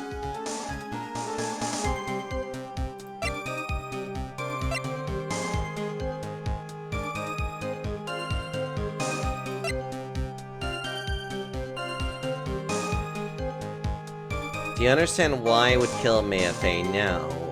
What my goal was?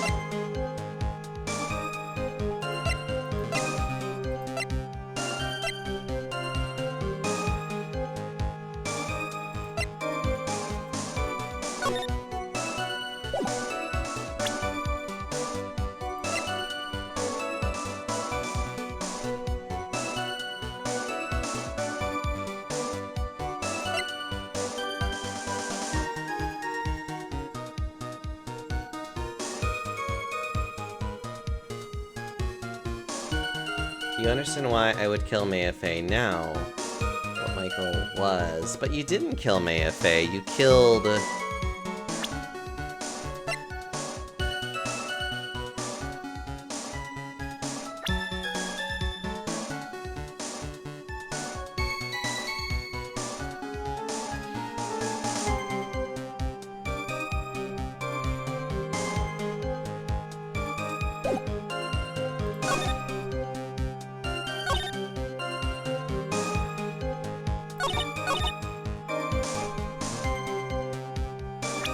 That's the thing that's confusing, is that Maya is not dead. But she would have her own reasons for doing it.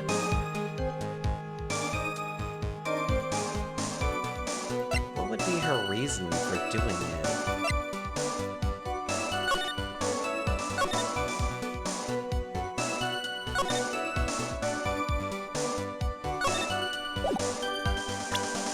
Why would she...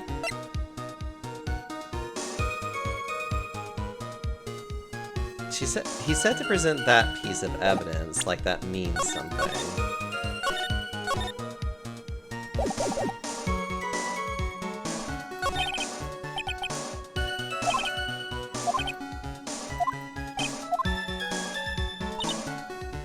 Oh, that was in response to this.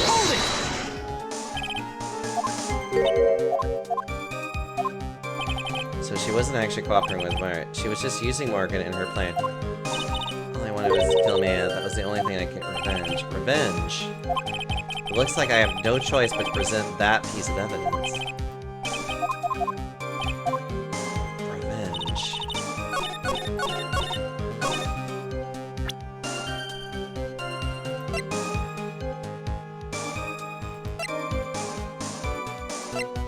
Revenge. Why does that sound familiar?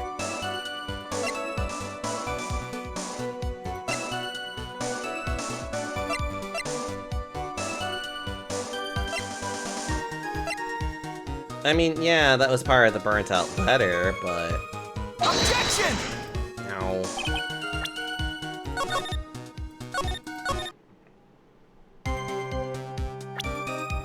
Give me a minute. Objection! No, that was a long shot of just me being stupid. Ugh, it's gonna take me a minute to think about this. Revenge. Wouldn't be because of this, would it? Objection! No.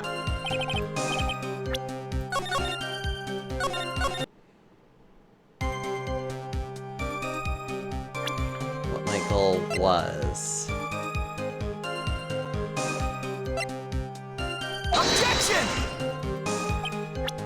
Ugh, this is gonna take me a hot minute. I'm just gonna have to power through this. Do you probe every prompt? Did you probe every prompt? Yes, I did.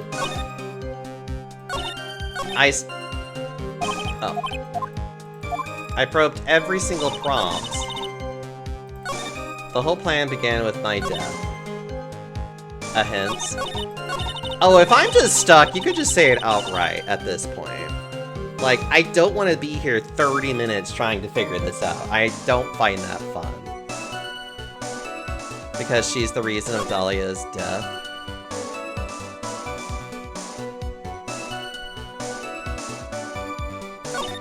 But yeah, but she wants to kill Maya Faye.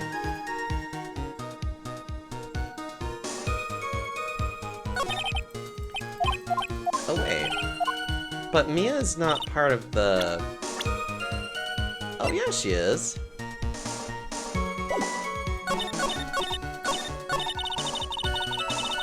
She talks about revenge. Actually, that's not a bad point. Objection! Hey, that's not a bad point, Happy. Could it be that your actual goal had nothing to do with Maya Faye herself? Hey, that was a very smart point, Happy. I actually kind of forgot about that, I will admit. As I said, none of you have the power to punish me anymore. Because I'm already dead. Well, I had the same problem, you see. You can't punish the dead. And you can't take revenge against them either. You wanted to take revenge on someone? I was sentenced to die because of that woman. I hate that he said I need to present that evidence, when really it was more like I have to present the reason. So I got too fixated on the idea of an evidence piece versus a profile. I was sentenced to die because of that woman. Maya Faye. I somehow knew this was it. I wanted to send her a message. It was at her hands that I suffered my first humiliation. I wanted her to feel the same pain she made me feel. Sadly, when I realized revenge was impossible, I gave up. Then the reason it was impossible? Was it perhaps because Maya Faye had already died? Yes, and I realized there's only one way to take revenge against the dead. And how do you do that? Even when the body dies, the spirit, the ego, it lives on forever. I wanted to take away the person that Maya Faye loved most. I wanted to kill her with my own hands. That would be the one and only way I would take my revenge against Maya Faye. That was the reason that I helped out with that woman's plans. Just for that. For that, you would kill Maya? Your goal was no different than that of Morgan Faye. As they say, the apple doesn't fall far from the tree. What a cruel plan. Cruel, cold, and heartless. Don't waste your time preaching to the dead. I've already told you there's not a thing you can do to me. That night. At about 9:30, I materialized into this world. I quickly pinned my hair up and put on a demon warding hood. Then I picked up the staff that was by my side and left Hazakura Temple.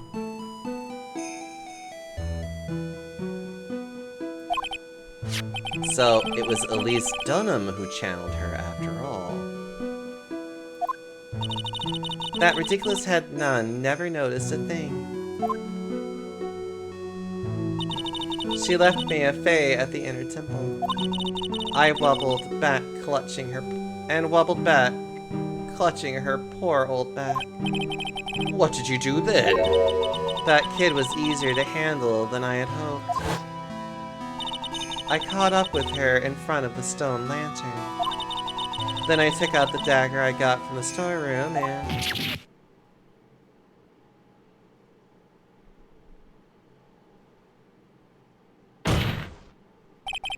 So then you're saying you stabbed Maya? It's strange, but I don't have a clear memory of what happened after that.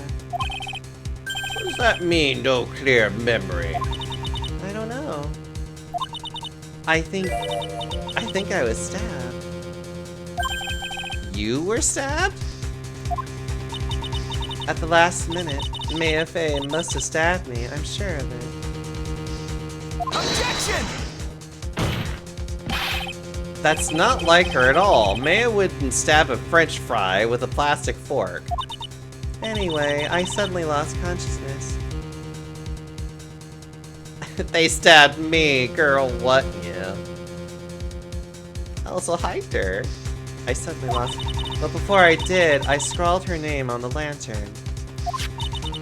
Just as I was passing out, I wrote Maya behind my back. I had hoped it would cast suspicion on her. I can't believe she was thinking of that until the bitter end. That's where my memory temporarily stops. It stops? I don't have any memory of actually killing Maya Fey with my own two hands. My very last memory was... Maya's terror-filled eyes. When I woke up after that, I was in the sacred cavern surrounded by darkness. We're in the sacred cavern. The entrance was sealed with one of those trick locks. Somehow I had been trapped in there. But how did you wind up in there? I'd like to know that myself. Anyway, I was worried. I didn't know whether or not Maya Fey was dead. And I swore I wouldn't return to the underworld until I knew I had killed her myself. For a ghost, you're one tough cookie. I wanted to get out of there and make sure she was dead. But I couldn't do it. I couldn't get out. Trick lock stopped you, huh?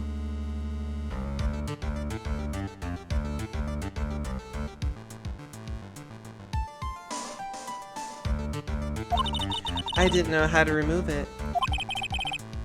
So then you're saying you were actually confined against your will inside the sacred cavern?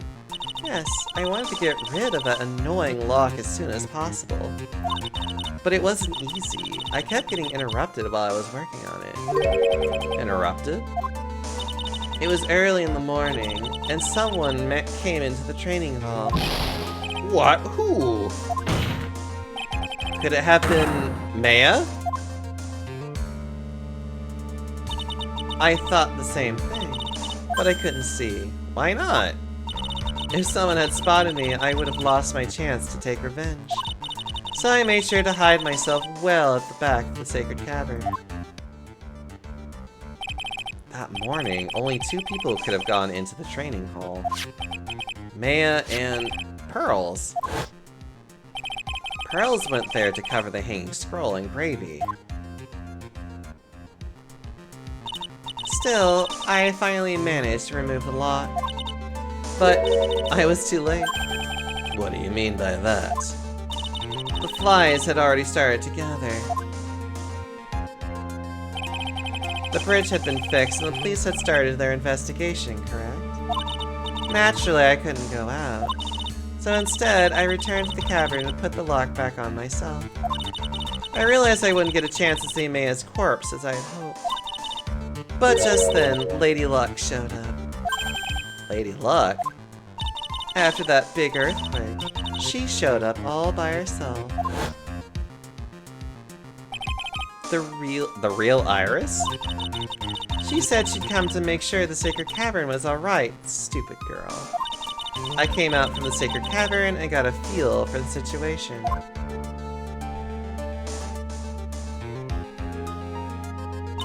And I locked her away in my place.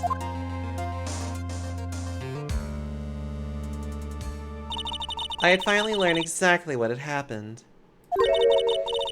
It was then that I learned that the plan had actually succeeded. What do you mean your plan had succeeded? I had misunderstood one thing, you see. That night, the one that had summoned me, I had assumed that it was Pearl Fay. Well, of course you would have assumed that. It was written in the instructions. But I was wrong. The person that had actually called my spirit back was Misty Fay, the picture book author. What? Well, that's really the only possibility, isn't it? After I lost consciousness in the garden, it was her body that was left lying there.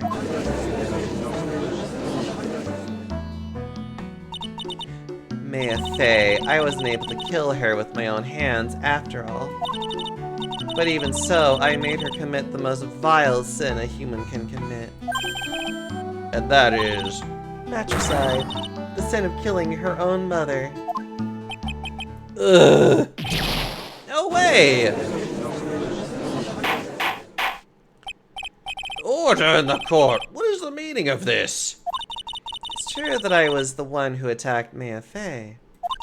But even so, the murderer who actually snuffed out Misty Fay's life was none other than your darling little Maya. Objection! Ridiculous! That's nonsense! Are you sure about that? Just think about it. There's even evidence supporting these facts, isn't there? What do you mean? What is this so-called evidence? The fact that Maya Fay had disappeared is evidence enough, isn't it? The idea that she's still in the sacred cavern is just ridiculous. She isn't able to escape from the inner temple, that much is obvious. In that case, there's only one place she could be. Where? Do I have to spell it out? The bottom of the Eagle River. Where else? Eagle River. Maya Fay killed her long-lost mother. Can you imagine the guilt she must have felt when she realized that? That's why she threw herself into the Eagle River. Most bodies that wind up there are lost forever.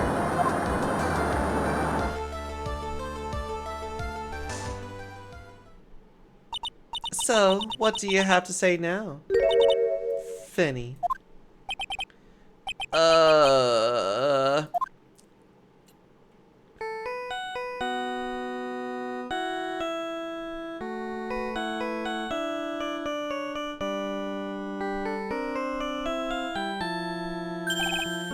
Oops. Sorry, that's my phone. What kind of ringtone is that? Got out here. Okay, thanks.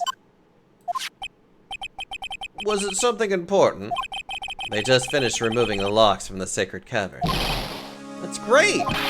What about Maya? There was a woman in the cave. Was it Maya Fay? It was the accused, Sister Iris.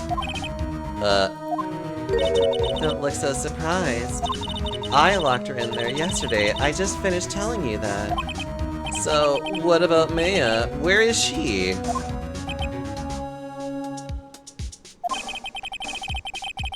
There was no one else found inside the sacred cavern. No, it can't be. I told you, didn't I? She's dead.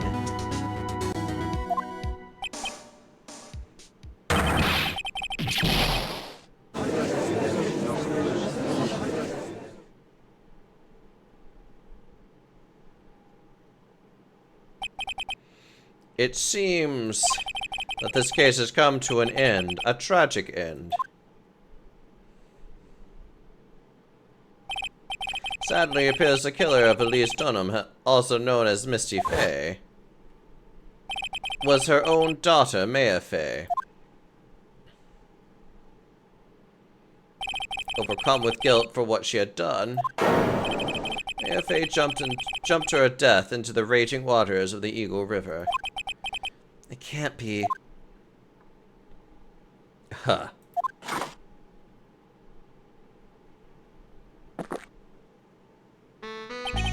Trite. Have you ever heard this one? Once you eliminate the impossible, whatever remains must be the truth. No matter how improbable it may seem. What is that supposed to be, Prosecutor Godot? According to this witness, Maya Faye threw herself into Eagle River. However, is that really the truth? Remember, this woman testified earlier that the bridge was already on fire when the murder was taking place in the garden.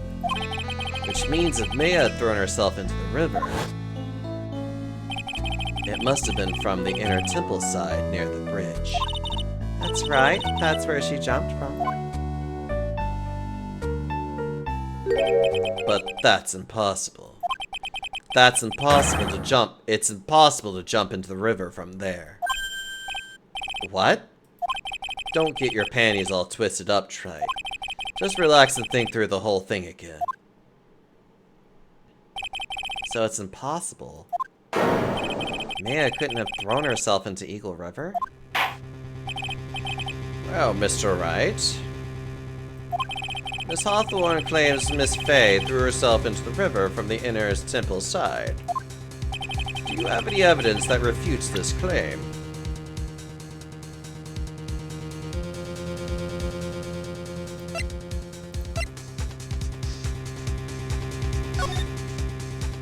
Yeah, it's right there. Whoop. It's impossible to jump into Eagle River from the temple side. No one knows that better than this witness. What did you say? 11 years ago, you jumped into that very same river. I should save again just in case. Just take a look at this overhead map.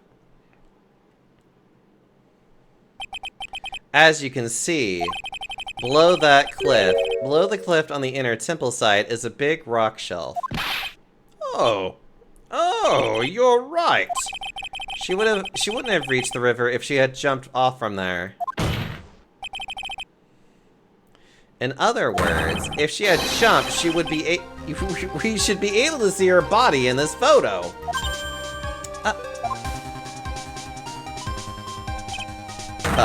So you finally figured it out.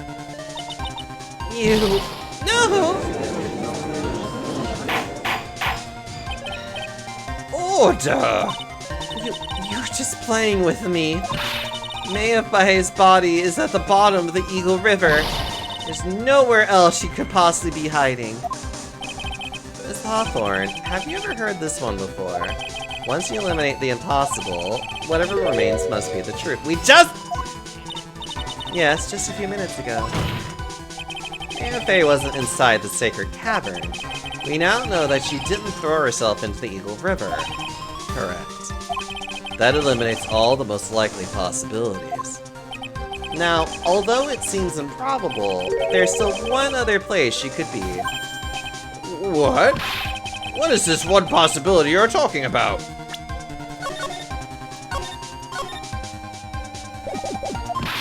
That's obviously a bluff. So where is her dead body then? Finally, I think the pieces are falling into place. Normally, the living have no way to punish the dead. But I think there is a way to give Delilah Hawthorne the ultimate punishment. Shall I tell you, Miss Hawthorne? Shall I tell you where Maya is this very instant? Maya Fey is... in this very courtroom! There's only one possibility left. Namely, she's right here in this very courtroom. What? Maya Fey is here? You say she's in my courtroom? Dahlia Hawthorne. Because there's one thing we're all forgetting. Dahlia Hawthorne is dead. Who is channeling her? I seem to recall that you said, I had misunderstood one thing you see. So what? But I think there's one more thing you misunderstood. What do you mean? Tell me something. At this very moment, who is channeling Dahlia Hawthorne? Why, that's obvious. It's Pearl Fey, that pathetic little sniveling runt. You're wrong. Pearl's tried, but she couldn't do it. I've never failed at channeling someone. This is the first time it's happened. Because Misty was already channeling her. Isn't there any explanation for why you couldn't channel a spirit? It could happen if someone else was already channeling the same spirit. Someone called me before Pearl did? But who? Pearl's even tried again on the day after the crime. But she couldn't do it. What could that mean? I think the truth is becoming clearer to you right about now, am I correct? It wasn't Pearls that channeled you. There was someone who called you before she could. Well, I think at this point, I'm just gonna call it Maya. This is an easy one. Pearls couldn't do it, and Misty Fey is gone. There's only one possibility left. Come on already. I can't stand the tension. Dahlia Hawthorne, the person channeling you right now must be Maya Fey. What?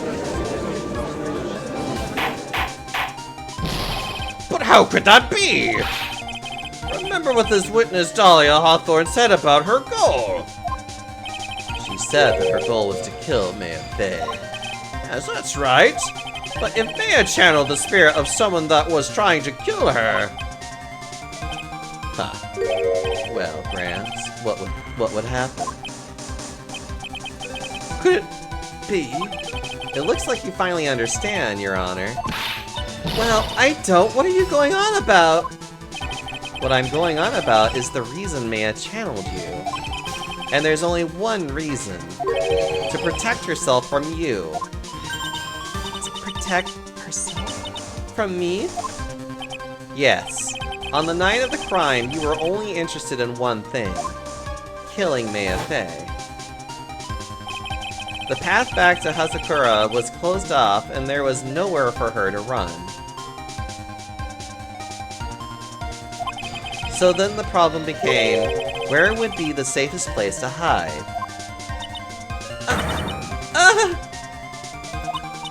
You mean, that's when she channeled me? All this time, you thought you'd been channeled by Pearls. That's why it never occurred to you. That Maya's hiding place was you! Don't say that! You're saying that I, Dahlia Hawthorne, was played for a fool by that little whelp? Maya Fey killed herself, isn't it obvious? Objection! Sorry, but no, it would have been impossible for her to jump into the Eagle River. This was the only avenue of escape open to Maya. only way that Maya could disappear from the inner temple. I don't believe you. A stupid little girl like that who has never been out in the real world. She could never have come up with that plan like that. Who could have ever given her such a brilliant idea? Well, me. Mia! Mia Faye? It's been a long time, Dahlia Hawthorne. So it's true. It was you. Yes. You're something else. But what are you doing here? That hair. It's pearls, right? Tell me something, Dahlia. I want you to think back to that night one more time. You had just courted Maya in the inner temple's garden. And then, in the final moments of the fight, you lost consciousness.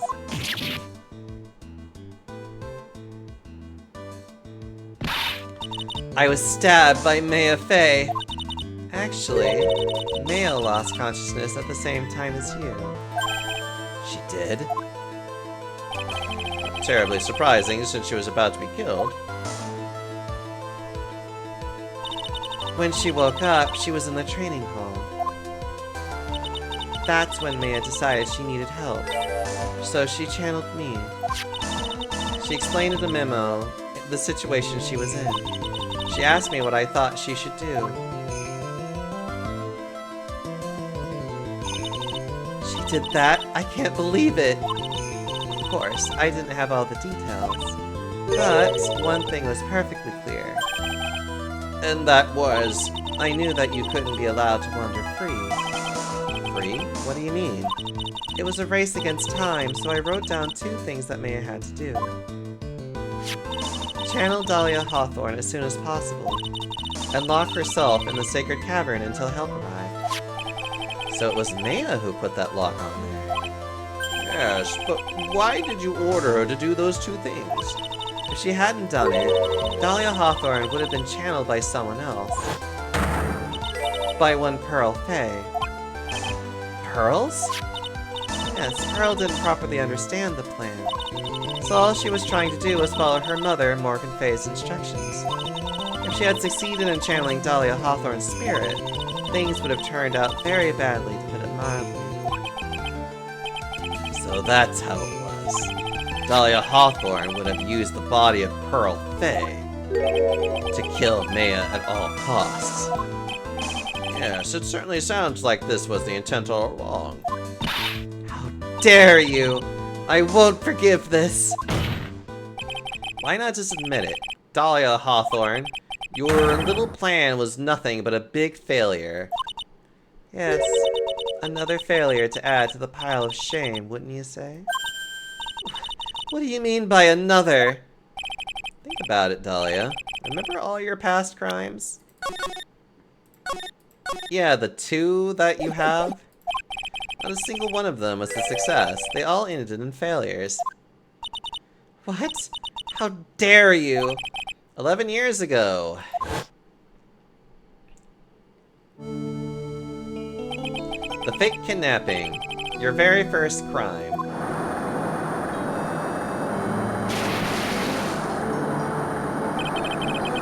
You got your hands on a $2 million diamond, but...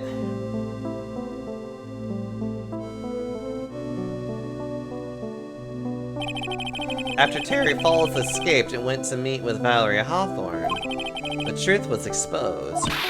Shut your mouth, that wasn't my fault. It was because of that stupid oaf of a prisoner and that weakling of a policewoman. And then, 1 year later, you tried to kill me. Well, I'm still alive, but...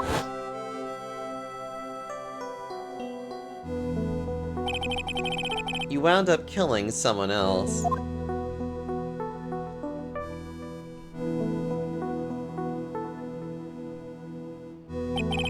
As a result, you were sentenced to death.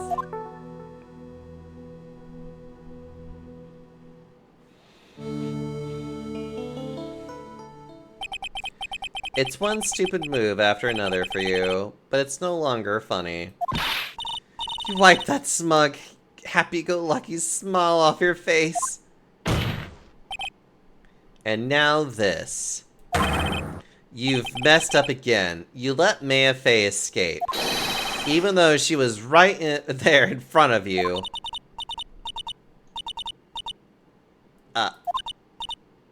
Mia Fey. Mia Fey. You spinster. I was supposed to kill Maya Fey like I swore I would. And if only you had gotten the spiky-haired jerk the guilty verdict, I wouldn't have been hanged to death. True. But I think you finally understand, Dahlia Hawthorne. You will never defeat me. What? Cry about it, loser. What did you say? Whether you are alive, dead, or somewhere in between, you will never defeat me. As long as I'm around, you're destined to lose for all of eternity. I remember what you said earlier in the trial. You said that there was no way we could punish you, because you were already dead. What about it? Then you said, even when the body dies, the spirit, the ego, it lives on forever. It's very true, Dahlia. And that's exactly the punishment you'll never be able to escape from. For all of eternity, you'll have to remain as Dahlia Hawthorne. A miserable, pathetic, weak creature who can never win at anything. And for you, there is no escape from that, no hope of freedom.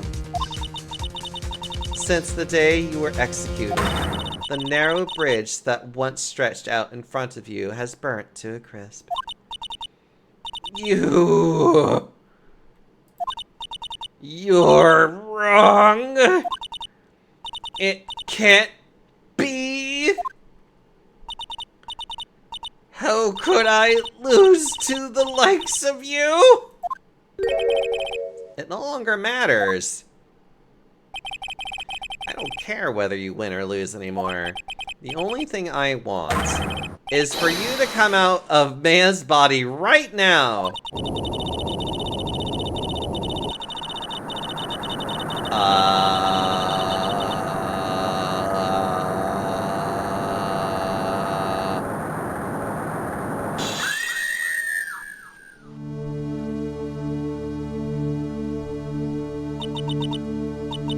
I'm not ready. Not ready to go.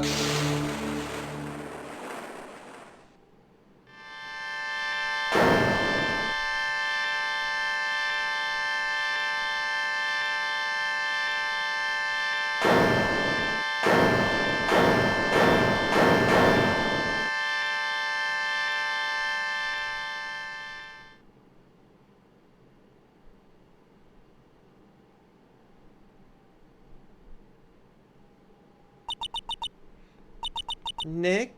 Sis? Sorry. And then correctly collapses, because that must have been tiring. Now then, I assume you are the real Iris? Yes, I was just rescued from the sacred cavern. I must say, you and your twin sister are indeed identical from what I can see. In any case, it appears that everything has finally been cleared up. Mr. Godot, what happened to Dahlia Hawthorne? If you ask me, Your Honor, it looks like she went back to the hell she came from. It seems that Misty Fey wasn't the only victim of this crime. Maya Fey, as well as the young Pearl Fey, were also victims of this wicked and selfish plan.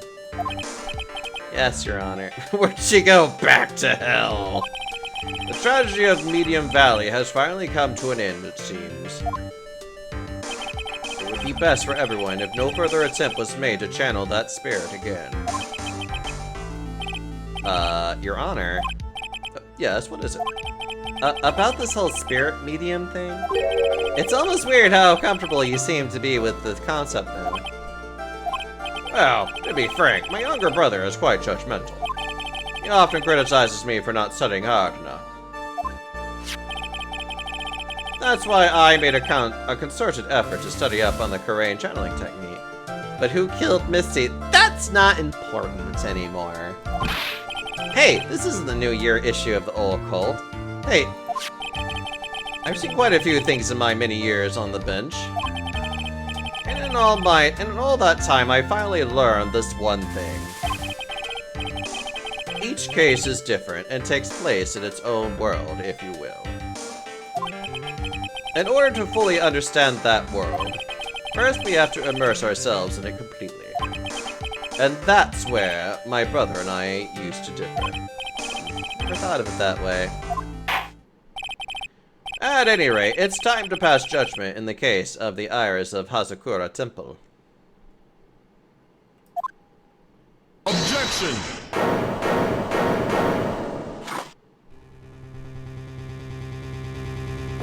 Judge is being profound for— Yep.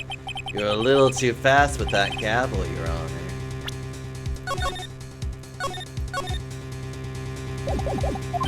What do you mean by that, Mr. Godot? This trial, it isn't over yet. That's what he means. What? Trite. Remember what Miss Evil Spirit said in her testimony? Dahlia's testimony? I caught up with her in the front of the stone lantern. Then I took out the dagger I got from the storeroom and...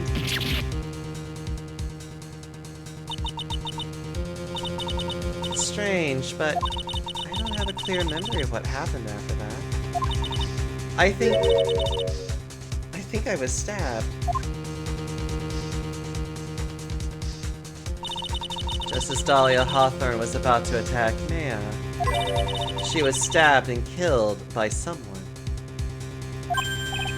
Yes, that's right. The person that was ultimately killed was the spirit medium that channeled Dahlia. Elise Dunham. Misty Faye. But who killed her? We still don't know who did it. You see, Pixel? Godot's here to help you out. This isn't over!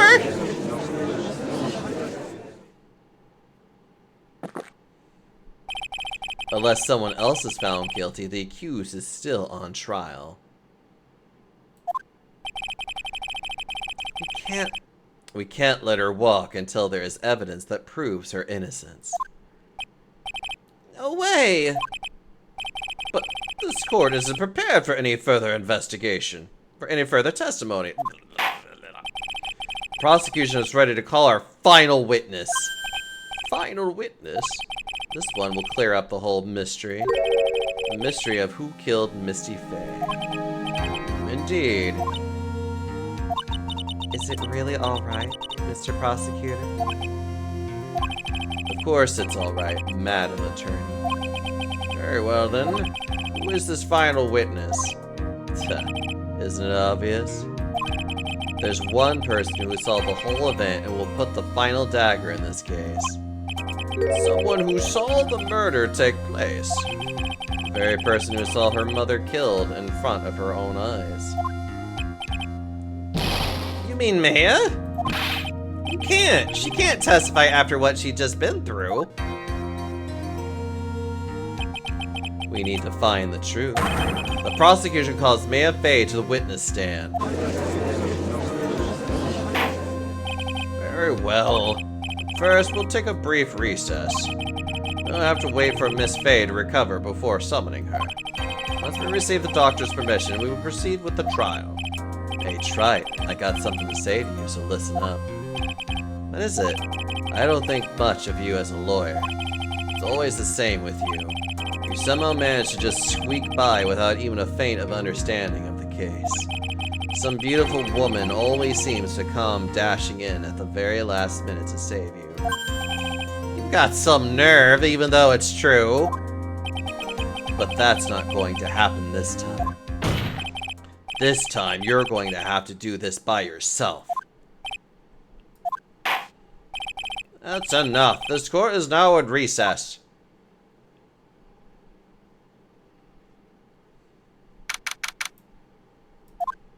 Also, hi guys. I don't want Godot's help. Too bad, you're getting it.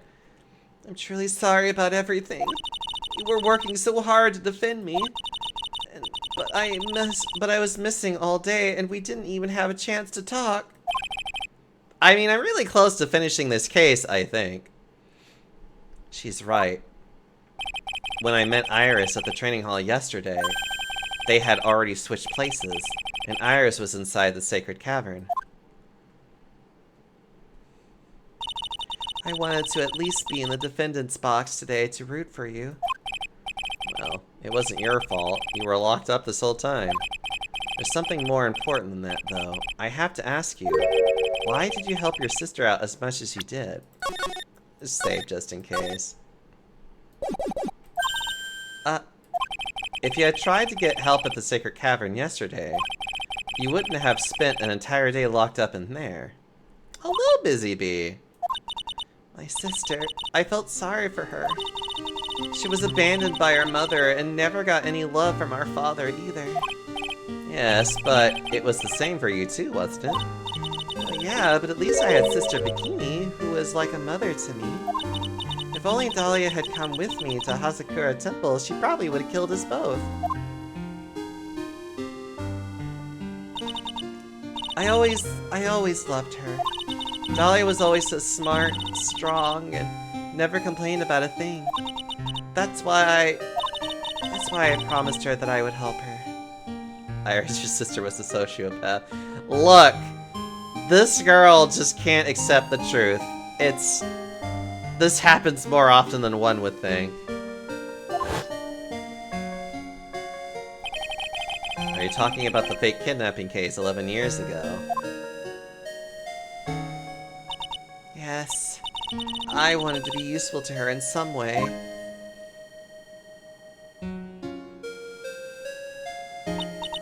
But, as usual, I was too cowardly. At the last minute, I ran away. Because of that, Dahlia's stepsister, Valerie, ended up... That was the case that wounded Mia so badly. You dying does not make me feel bad.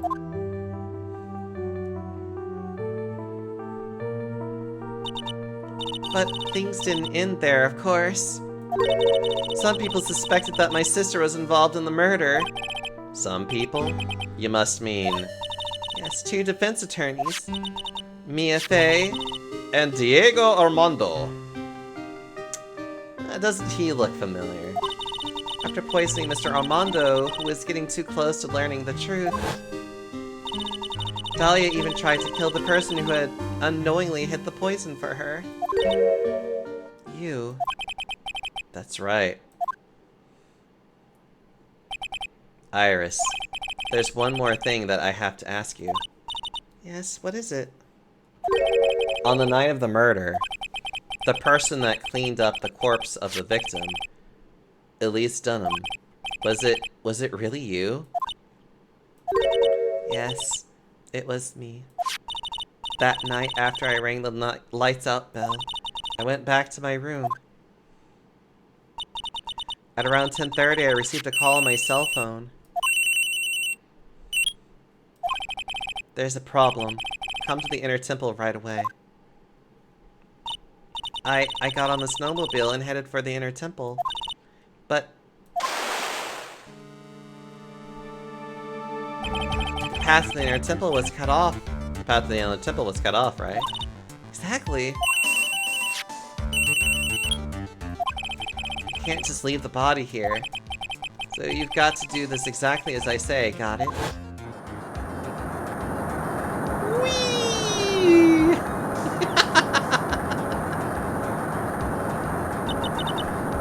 It was me. I was the one that retrieved her body. The murder weapon had been left in her body, so she wouldn't bleed too much. The staff that Mystic Elise always held.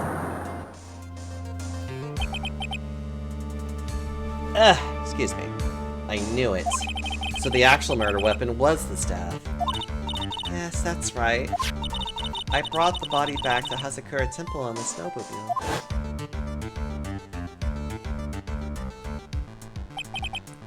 Why did you alter the body? I didn't want anyone to know that the staff was the murder weapon. I didn't want to leave anything that would lead back to Misty Faye.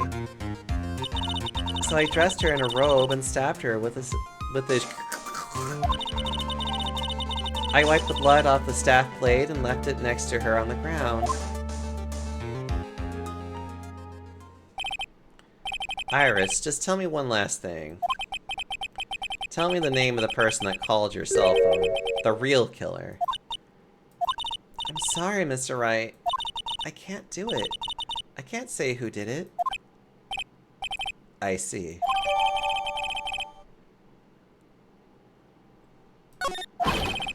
Defendant! Yes? The judge is calling you. He wants you to see you in his chambers. He has some questions about Dahlia Hawthorne. Alright. Well then, I'll see you later. There's something I want to tell you. Okay. Something she wants to tell me. So it's true. Iris cooperated with the real killer. Maybe even from the very beginning. Phoenix? Mia? How is Maya doing? Physically, I'm not worried. She will recover completely. But emotionally, she's been hurt very badly by this case. I see. You don't mean she learned who Elise Dunham really was? Yes, I went to the medical office and talked with her. I told her everything I knew. But why? You're stronger than you think. I knew she could take it, all of it. What do you mean by that? I want you to figure that. I want you to figure that answer out by yourself. The trial's about to start. The real killer. Do you know who it is yet? Iris wouldn't tell me who called her. But still. I think that just maybe I know who it was. That night, the victim was killed in the garden of the inner temple. And the criminal wasn't just there by accident. Which means that the killer knew of Dahlia's plan from the very beginning. And one more thing. The victim was moved to Hazakura Temple side by pendulum. In other words, the criminal couldn't cross the bridge. That means they were stuck on the inner temple side for almost an entire day. Exactly. So the culprit was someone that wasn't in Hazakura Temple the following day. That's as much help as I can give you. The rest of the battle is yours to win. Or lose. Okay, I've got it. Thank you, Mia. Finally, it's almost time to bring this case to an end. What exactly did Maya see anyway? And who was it that actually killed Misty Faye? Whoever it was, I have to prove it. Me, all by myself. Ugh.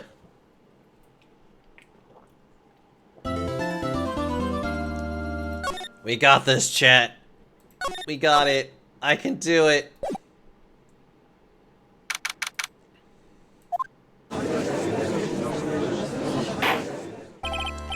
Oh then, before we proceed any further, I'm going to announce the results of the test we had performed earlier. Tests?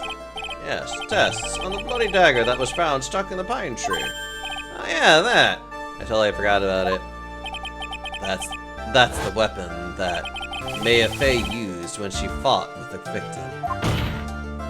So what are the results? Was it the victim's blood, or...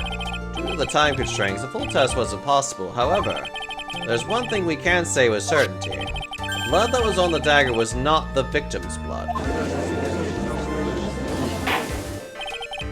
That is all. Now then, let's restart this trial. So it wasn't Misty's blood on the dagger. Then whose was it?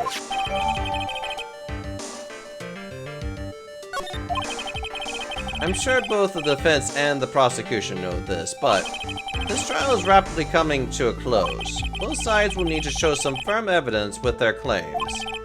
I understand, Your Honor. From what I've heard, The witness is dangerously weak, physically speaking, so let's finish this quickly. Agreed. Very well, please bring in the last witness.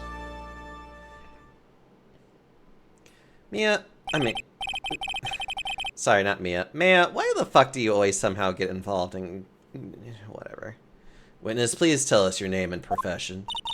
Maya Fei, my profession is, I'm the assistant manager at the Wright & Co. law offices. Maya. According to the magazine I have here, you're a spirit medium of the Quran channeling technique. I'm frightened. The Fei clan, I don't want any more to do with it. Oh, Maya. The pain the Fei bloodline causes must be unbearable. Very well. Now then, Miss Fei. When the event occurred, you were in the garden of the Inner Temple. And you witnessed the moment of Miss Elise Dunham's murder. Is this correct? I didn't see anything. Straighten up this instant, young lady. Pick your head up and speak clearly. There's always time for crying later. But Your mother was killed right in front of your eyes. There's nothing you can do to change that fact. But there's something you can do. You can finish this so I can finally get a snack.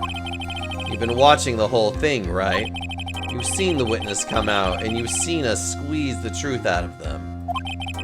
Now it's your turn. Let's hear your testimony. on the night of the crime, what exactly did you see happen? Witness, if you please. Yes, Your Honor.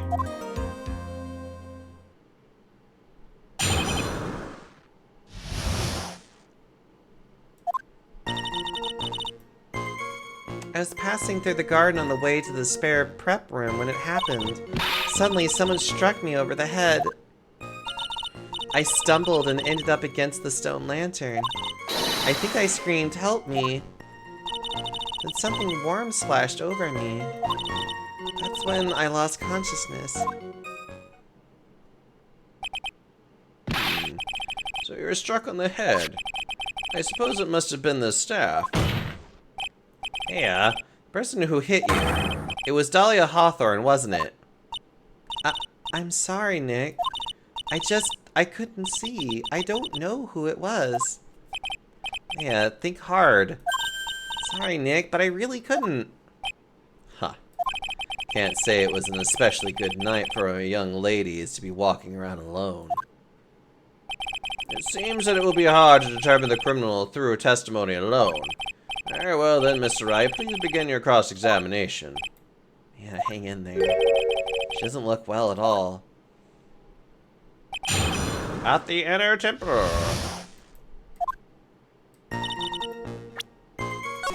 There's one part of this testimony I would probably like to get a little bit more. Hold it! You don't mean, was it... I didn't know it at the time, but... I think it was probably blood. Is she saying that that's when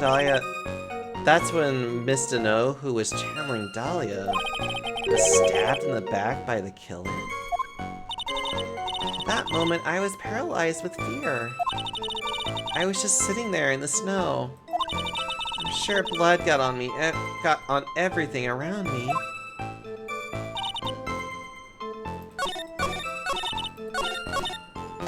Alright, let's just go from the beginning. Who else was in the Inner Temple of the Side that night? Well, Sister Bikini, of course. I remember her saying that Iris would be coming later on as well. On that day of the incident, Edgeworth met Bikini at Hazakura Temple. That means she couldn't be the criminal. So then, did Iris actually come later, like she said? Hi, Dragonite. How are you doing? Give you a quick shout out. What were you doing? The games were you playing? But hi everybody, Daxiomi if you don't know me, and I am really trying hard to finish this case. Oh god. Queen's Garden French Splendor, a match 3. I don't know what any of that is, but that sounds like it was. I hope it was a very fun game for you.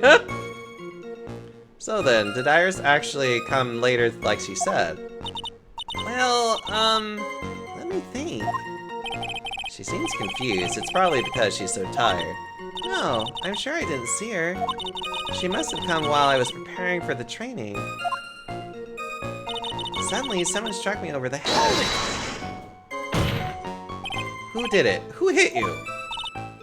Well, I didn't see who it was. It was from behind. You didn't see the person. But after that, your attacker was in front of you. How could you not see who it was? Oh, let me think for a sec. I'm sorry, I just can't remember.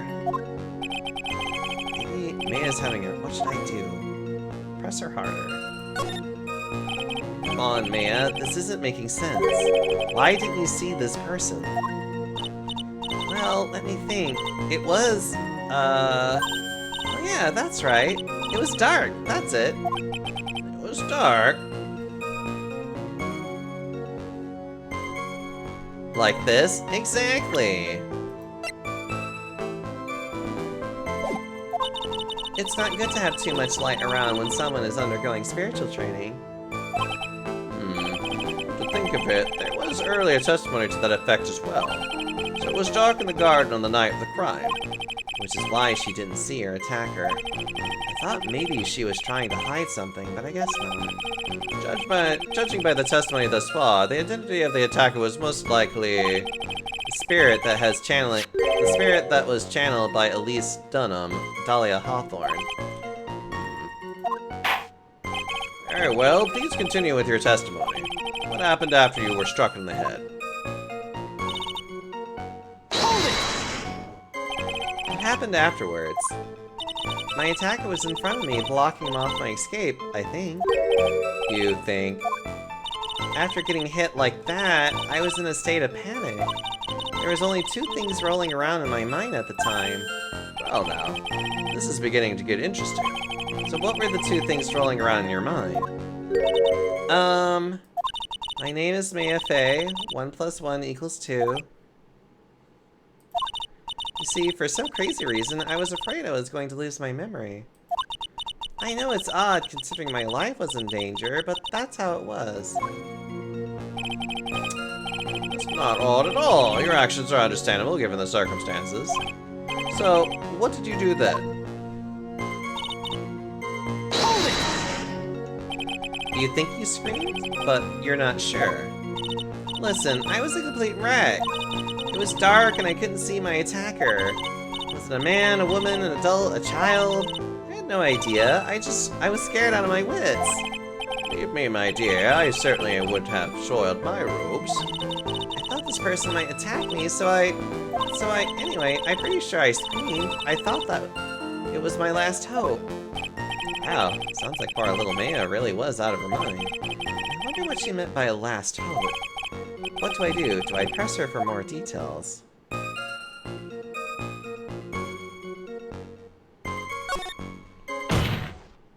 Wait a minute, Maya. What's this my last hope stuff? What? What do you mean by your last hope? No, that's what you said. You said my last hope. What? I said what? Look, you were facing an attacker that you couldn't see, and you screamed, right? You screamed, help me. Yeah. But you testified that you screamed that because you thought it was your last hope. Oh, well, you know, that's like what you do. What do you call when that happens? It's not doing so well up there. Oh yeah, oh, that's right. I remember now. I was facing my attacker, but that's not who I was screaming at. What did you just say? Yeah, that's right. It was the person behind my attacker that I was yelling at. That's who I was screaming to for help. Ah! Well, what is it now? I messed up. I didn't mean to let that slip out. Witness, are you absolutely sure of what you're saying? Behind the attacker, there was another person. I mean to keep that part a secret. What have I done? Huh. It takes a ton of pressure to make a diamond. That's what I always say. A ton of pressure. You're in a court of law here. You can't make things up or try to hide things in this chamber. Witness, the information you just presented is vital to this case. I want you to add it to your testimony.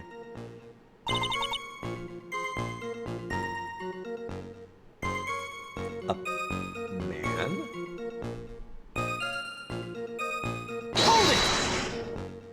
A man? Who was this man? Well, you see, I couldn't see. You couldn't see. She's used this excuse twice now. Well, you know, lantern light isn't very bright. Lantern light, did you say? There's a great big stone lantern in the garden. They always light it when an acolyte is there for training. Hey, you know what they say, under the lantern, darkness reigns. So I could see the person that was further away, but not that my attacker who was closer. Plus, there weren't any other light sources in the garden at the time.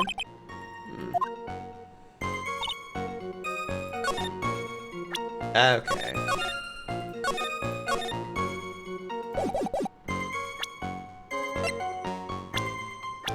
Objection! So there was a man standing behind your attacker. Yeah. That man, he's the killer. He stabbed her from behind. He's the one who killed Elise Dunham, otherwise known as Misty Faye, your mother. The killer? Maya, you know who killed your mother, don't you? What's the meaning of this, Mr. Wright? To be frank, Your Honor, I think she is in shock and quite confused. That's why she hasn't noticed the huge problem with her testimony. What do you mean? What problem? Maya, on the night of the crime, that stone lantern was out of commission. What? It's true. There was no light anywhere in the garden that night. No! Order in the court. Mr. Godot, explain this. Maya, it's fine. At the pressure of milk to the perfect clear darkness of coffee is stirred. That is the state of the witness's mind right now. A cup of cafe au latte. Cafe au lait? Is that even legal? Mr. Trite's words of the milk, and you are the spoon. Your Honor. I'm a spoon. I'm no spoony bard. I'll have you know. You must have noticed it too, Trite. This witness's mental state is highly unstable right now. It's not hard to understand why she would make a little mistake like that. Objection! Sorry, but that's not going to cut it. What did you say? If there truly was no light in the garden, then there's a fatal contradiction in this witness's last bit of testimony. Nick, may I? Recall the witness's statement about her attacker. She said that she didn't know if it was a man, a woman, an adult, or a child. And yet, the witness could describe a person that was standing behind her attacker. And she quite clearly described him as a man. In other words, that would have to mean that Maya actually saw our mysterious person, despite it being so dark that she couldn't see the face of her own attacker. No! Order! What in the world does this all mean, Mr. Wright? Are you saying Miss Faye saw the real killer under pitch-black conditions? Objection! Trite, do you have any idea what you're proposing? How could she have seen in the dark? There was no other light source at the scene. Objection! There are some things that you can see only in the dark, Mr. Godot. Maya, you did see who the killer was in the dark. And now, you're trying to cover for him. Cover? For the man that killed her mother? There's only one conclusion I can draw from this. You know who this man is. Please, Nick. I don't know anything. Please, I'm begging you. Huh. You talk a good game, try it, but let's see if you can walk the walk. It was pitch black, so what could the witness see? I'm calling your bluff. No, Nick, don't. Please, stop. Maya's dead set on protecting this guy. The man who murdered Maya's long-lost mother. But I can't let him go. I can't let him get away with it. I'm a lawyer, an officer of the court. I'm here to find the truth. Alright, Mr. Wright, time to show us what you've got. Who was this person that you say Miss Fey saw in the darkness?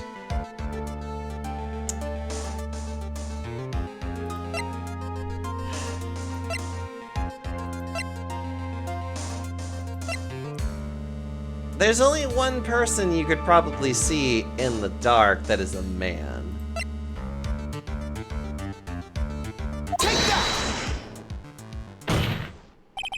Because it was pitch black, Miss Fey was able to recognize the killer easily. I'm sure the court would like to see for itself how this is possible, yes? What? But how do you propose to show us something like that? It's easy. We just need to recreate the conditions of that night. Conditions? Your Honor, the defense officially requests that all the lights in this courtroom be turned off.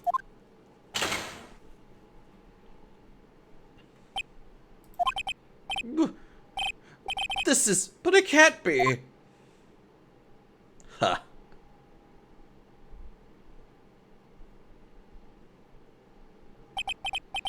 That was a nice bit of deduction. Trite.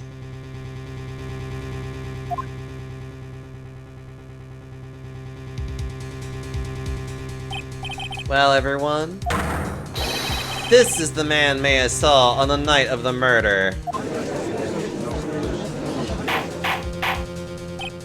Order! Prosecutor Godot, what is the meaning of this? Surely you must be shocked to hear yourself accused of such a thing. Why aren't you denying it? Your Honor, you're asking the wrong person. What do you mean by that? If you asked a question, ask the witness. That's one of my rules. Well, Maya, how about it? What you saw that night? Was it 3 glowing red lights? Well, witness, answer the question. You're wrong. I never saw that. Maya? I thought the person that stabbed my mother was a man. For a totally different reason. What? Objection! Stop your chattering, Your Honor. He's basically all fucked up and he actually has to use his giant goggles because he has poor vision. Chattering? If it's worth asking, ask the witness. Alright. Well then, let's continue with the testimony. Please tell us how you knew the killer was a man. Yes, Your Honor. I didn't realize it until after I woke up, but... The killer! When I came to, I was just lying there on the training hall floor. By the time I got back to the garden, the place had totally changed. The torches were lit, and the body was gone. And all the snow around the snow lantern had been carefully cleaned up, too. Since the person did all that work alone, I just assumed it was a man. So it was after the crime took place that the witness came to think the killer was a man. Yes, that's right. I'm sorry, Your Honor, No need to apologize. It's as Mr. Goddard said, you're utterly exhausted. It's only natural that you would be a little confused. So, if you consider the situation you described, it doesn't seem too much of a stretch to assume the culprit was a man. Mr. Wright, proceed with your cross-examination.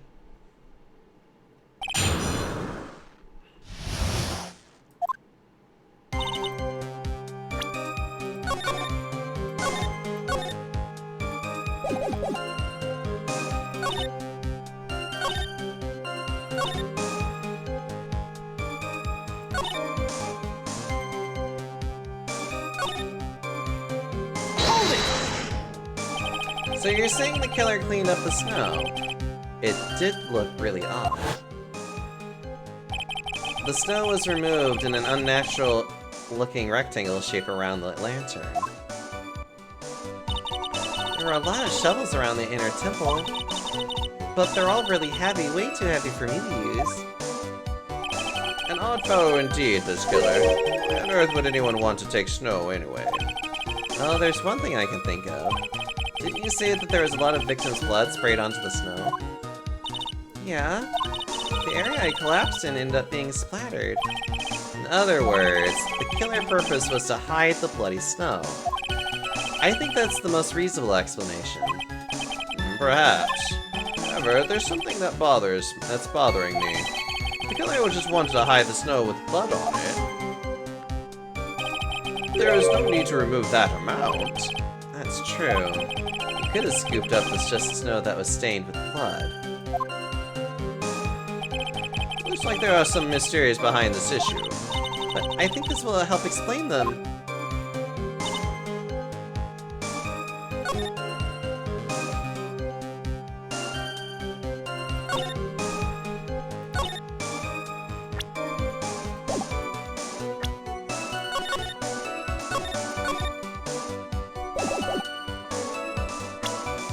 Well, again, why would he have left that, then?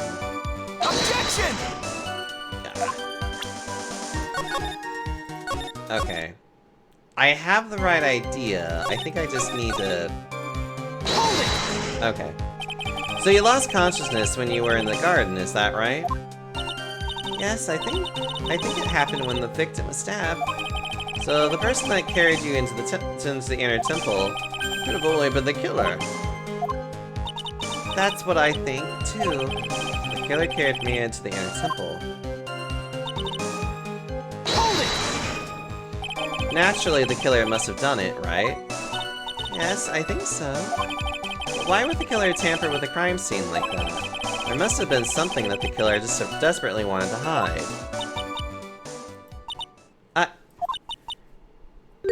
I don't know. Looks like she doesn't have enough confidence. I think I need to gather some more information before I ask her again. The torches were lit. Yes, that's how I noticed that the whole scene had changed. I'm going to say it was the killer who lit the torches. I mean, who else could it be? I probably lit them since it was impossible to do any cover-up work in the dark. However, if that's true, there's one thing that still bothers me. Why did the killer go to the effort of moving the body? That's true. It's hard to see how that would be of any advantage to the killer. The only one who would gain anything from that would be the only person that was at the inner temple, Maya. Very well, let me hear some more about the condition of the crime scene.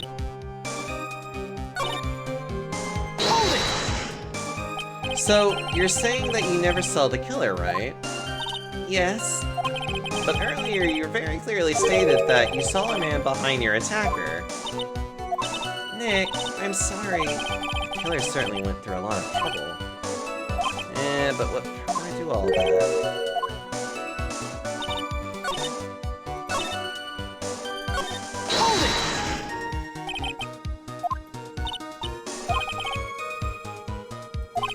there must have been something that the killer desperately wanted to hide.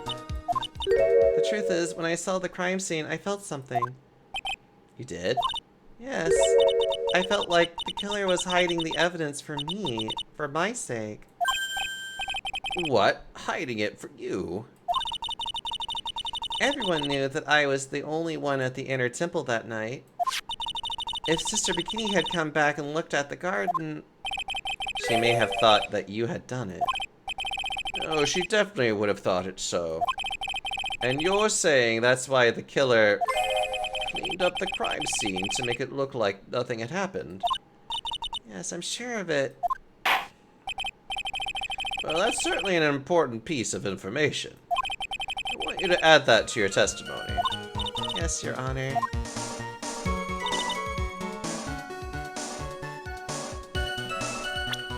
Ah, There it is. I was like, aha, there's the contradiction.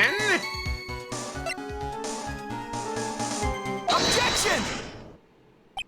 The body of Elise Dunham was carried all the way to the Hazakura Temple's courtyard.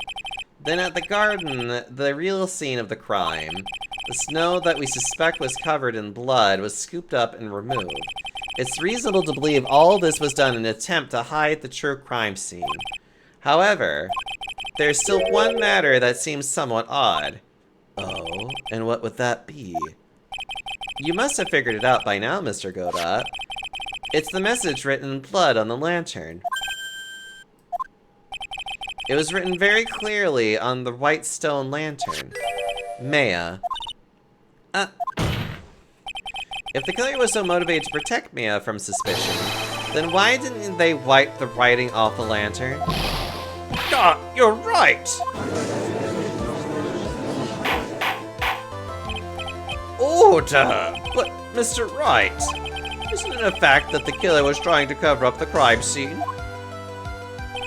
Indeed, but it doesn't make much sense to move the body and remove the bloody snow, then not wipe off the most incriminating thing of all, the bloody writing. Objection! But if that's the case, do you have an explanation for the killer's mysterious behavior? Why would this killer move the body and remove all that snow, but then leave the bloody writing on the lantern? I don't know what the killer's plan was, but it was the fact that the killer left the writing on the lantern. There must be a reason for it.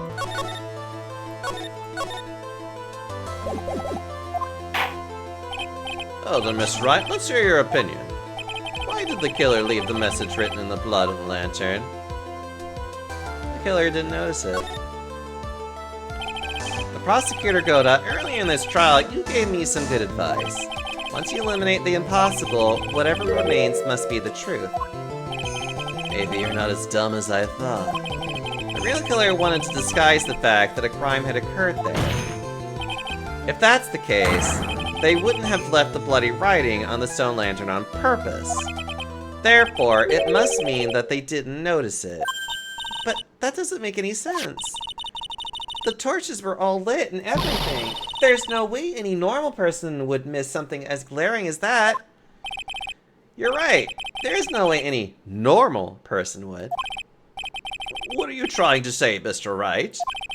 There's only one person involved in this incident who could have missed seeing the bloody writing altogether. And who would that be? Who is this person that could have failed to notice the bloody...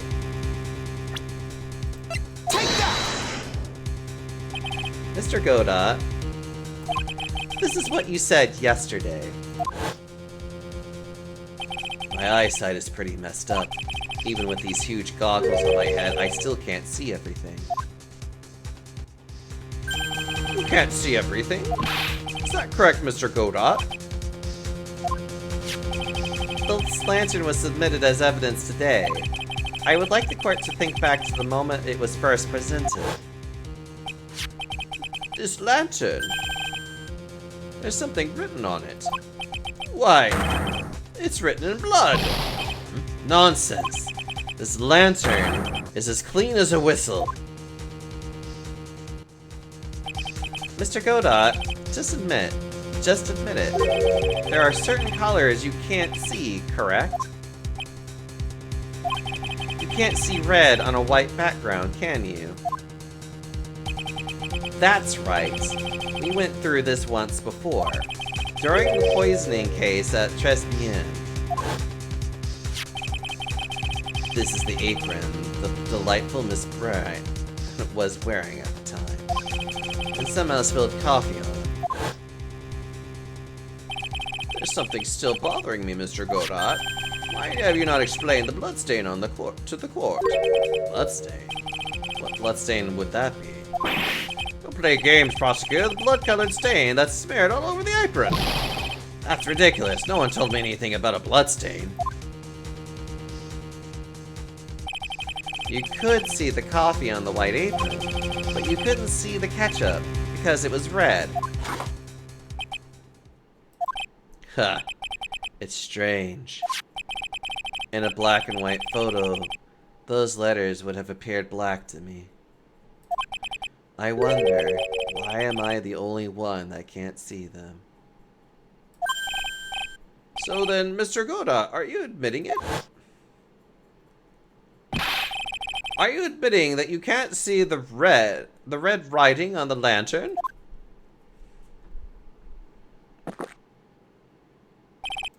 Hey, Gramps. Didn't you know? That's the reason why I don't drink red tea. I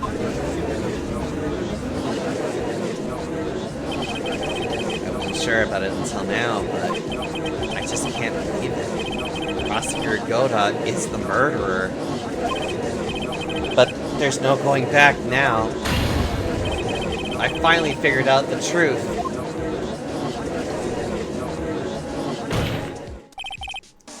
Mr. Godot, the defense at this time formally accuses you. You are the murderer of Miss Elise Dunham, also known as Misty Faye.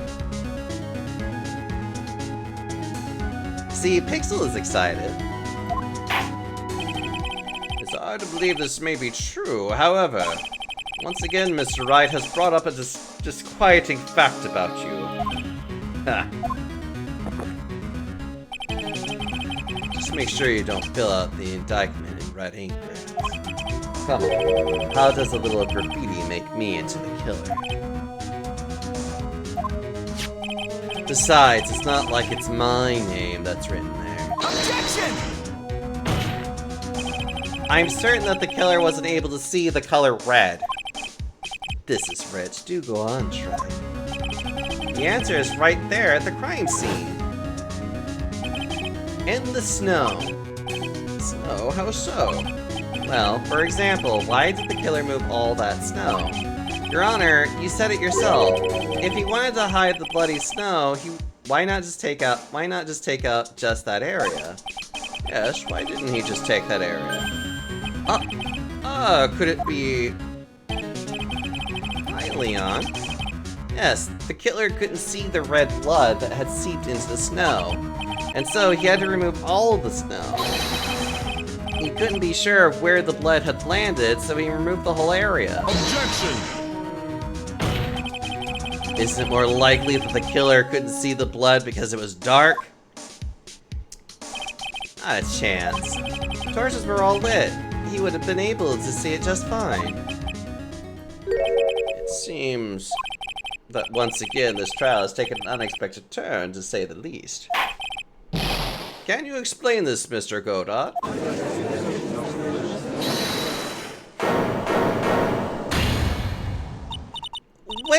Wait just a minute. Maya? What is it, witness?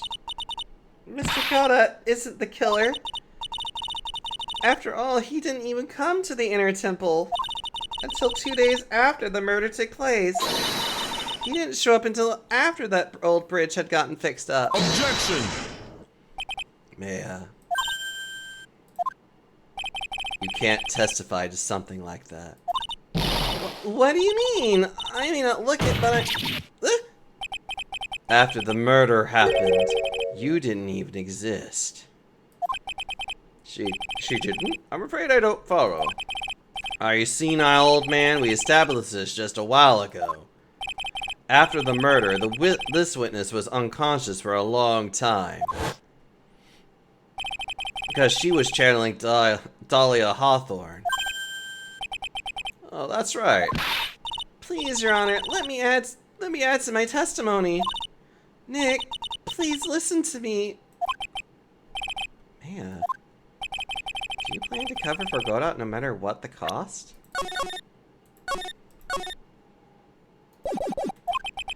If that's the case, then I've got no choice. Your Honor, let's hear her testimony. If it means we're going to hear the whole truth, I say we should not silence her. Ha. Nicely done, Trey. Very well, let's hear the witness's testimony. Please tell us what happened at the Inner Temple after the murder. Yes, sir. After I woke up, I began channeling and my spirit left me, as it were. But little Pearly was there at the Inner Temple, too.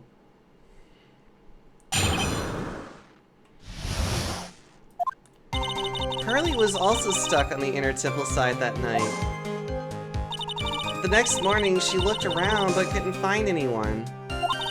Next day, when the bridge was finally fixed, she was in a spare prep room.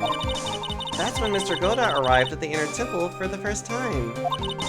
He found Pearly first and cheered her right up. Who is this Pearly? It's my little cousin, Pearl Faye. So when did you hear about this? Oh, just a while ago, when I was in the medical office. Terribly sorry. But what you heard from someone else is simply not admissible as testimony. What? Come on! Pearly would never tell a lie. She's a way more honest person than I'll ever be.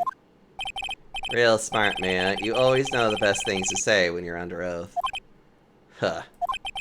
The prosecution has no objection. We believe the witness. Mr. Godot, let's just move on to the cross-examination if the defense has no objections. This is highly unusual, but, well, Mr. Wright, let's get this cross-examination started.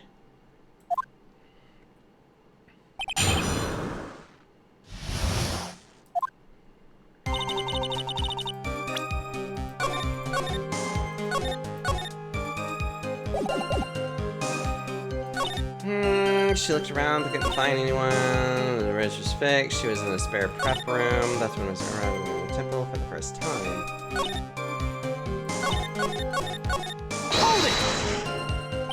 So where did you think Pearl slept that night? In the spare prep room next to the training hall, I guess. There's a rule that you can't enter the training hall during an acolyte's training. but even so, why did she go to the Inner Temple in the first place? It seems that Pearls became very worried about Maya. She knew that the spiritual training I was about to undergo was very intense. Pearls was supposed to channel Dahlia Hawthorne, but she couldn't do it. That's why she headed to the Inner Temple. However, Dahlia Hawthorne was already there, possessing the body of Elise Dunham. Next morning, she looked around, but couldn't find anyone. She searched the entire Inner Temple side, end to end. Well, you see, Pearly gets pretty scared when she's alone. And there weren't that many places to look. She says that she even went back and forth several times. The Inner Temple side has two structures, the training hall and a spare prep room. And there's also a storage shack, I think. That's about it. There's a storage shack, too? Pearls was looking for other people, right? Would she have really examined a storage shack all that carefully? Well, if it was me, that would be the first place I would investigate. So that means it's possible that someone may have been hiding in the storage shack.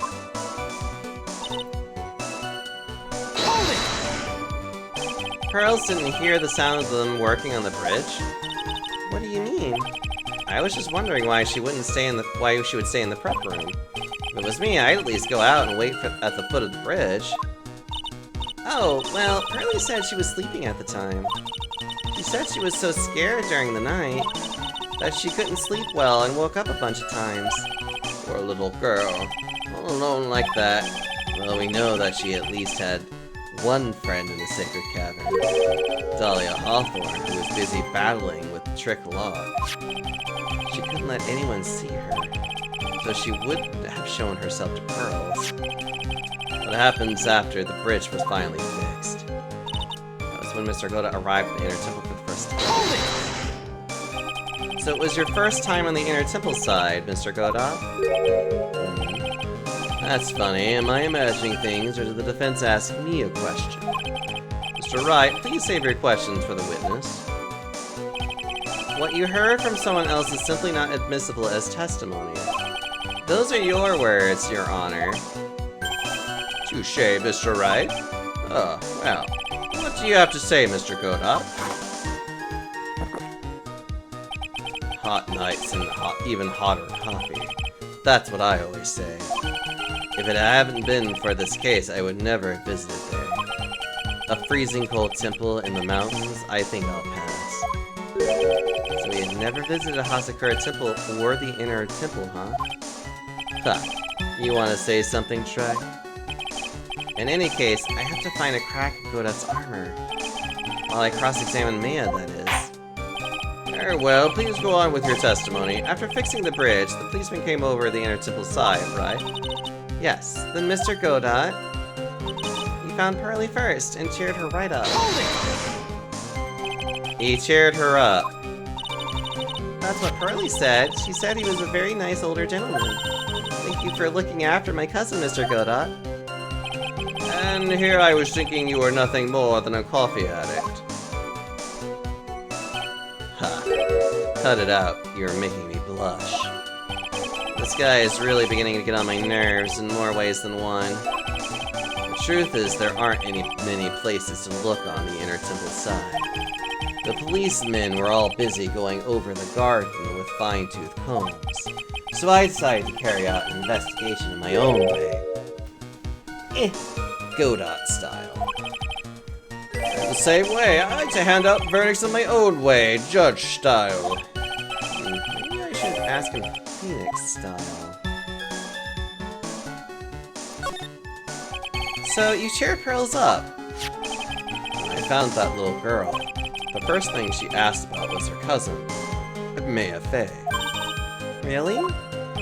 The bridge had burned down and she was huddled up in the tiny shack with no key, even though she must have had a truly terrifying night out there. She asked about you before she said a thing about herself. Pearly, I noticed that you weren't anywhere on the Inner Temple side, but I couldn't find it in me to tell her that, so I gave her my last cup. With milk and sugar, to hide the bitterness of the harsh truth. Ah, what a sweet story. And a thermos of coffee? Why does that surprise me? Where was Godat when he murdered the tank?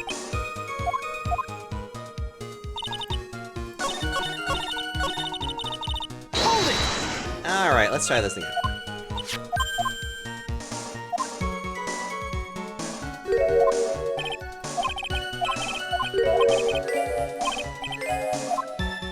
Godat's investigation.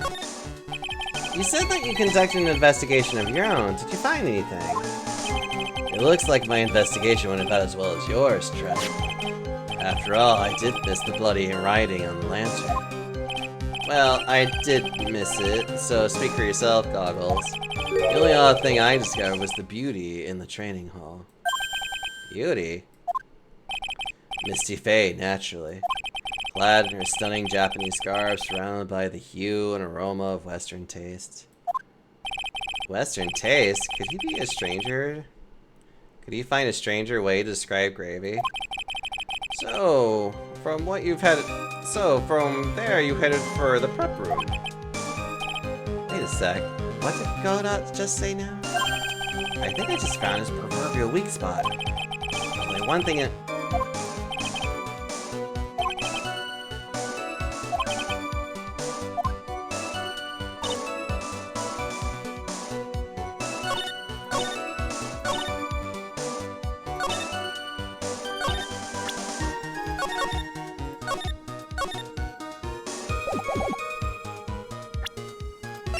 Objection!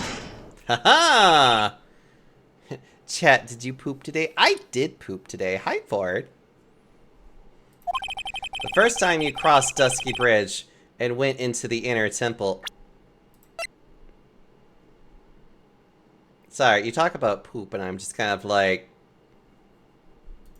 The first was long before the murder took place.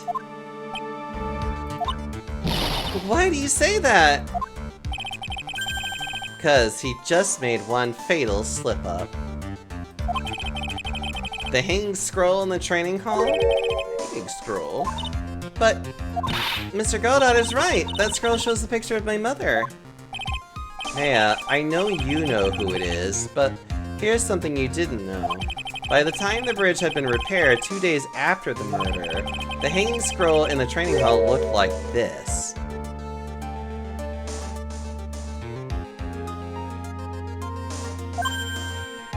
What's that wonderfully delicious smell?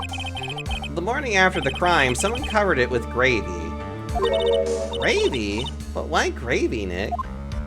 Because gravy was much more than a condiment to the culprit.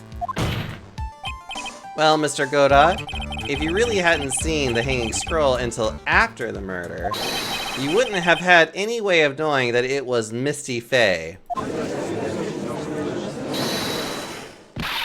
Wait a minute, Nick. Yes? Take another look at the hanging scroll. Look at the top. There's a crest there. Ah, that. It's the mark of the master, correct? Exactly. So if you know the meaning of the mark, then you could guess that it was a picture of Misty Faye on there. True, but Mr. Godot described what was underneath like this. Clad in her stunning Japanese scarf, surrounded by the hue and aroma of Western taste. Yes, it's possible that he knew what the crest meant. However, he couldn't have known that she was wearing Japanese clothing! Mr. Godot, on the day of the murder, you were hiding at the inner temple long before the crime took place.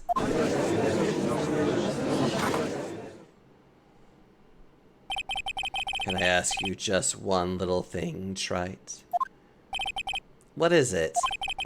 This whole theory of yours. It all rests on a certain assumption. That I knew beforehand that a crime was going to be committed. That's right. Otherwise, there's no reason for him to sneak onto the crime scene. Of course, Mr. Godot knew about the plan. What did you say? Is it really possible that another person knew that plan? Well, yes.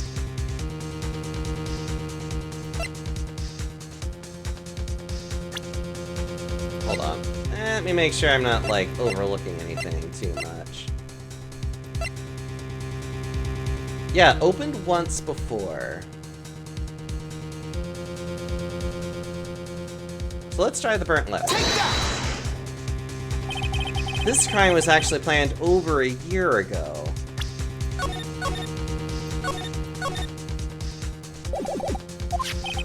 Morgan Le Fay authored the plan for her daughter's future, and these instructions were hidden somewhere in the Fay Manor for a year.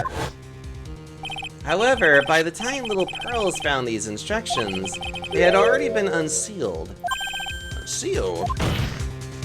Yes. The killer had read these instructions long before Pearls ever found them. That's how he knew the crime was to take place at the Inner Temple. And you still insist this crafty killer is me? You bet I do. But you just said that the instructions were hidden. That's right! Mr. Godot couldn't have known where the instructions were hidden. If he really wanted to know, he had one great chance to find out. Yes, and when was that? During a visit. A visit?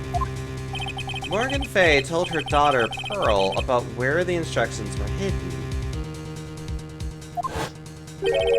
During one of her visits to the detention center. that would be the only time for someone to have learned where they were hidden. Eavesdropping on a visit at the detention center? Yes, it could be arranged if you were someone with easy access in and out of there. Like, for example, a prosecutor such as Mr. Godot.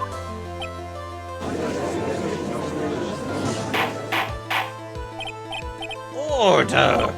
Mr. Godot, you're under fire again! This murder could not have been carried out without prior knowledge.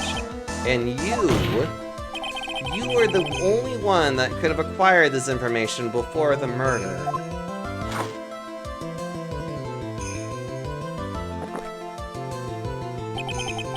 Humans are afraid of the dark. And yet, at the same time, we're fascinated and bewitched by it. Maybe that's why humans drink the darkness that is coffee.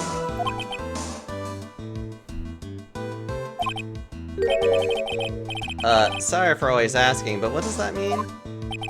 It means there's a reason for everything. I love how he just, like, tries to sound, like, intellectual, and then Phoenix is like, what? According to your theory, the killer in this case eavesdropped on a conversation during a jail visit where he learned of a hidden plan for a crime. After discovering the plans, he hid in the inner temple and waited for the crime to occur. Then he ultimately took a person's life.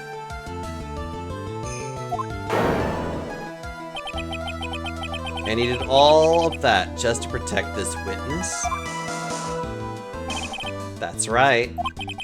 If you're accusing me of this crime, I have to ask you, why would I do this?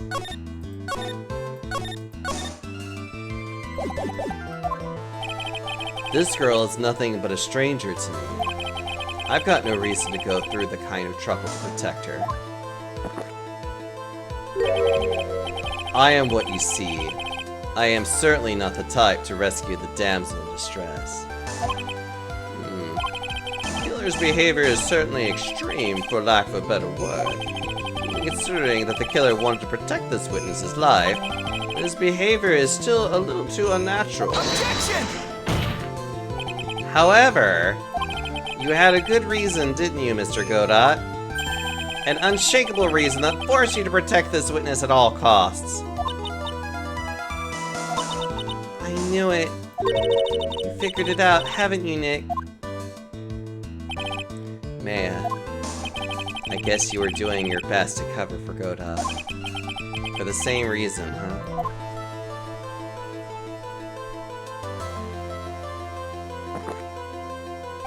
Okay, Trite, I'm all ears. Let's hear it. It's very simple. Maya Fey is a lot more than just a stranger to you. What's this? There's one person who lies at the very center of this whole story. One person that ties you and Maya Fey together. Take that! There's a very good reason why Maya Fey's life is so precious to you. After all, she is Maya Fey's only sister. Maya Fey. You once worked alongside her. That was when you were a defense attorney. Wait a second here. Mr. Godot is a defense attorney? With your honor's piercing intellect, you must have figured it out by now. The real name of this man who calls himself Godot, his real name is Diego Armando. Isn't that right?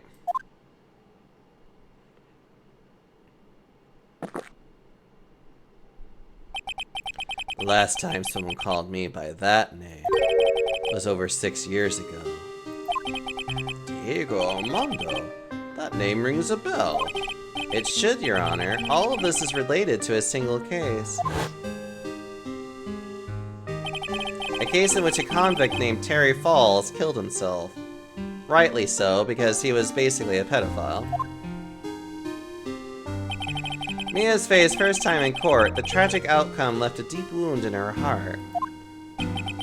She knew that behind it all was a heartless, scheming demoness in disguise. But in the end, Mia couldn't tear off that disguise.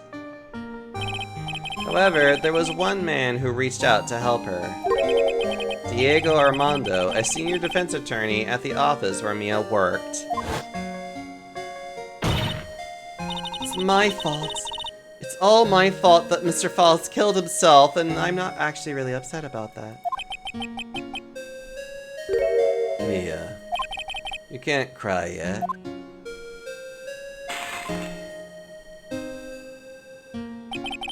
The only time a lawyer can cry is when it's all over.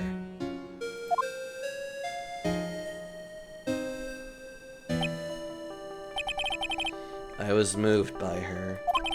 The way she put all of her faith in her clients.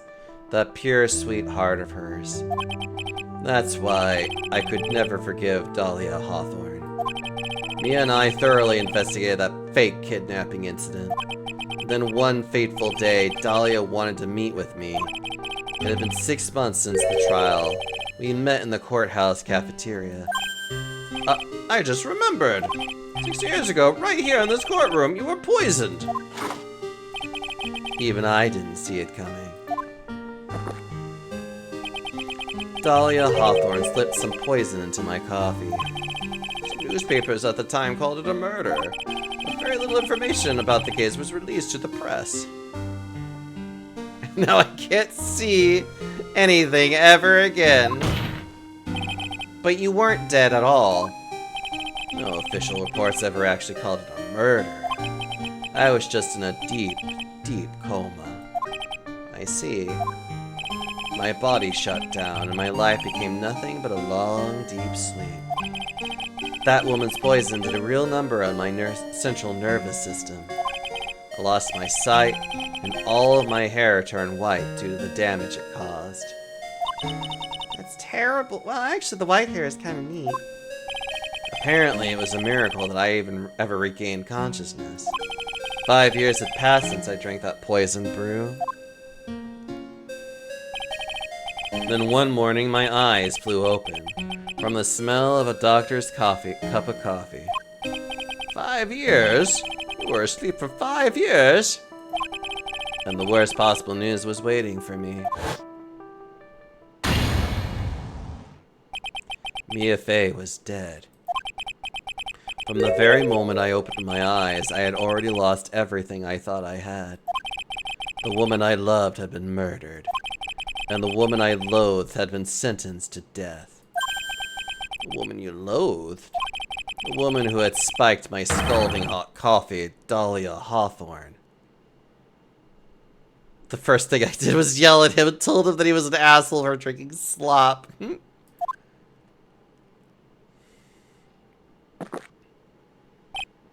Huh. Good old Mia. She didn't let me down. She got her revenge before she checked out. In the end, there wasn't anyone waiting for me when I woke up. That's so sad.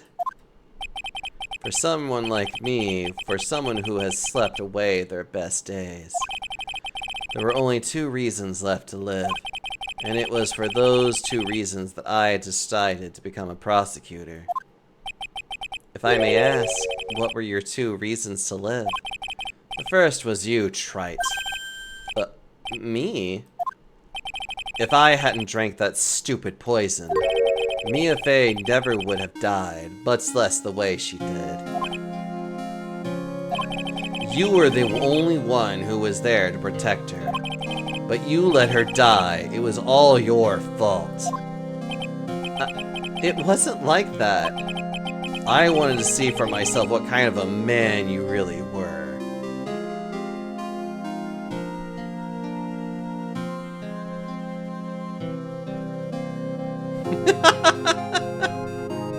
Godetta ignored its red, white, and blaming Phoenix for Mia's death. Actually, that is a funny coincidence. I don't know. I don't think that's how you know, it's... Don't worry about it. So that's why you became a prosecutor. My other reason for living, she goes by the name of Maya Fey. You mean me?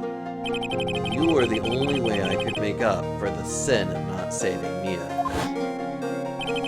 1 year ago, when the Karain village incident was resolved, it was obvious that Morgan Fay was planning something. Whatever her evil plan was, I was determined to stop it. My role as a prosecutor put me in the perfect position to do something about her. That's how you overheard Pearl's visits with Morgan at the detention center. As her legal partner, it was your duty to bodyguard her. I knew that the time was drawing near. Since I knew the plan, I thought I could foil it. My goal was to outwit the plan. I thought if I could do that, I could keep that girl from being caught up in it. That makes sense. If Pearls had known that the actual purpose of the plan was to kill Maya, she never would have helped out. Finally, the day of the plan was drawing near. I contacted both of my accomplices. Accomplices? Iris of the Hazakura Temple and Misty Faye. I especially needed the help of Iris. She was to take the fall in my backup plan in case we couldn't control Pearl Faye. But how did you contact my mother? She had been missing for almost 20 years. Officially, yeah. What do you mean officially? You've heard about it, haven't you? About the strong ties between the main family and the government? Now that you mention it, he did say something to that effect. With a phone and a phone number! Stop it. She said that the Master of the Crane had great authority. Even without her official position, Misty Faye still wielded great influence. The police had been keeping an eye on her movements all this time. That's how I was able to contact her. Again, because of my position as a prosecutor. So my mother was cooperating with you? Don't ever forget. No matter how far away from you she was, she never stopped thinking about you. She was always... That's why I knew she would do anything to protect you. If you want to know how strong her resolve to protect you was, look at her staff. Her staff? The one with the sword in it? The day the plan was to be carried out arrived soon enough. We met for the first time at Hazakura Temple. That's when your mother showed me her special staff. I realized it then, just how far she was willing to go. She was ready to use that sword to protect you from Morgan Fay if necessary. Yes, even if it meant paying the ultimate price. Mother. That's right, the night of the crime. There was just one way to stop Morgan's evil plan.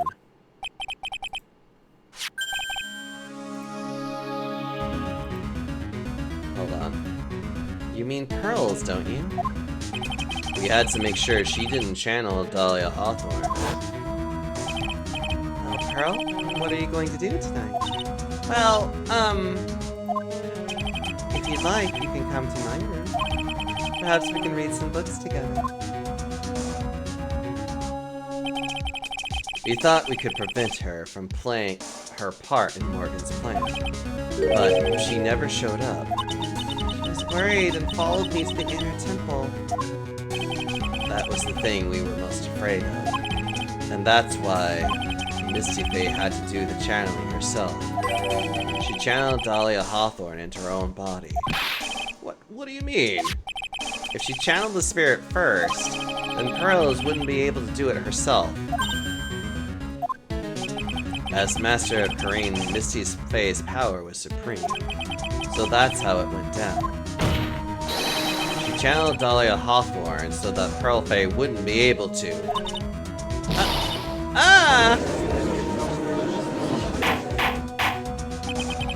What? Is this true? My role in the plan was to make sure no one was going to hurt Mia. Maya Fey. That's why I hid myself at the inner temple. Just in case you needed to be safe from Dahlia Hawthorne. Godot. Anyway, that's all I'm going to admit to, trite. There's no doubt about it, you're a great defense attorney. But you're going to have to do the rest yourself.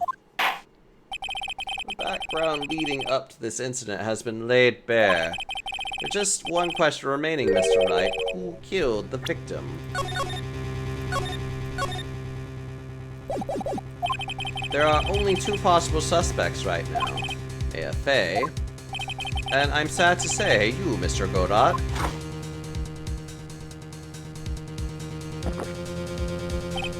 Well, Trite, if you're the real deal, then finish this thing once and for all. Show us beyond a shadow of doubt that you can finish this on your own. No, Nick, please don't.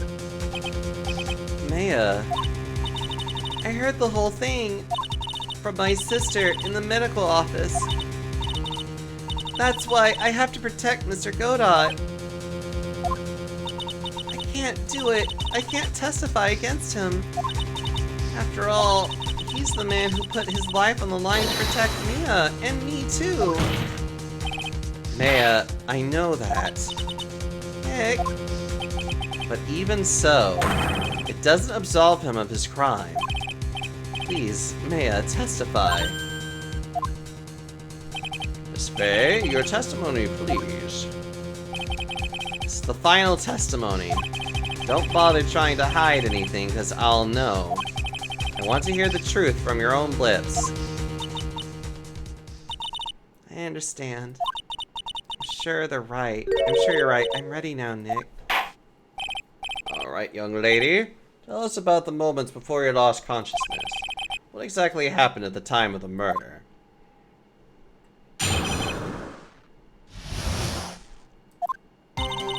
Just before it happened, I think I saw some red lights, 3 of them.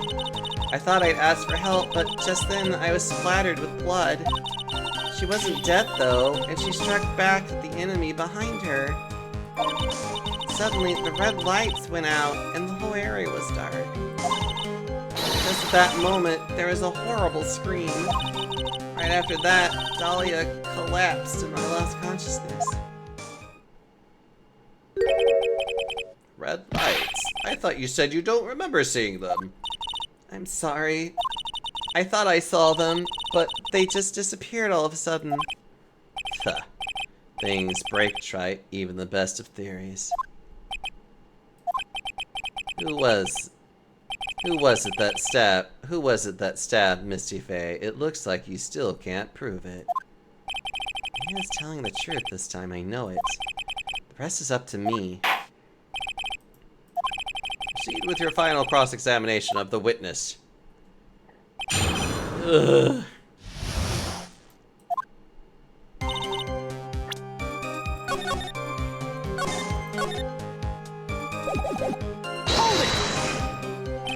Lights shining in the dark. I don't think you can make a mistake about that.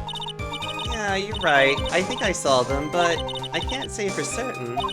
And I can't tell you for sure that they were Mr. Godot's mask either.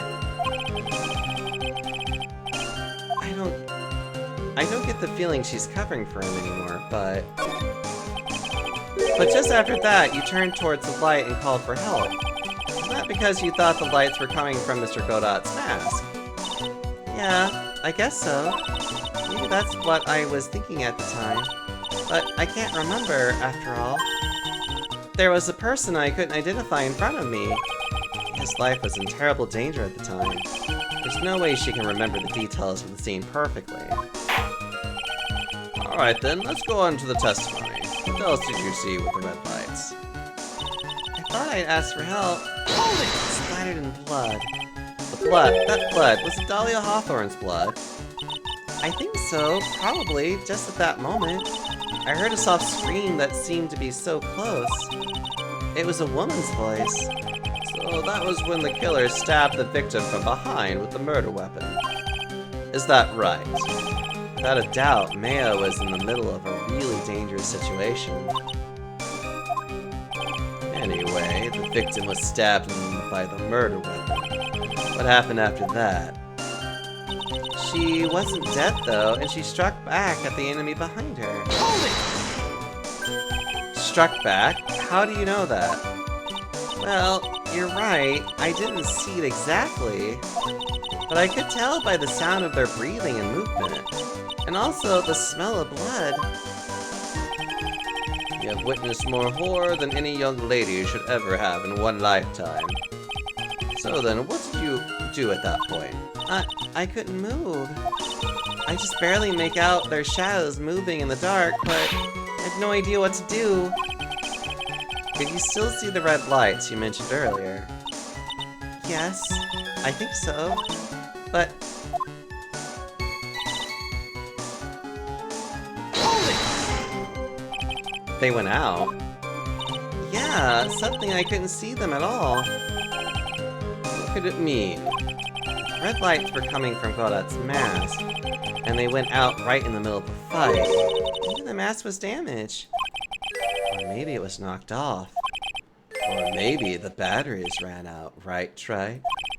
Or maybe those little red pinhead-looking lights just stopped working. What could have really happened then? Hold it! What do you mean by just at that moment? What do you mean, the moment when the red lights went off? Yeah, that's right. The scream that you heard then, was it Dahlia Hawthorne's? I don't think so. I'm pretty sure it was a man's voice. What? So then, that scream came from the killer.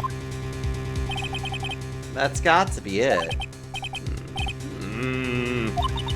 I think Dahlia Hawthorne must have taken the blade and attacked the killer with it. And then the killer let out a scream of pain, huh? After that, the killer stole the blade back and delivered the final blow, I guess. Well, Mr. Wright, it seems to make sense to me. It sounds like a recent abduction, but I still kind of wonder. There's a contradiction. I'm sorry to say this, but that interpretation would create an enormous contradiction. That makes sense. After all, my deductions are almost certainly never correct. Remember the testimony she just gave before the killer let out a scream? Maya said she had already been slaughtered by the victim's blood. In other words, the blade and the staff had already been plunged into the victim. Is that right? She couldn't have struck back with a sword that was already stuck in her body. The weapon that caused the killer to let out a scream must have been something other than the staff. If you're so sure about that, then don't keep us waiting any longer, trite. There's only one thing I can think of that could have been used as a weapon here. If Dahlia Hawthorne had already been stabbed in the back by the staff, what else could she have used to strike back at the killer? Take that! There was a dagger. Naturally, the dagger the killer brought to the scene of the crime. Oh, that's right. I forgot about that. The dagger was found in the crime scene stuck in the pine tree. Yes, the detective found that this morning and brought it to me. Dahlia Hawthorne struck back at the killer with this, and she managed to wound him as well. Objection! Just because he let out a scream doesn't mean that he was wounded. For all we know, the blood of the dagger could have been from the victim. Objection! Have you forgotten that the blood has already been tested? Since we learned it wasn't the victim's blood, it must be the killer's blood. The killer must have a wound somewhere on his body. So you're saying the blood on the dagger belongs to the killer? Exactly. A DNA analysis of the blood could prove it beyond a shadow of a doubt. And yes, Mr. Goda, it would prove that it's your blood. Nice theory, Trite. Order in the court! Is this the end? Have I done it? Even he won't be able to change the results of a scientific test. Huh. Let me ask you something, Trite. Let's just say that it turned out that I was the killer. Do you really think I would be stupid enough to leave evidence like that? What? Just think for a second. This dagger was found this morning by a detective and brought to me. There was already blood on it, correct? But even so, I was the one who brought this dagger here to the courtroom. Yes, what does that prove? Well, if I really were the killer, I could have washed the blade off and then planted another person's blood on it. It can't be. In any case, there's only one thing I can guarantee, Trite. That blood, it doesn't belong to me. Not a chance. What?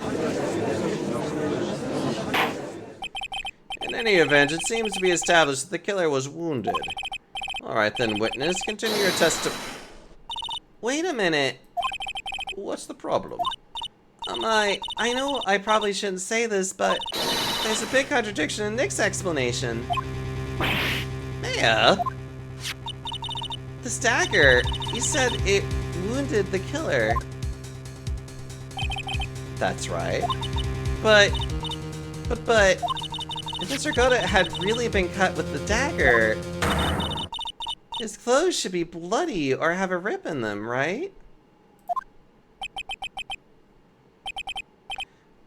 Maya.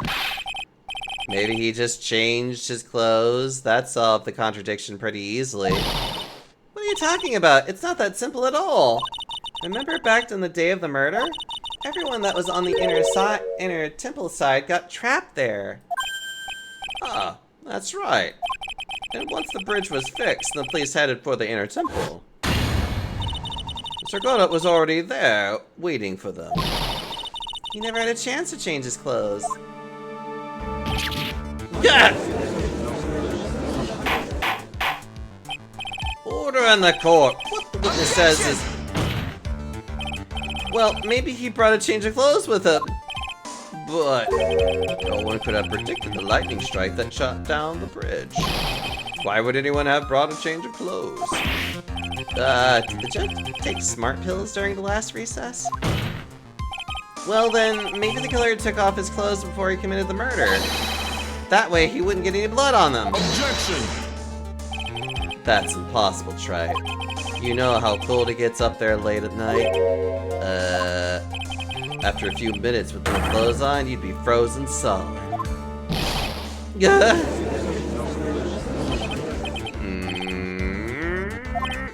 Ha. So that's all you've got. I knew you weren't tough enough to finish this. Right now, if Mia Fey were here, she would have closed the book on this case already. If they were here. Come on, Trite, can you do it or not? How about it, Mr. Wright?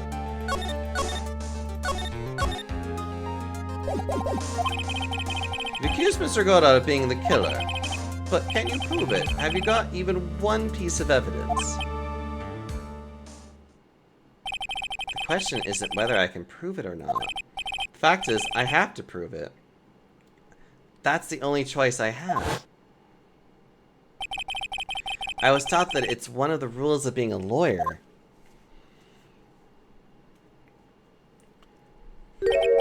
I can prove it. I'm going to bring your magnificent vengeance to fruition just as you want it. Huh, that's good. A fighter till the bitter end, Trite. Since there's just one piece of evidence that can prove your point, why don't we go for the ultimate penalty?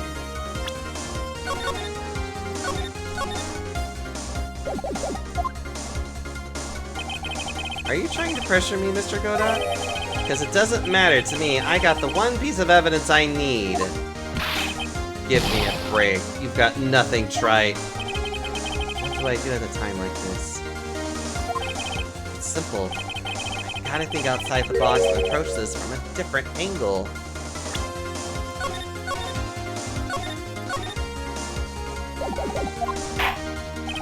Alright then, Mr. Wright, let's hear what you've got. There's one thing I've demonstrated in the previous cross-examination. The killer was wounded. That was proven by the blood on the dagger. But we decided it was impossible for him to have hidden such a wound. If he had been cut by a dagger, there should have been a bloodstain on his clothing. There's one place the killer could have hidden his wound. What did you say? Hidden? This is it. My last stand. I need to think about this from all the different angles. I don't need to think about why there was no bloodstains on his clothing. I need to show how he hit the wound. At the end of the line, the final stop, Shrite. Let's hear what you got. Where's the location where you think... Where's this location where you say the killer hit his wound?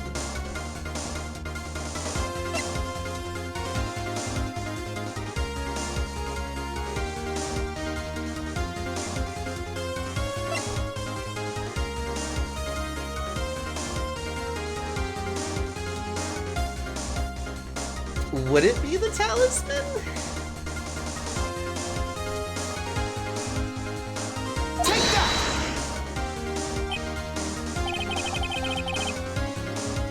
What are you talking about? I don't need to know.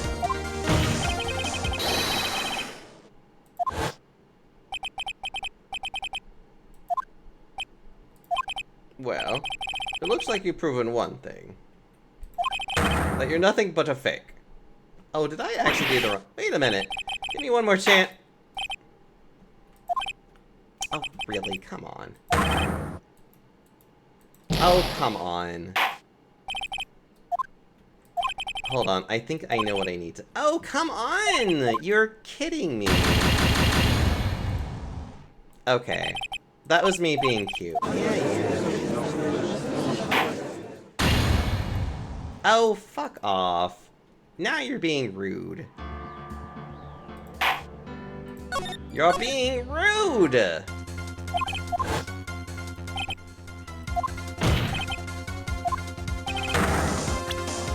Where's the location of the wound that you hit?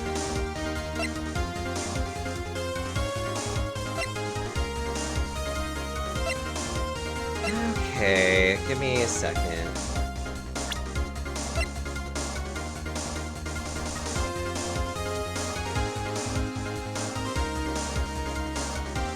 Ugh. I know what I want it to say. It's more of like, how do I say it? Do I literally just show his face and just be like...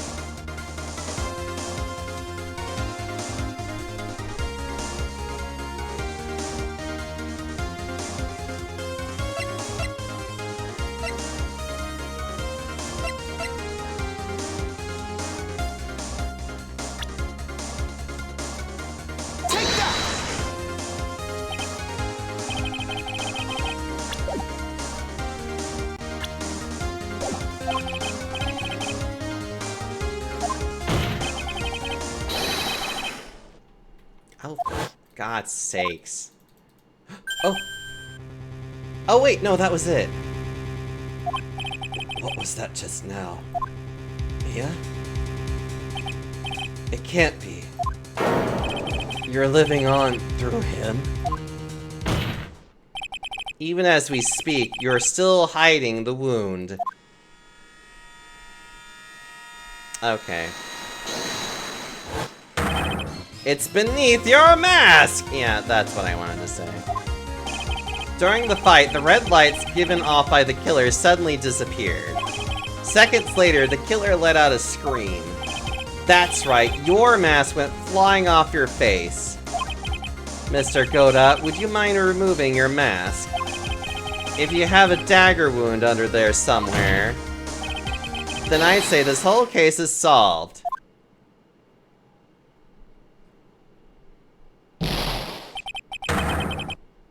Ah.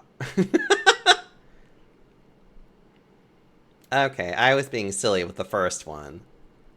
Because it's like, I know it's under the mask. How do I say this? Sorry.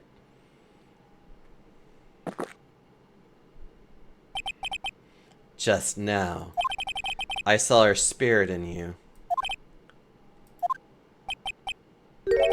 I never liked you. 6 years ago, you helped the woman who put me to sleep by hiding her bottle of poison. And then, while I was sleeping, you let Mia die. But you didn't care, you just kept living your pathetic happy-go-lucky life. You even had the nerve to follow in her footsteps as a lawyer. I could never forgive you. That's what I thought. Mr. Godot. But I was wrong about you. I knew it from the very beginning. The truth is, the only person I could never find it in my heart to forgive was me. You yourself? I was the one that failed to protect Mia. Me and no one else. I tried to avert my eyes from the truth to escape from the harshness of reality. I just couldn't face Mia's death head on, so I ran. I hid beneath a mask. I threw away my true name. I couldn't even deal with being a defense attorney anymore, so I quit. But you saved Maya. Yeah, that was my plan. Up until just now, anyway. What do you mean? Are you listening, Maya? If I had really wanted to save you, then there's one person that I should have gone and talked to right away. Who would that be? Are you talking about Nick? But I didn't do it.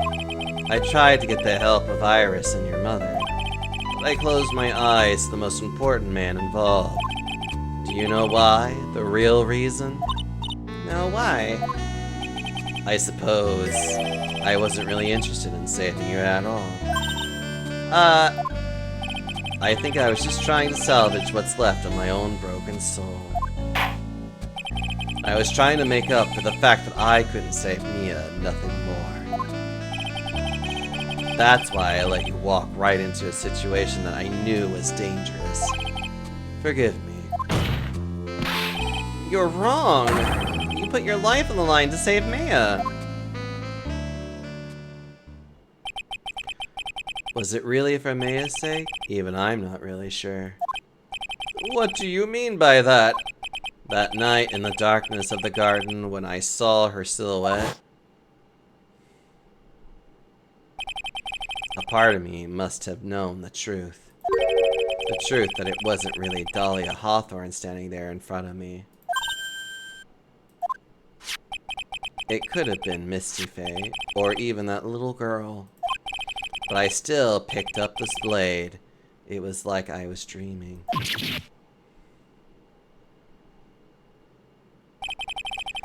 I'm not sure exactly what was going on in my mind at that point. But I was really motivated by the pure desire to protect Maya Fey. Or was it something else? Was it my hatred for a woman who had stolen everything from me 6 years earlier? Could it have been simply a desire for revenge? And now, I don't know anything anymore.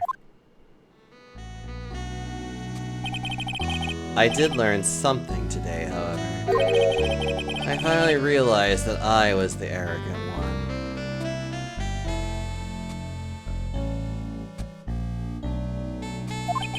I was just chasing an illusion, a fantasy. Every character from the Fae clan dies except Maya.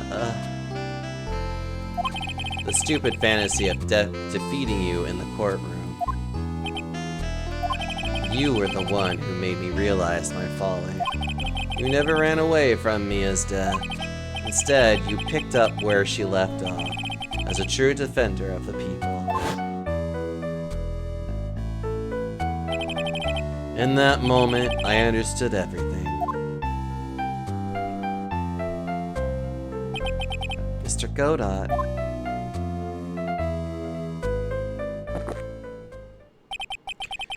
I think you already know this, but if you don't, my name is Diego Armando. Mr. Armando, I believe in you. I know you were trying to save me.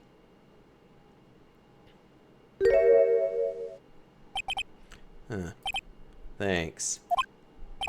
Your wound, it's bleeding. Huh. Did you forget already? In my world, the color red doesn't exist. These must be my tears. Yeah, sure. Tears? Ever since I woke up from my coma, I think I've been waiting for this very moment. Mr. Armando. You do well to remember this, man. The only time a lawyer can cry is when it's all over.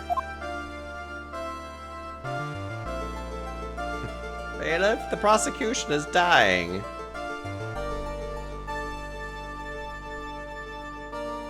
You know, if we had a nickel for every time that we've actually convicted the prosecution, we'd have 2 nickels. This time it really is all over, isn't it? Defendant? Yes, Your Honor. Although you weren't directly involved in the murder, tampering with the body in the crime scene is a serious offense in itself. I understand, Your Honor.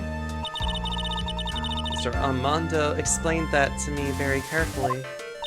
I knew the risk and I willingly cooperated anyway. Very well. Before I hand down my verdict, is there anything you'd like to say? Well, there is one thing. I'd like to say something to Mr. Wright. I want to apologize to you. Apologize to me? For what? For the case 5 years ago, of course.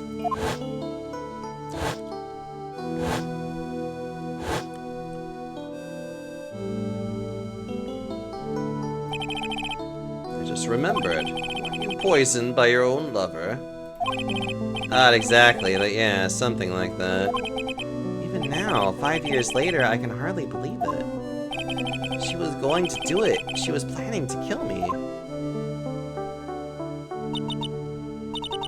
It's not all that surprising. The two of you hardly knew each other.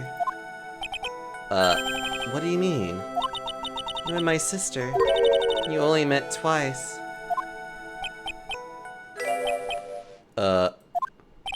We only met twice. The first time you met was on that fateful day. The day she poisoned Mr. Armando in the cafeteria of this very courthouse. The next time you met her was 8 months later. You met her again on the day that she stole your cold medicine. And Doug Swallow was killed. No way! It can't be true. I mean, during our whole relationship, we were... For those 8 months, the woman that you thought was Dahlia Hawthorne wasn't actually my sister. It wasn't Dahlia? I hope one day you can forgive me, Finny. You mean... That's right. I lied to you for 8 months. But why? Why would you do such a thing? And why does it matter? Ever since she gave you the bottle that day, my sister was trying to get it back as soon as she possibly could, because of the police investigation and their surveillance. She couldn't move about freely, so that's why you... My sister, from the beginning, she was prepared for the worst. Prepared for the worst? She thought that you might somehow discover the truth. That's why she was always ready to deal with you at a moment's notice. You mean she was ready to kill me, don't you? She already had so much to answer for. I didn't want any more sins on her soul. I begged her not to do it, and she agreed to give me a chance. And that's why you came to me? You came to get the bottle pendant back from me in her place. But I couldn't get you to give it up. I failed at something even as simple as that. 8 months passed and I still couldn't get it back from you. Finally, my sister couldn't wait any longer. She didn't consult me about her plans for you that day. It was the first time that had ever happened. That was a bit strange, wasn't it? Up until that day, you two were partners in crime and she would confer with you. I think she must have noticed. Noticed what? My feelings for you? If I had found out she was planning to kill you, I would have done whatever was necessary to stop her. Even if it meant her life or mine. Iris. After spending those 8 months by your side, my feelings towards you, they changed. I have something to say to you too. Yeah? You really are the person I always thought you were. Even after Dahlia Hawthorne was found guilty, I still believed in you.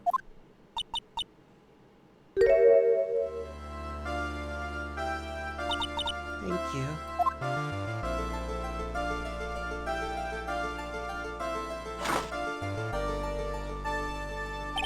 How many cups of darkness have I drank over the years? Even I don't know. I'll tell you though, right now, this one here is the greatest cup I think I ever had. Don't you think so, Phoenix, right? Yeah, I think you're right. The purpose of this trial was to rule on the murder of the victim Elise Dunham. At some point, I expect you will be tried for your role as an accomplice in this case. I understand, Your Honor. Very well. On the charge of murder, I hereby find the defendant...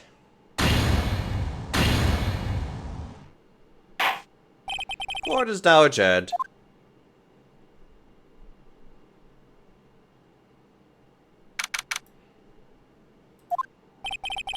So I guess it's all over. The way everything ended, was justice really served? The man who risked his life to save Maya is being sent to prison by my own hand. Of course justice was served. Mia! I'm proud of you, Phoenix. Your defense was truly brilliant. Yes, yes, yes, please, I'm so tired. But I couldn't save Mr. Armando, man who cared so deeply for you. You're wrong, Phoenix. You did save Diego. You saved him in the only way possible. You mean, with that verdict? I think one day you'll understand, too. Phoenix, I want you to remember one thing. You were as good out there today as any defense attorney could ever hope to be. And then Iris was never heard of ever again. Yeah. There's nothing more you can learn from me. Mia, you've accomplished something I wasn't able to. I owe you a great deal. Thank you. Mia, I'm sure we'll meet again someday, Phoenix. I've handled lots of cases and seen a lot of things. And along this journey, I found myself asking just one question. What does it really mean to defend someone? I suppose today's case produced one possible answer. Nick? Maya? I guess it's just like my sis said. Mia? What did she say? That night, when I channeled Mia to get her advice on what to do, this is what she wrote back in my notebook. Don't worry, Phoenix will save everyone in the end. But, come on, cut out with that gloomy face. Can't you see? Me, sis, and I'm sure Iris too. We owe you for everything you've done for us, Nick. Maya, how can you be so bright and chipper after all that's happened? You were brutally attacked, and even saw your mother murdered. Yeah! Francesca! Still as softy as always, Phoenix, right? Excellent work, right? Mr. Edgeworth, when did you get back? Oh, that's right. I guess no one filled her in on that. Edgeworth and Francesca have actually been helping me. Helping you? If these two hadn't been here on the first day of the trial...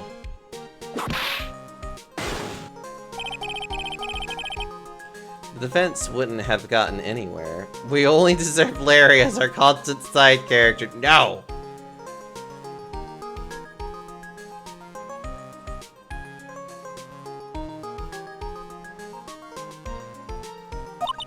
Wow, but where were you, Nick? I heard he fell into a river and caught a nasty cold which forced him to sleep all day. Yes, he laid in bed shivering from his fever with Iris's hood pulled all over his head. Oh, ouch. Talk about embarrassing, Nick. You definitely need more training. Anyway, thank you, Mr. Edgeworth. And you too, Francesca. I don't suppose. There's room for me in this group, Pug, is there? Oh, Larry! What's with the, longer than usual face? What's with the longer than usual face? I realized something when I was reborn. I realized that Larry was never of any use to anyone, not even once. It's not true, right, Nick? You're asking me. Well, Nick, is it true? I got a place in the world, right?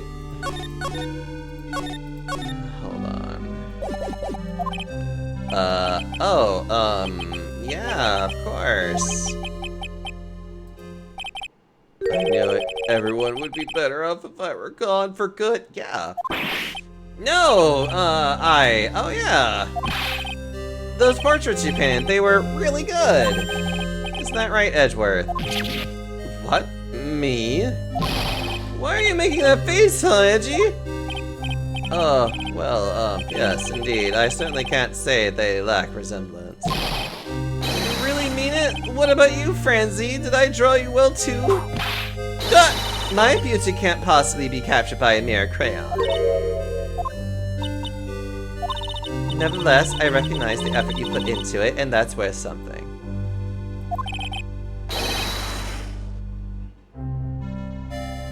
Actually, it's Phoenix and Edgeworth, uh-huh. So then you'll do it, like you promised. You're going to model for my next picture book, Francie's whip.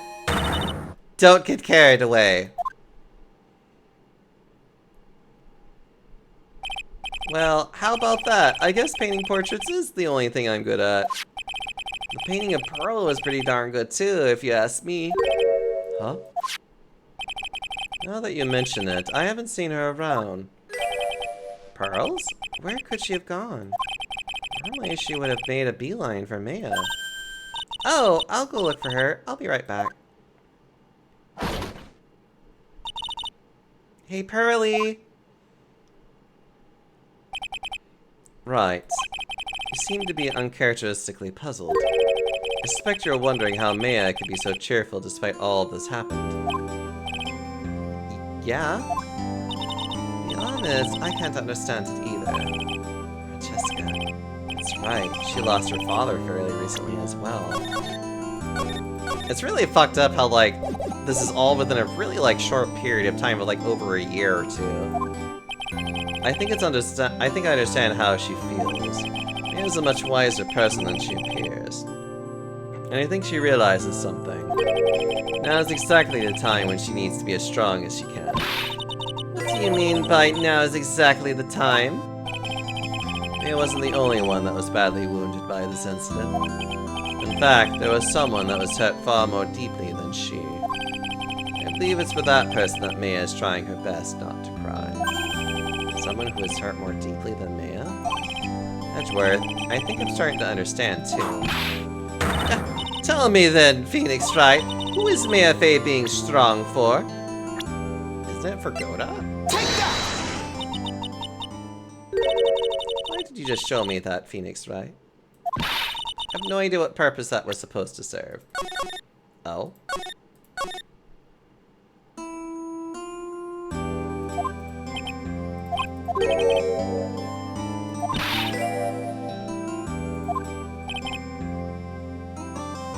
Maya wasn't the only one that was badly wounded by this incident.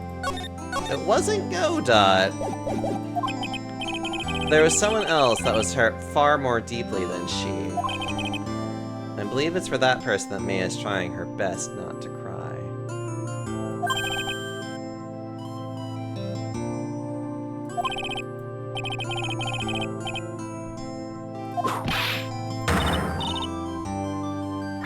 Oh, wait. Who's the most vulnerable here? Wait. I mean, is it Pearl? It's either wait.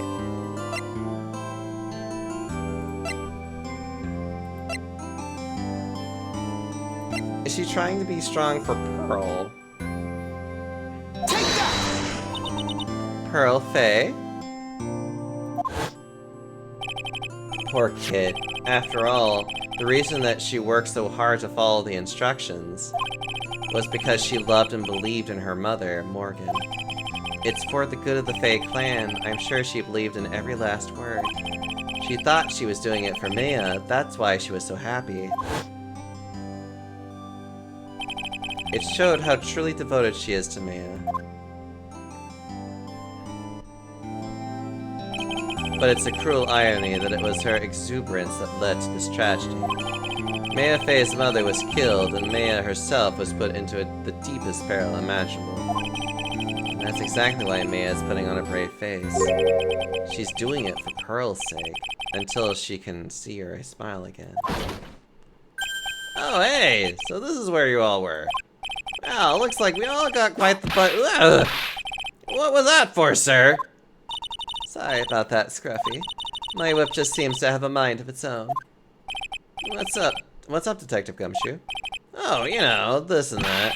Anyway, congratulations on your win. Let's go out tonight, pal. Dinner's on me. My salary's just sorta kinda gone down by a teeny weeny bit, but it's alright. I made reservations at a first-class French restaurant tonight.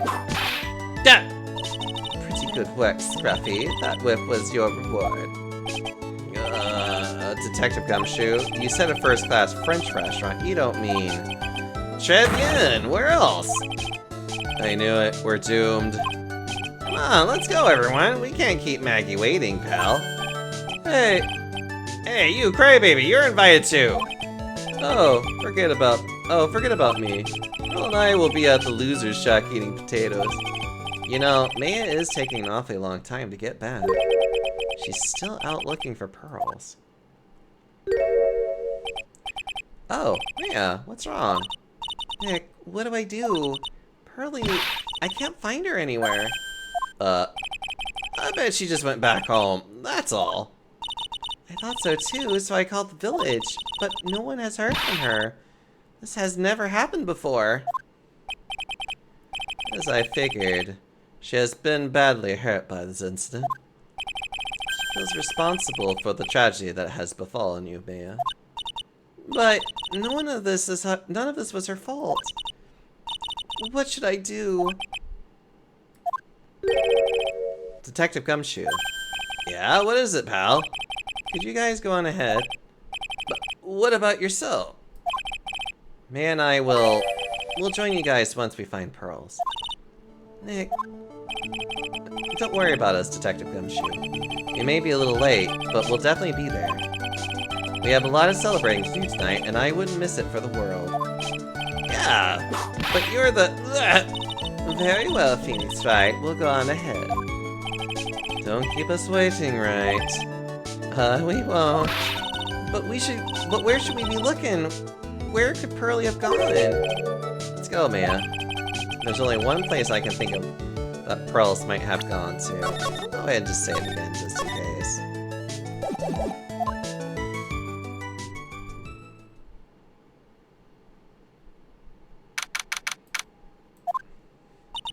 Asakura Temple?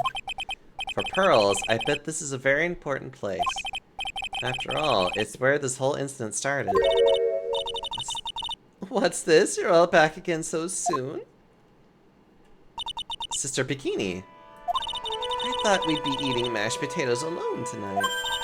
So she's here. Pearly is here? She's in the training hall. Why don't you hurry along and go see her? Okay.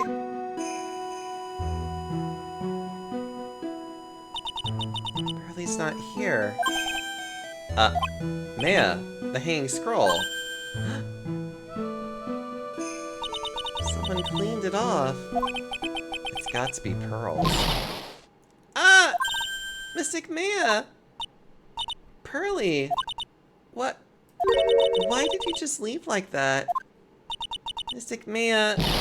Mystic Maya!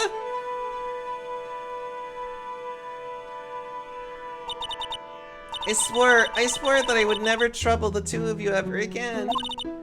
Because it's all my fault that Mystic Maya's mother... That's why you came back. That's why you came here. It's the least I could do to pray for your happiness. You don't have to do that, Pearly. It wasn't your fault. You didn't do anything wrong. Of course I'm sad that my mother is gone. But how do I say this? I'm still happy. You don't have to lie just to make me feel better. No, really. It's true. The only reason I'm still here is thanks to everyone who was there for me. My sis, my mother, Mr. Armando, Nick, and you. If even one of you weren't there, I'm sure I wouldn't be alive right now. That's why I have to be strong. For all the people that were there for me when I needed them. That's all I can really do. Mystic Maya, I am impressed. You truly are the daughter of Mystic Misty. Sister Bikini, your mother, Mystic Misty, was a strong woman indeed. I want to tell you what she said to me that night. After dishonoring the good name of Karan, I don't have the right to face my daughter. But still, Mia's always in my thoughts. It's true. She'll always be with me until the day I die. Your spirit was with her. That's why your mother was so strong. Even at the end, I'm sure she had no regrets. She'll always be with me until the day I die.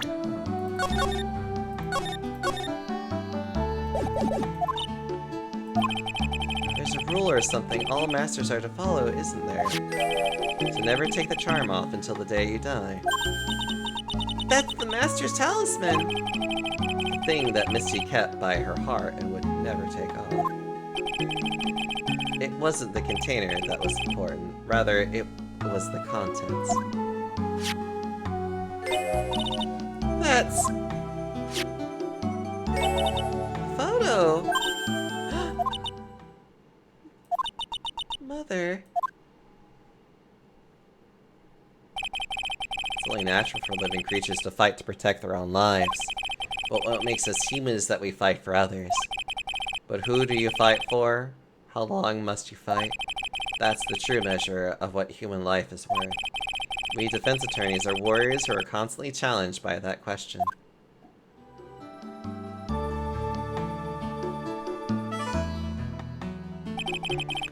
Even when the battle is over, and the bonds that connect us are severed, we always return time and time again.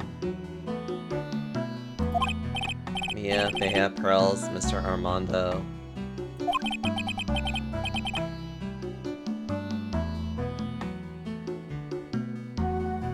And Maya's mother, too. I learned that from all of them.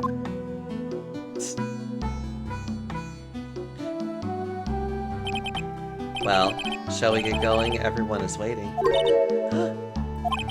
This is a day to remember, a day when a lot of things were finally put to rest. I think we should celebrate what we've overcome today. But I still can't. Oh, go on, sweetie. Yeah, you can come back for training anytime. Okay. Alright, I'm going to make a brand new start, too. Sister Bikini, I'll be back for more training, I promise. know, and I won't go easy on you just because you're the future master. I'll make sure to prepare reservations for 3 for when you come back. Alright, we're going to have a great feast today, Pearly. You know why? Because training is a battle of endurance. Okay, Mystic Maya, I'll eat lots and lots of food tonight. You know, there's one thing I don't get, and probably won't want to, but... What is it, Nick? Reservations for training is fine and all, but why for 3? Come on, what do you think? You're one of us, Nick. Next time you can train right alongside us. I'll be waiting for you. Sister Bikini will take special care of you. It'll be great, Nick. We're going to do the special course naturally. It's a great idea. After all, Mr. Nick, you'd do anything for Mystic Maya, wouldn't you? Even walk on hot coals, right? We'll have a nice big meal right before next time, right, Nick? You know, I was wondering if I can just say one little thing. Sure, of course you can. Oh, I love this part. I can't wait to hear it. I'll get goosebumps too. Well then, here goes nothing. Objection!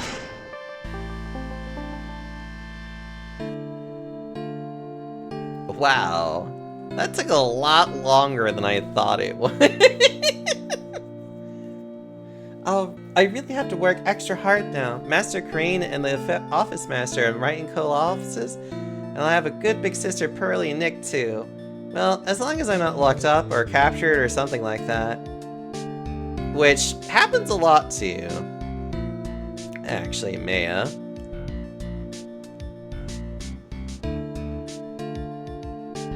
So it's true, Mr. Nick really is Mr. Maya's knight in shining armor. He went through with the special course all the way to the end. Actually, I heard there's a legendary extra special ultra course here too. I think I'll surprise the 2 of them by making them a secret reservation.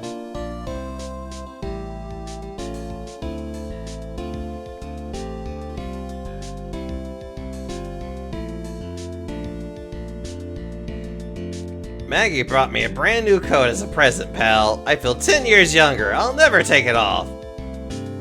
Yes, but somehow you just don't seem the same. I guess a dirty, shabby old overcoat is just more detective-like, sir. Don't worry about it. In the name of love, a man will soil himself silly. I'm sure that's a weird thing to say, but okay. Mr. Wright, I'm once again in your debt. Thanks to you, the Treasures of Korean exhibit was a great success. I even got to see Miss Von Karma, who I haven't seen for almost a year. Showed me how to use a whip, and said I must show you what I've learned.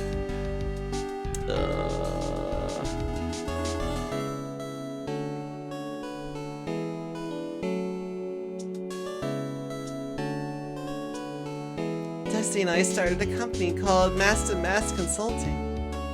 We dedicated to stopping the evil plans of all the criminals in the city. Our motto is, cut it out, please! Pretty cute, huh?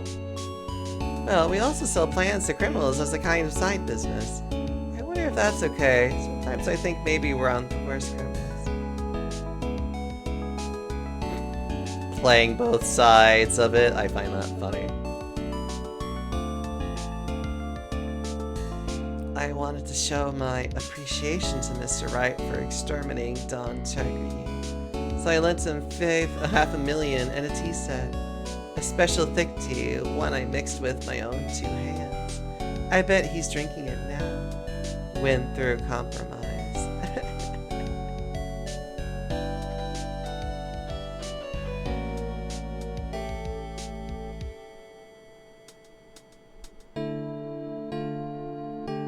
I'm just old and in the way, a wrinkly, grumpy clown-nosed waste of flesh. And I thought that's what I want, and my grandkids had a birthday party for me the other day. Talk about embarrassing, 69 years old, and I cried like a baby with a dirty diaper. I don't remember all these voices, I'm just gonna have to do it on the spot. As usual, we have an abundance of work to do. We've hired a new programmer to replace Glenn Elk. I do hope everyone will get along. His name is Adam Mata. As soon as I heard this name, I knew our brain circuits would align perfectly.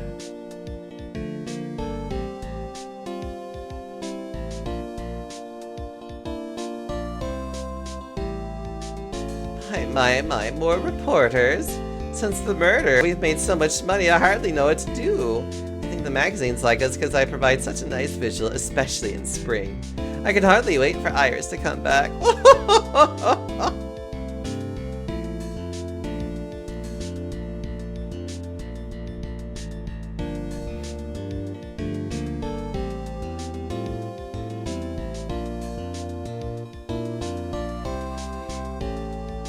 Turned into such a respectable man, Finny. It was so sweet of you and everyone else to come and visit me here the other day. Of course, I was happy that you constantly had your eyes on me, but it felt kind of bad when the little one slapped you so hard that you got a nosebleed.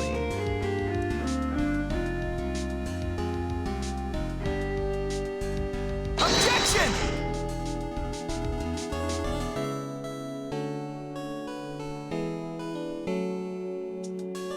Objection!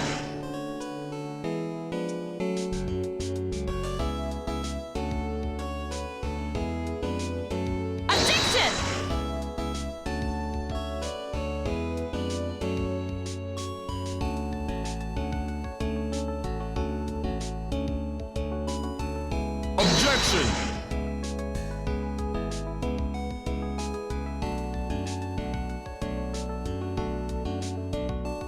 Objection!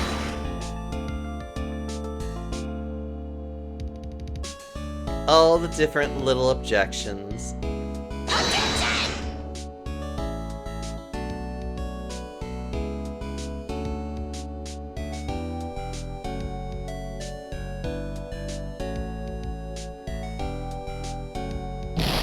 What's this? I'm back from a long and retiring vacation and no one is here to greet me? I guess while I was gone, my little whippersnapper buddy quit and now I've got no one. What kind of lonely, crazy security room is this supposed to be anyway? With all this flashing lights and switches, I feel like some sort of space alien.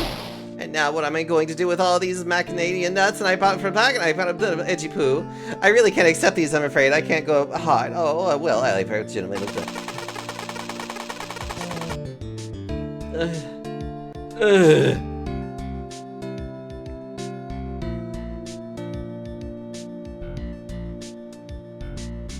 I finally found something I love to do.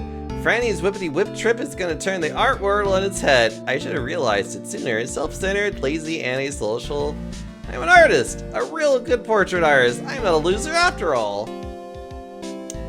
Yeah, Larry, okay.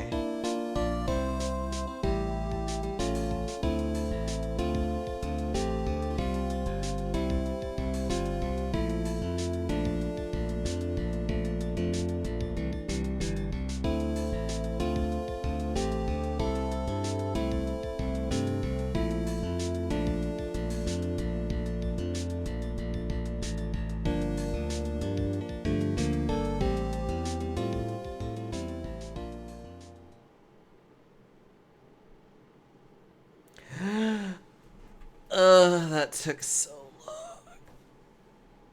And it's done.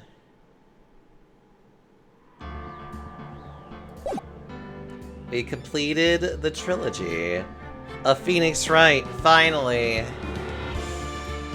I am so tired, Chad. I'm so sleepy. I am going to do the really quick. We're gonna raid into Spacey, who's currently playing Resident Evil 2, because of course he is. I am going to rest now. Thank you all so much for, like, watching me finish playing this. Holy crap. I am feeling very accomplished right now. We're going to raid into him. We're gonna tell him he's fat. I'm going to be all like, meh, with him. Ugh. Alright, everybody, I'll see you all hopefully tomorrow.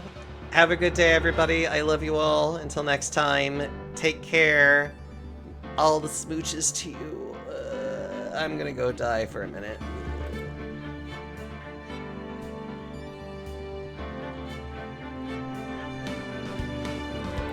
From your discs and from your copies.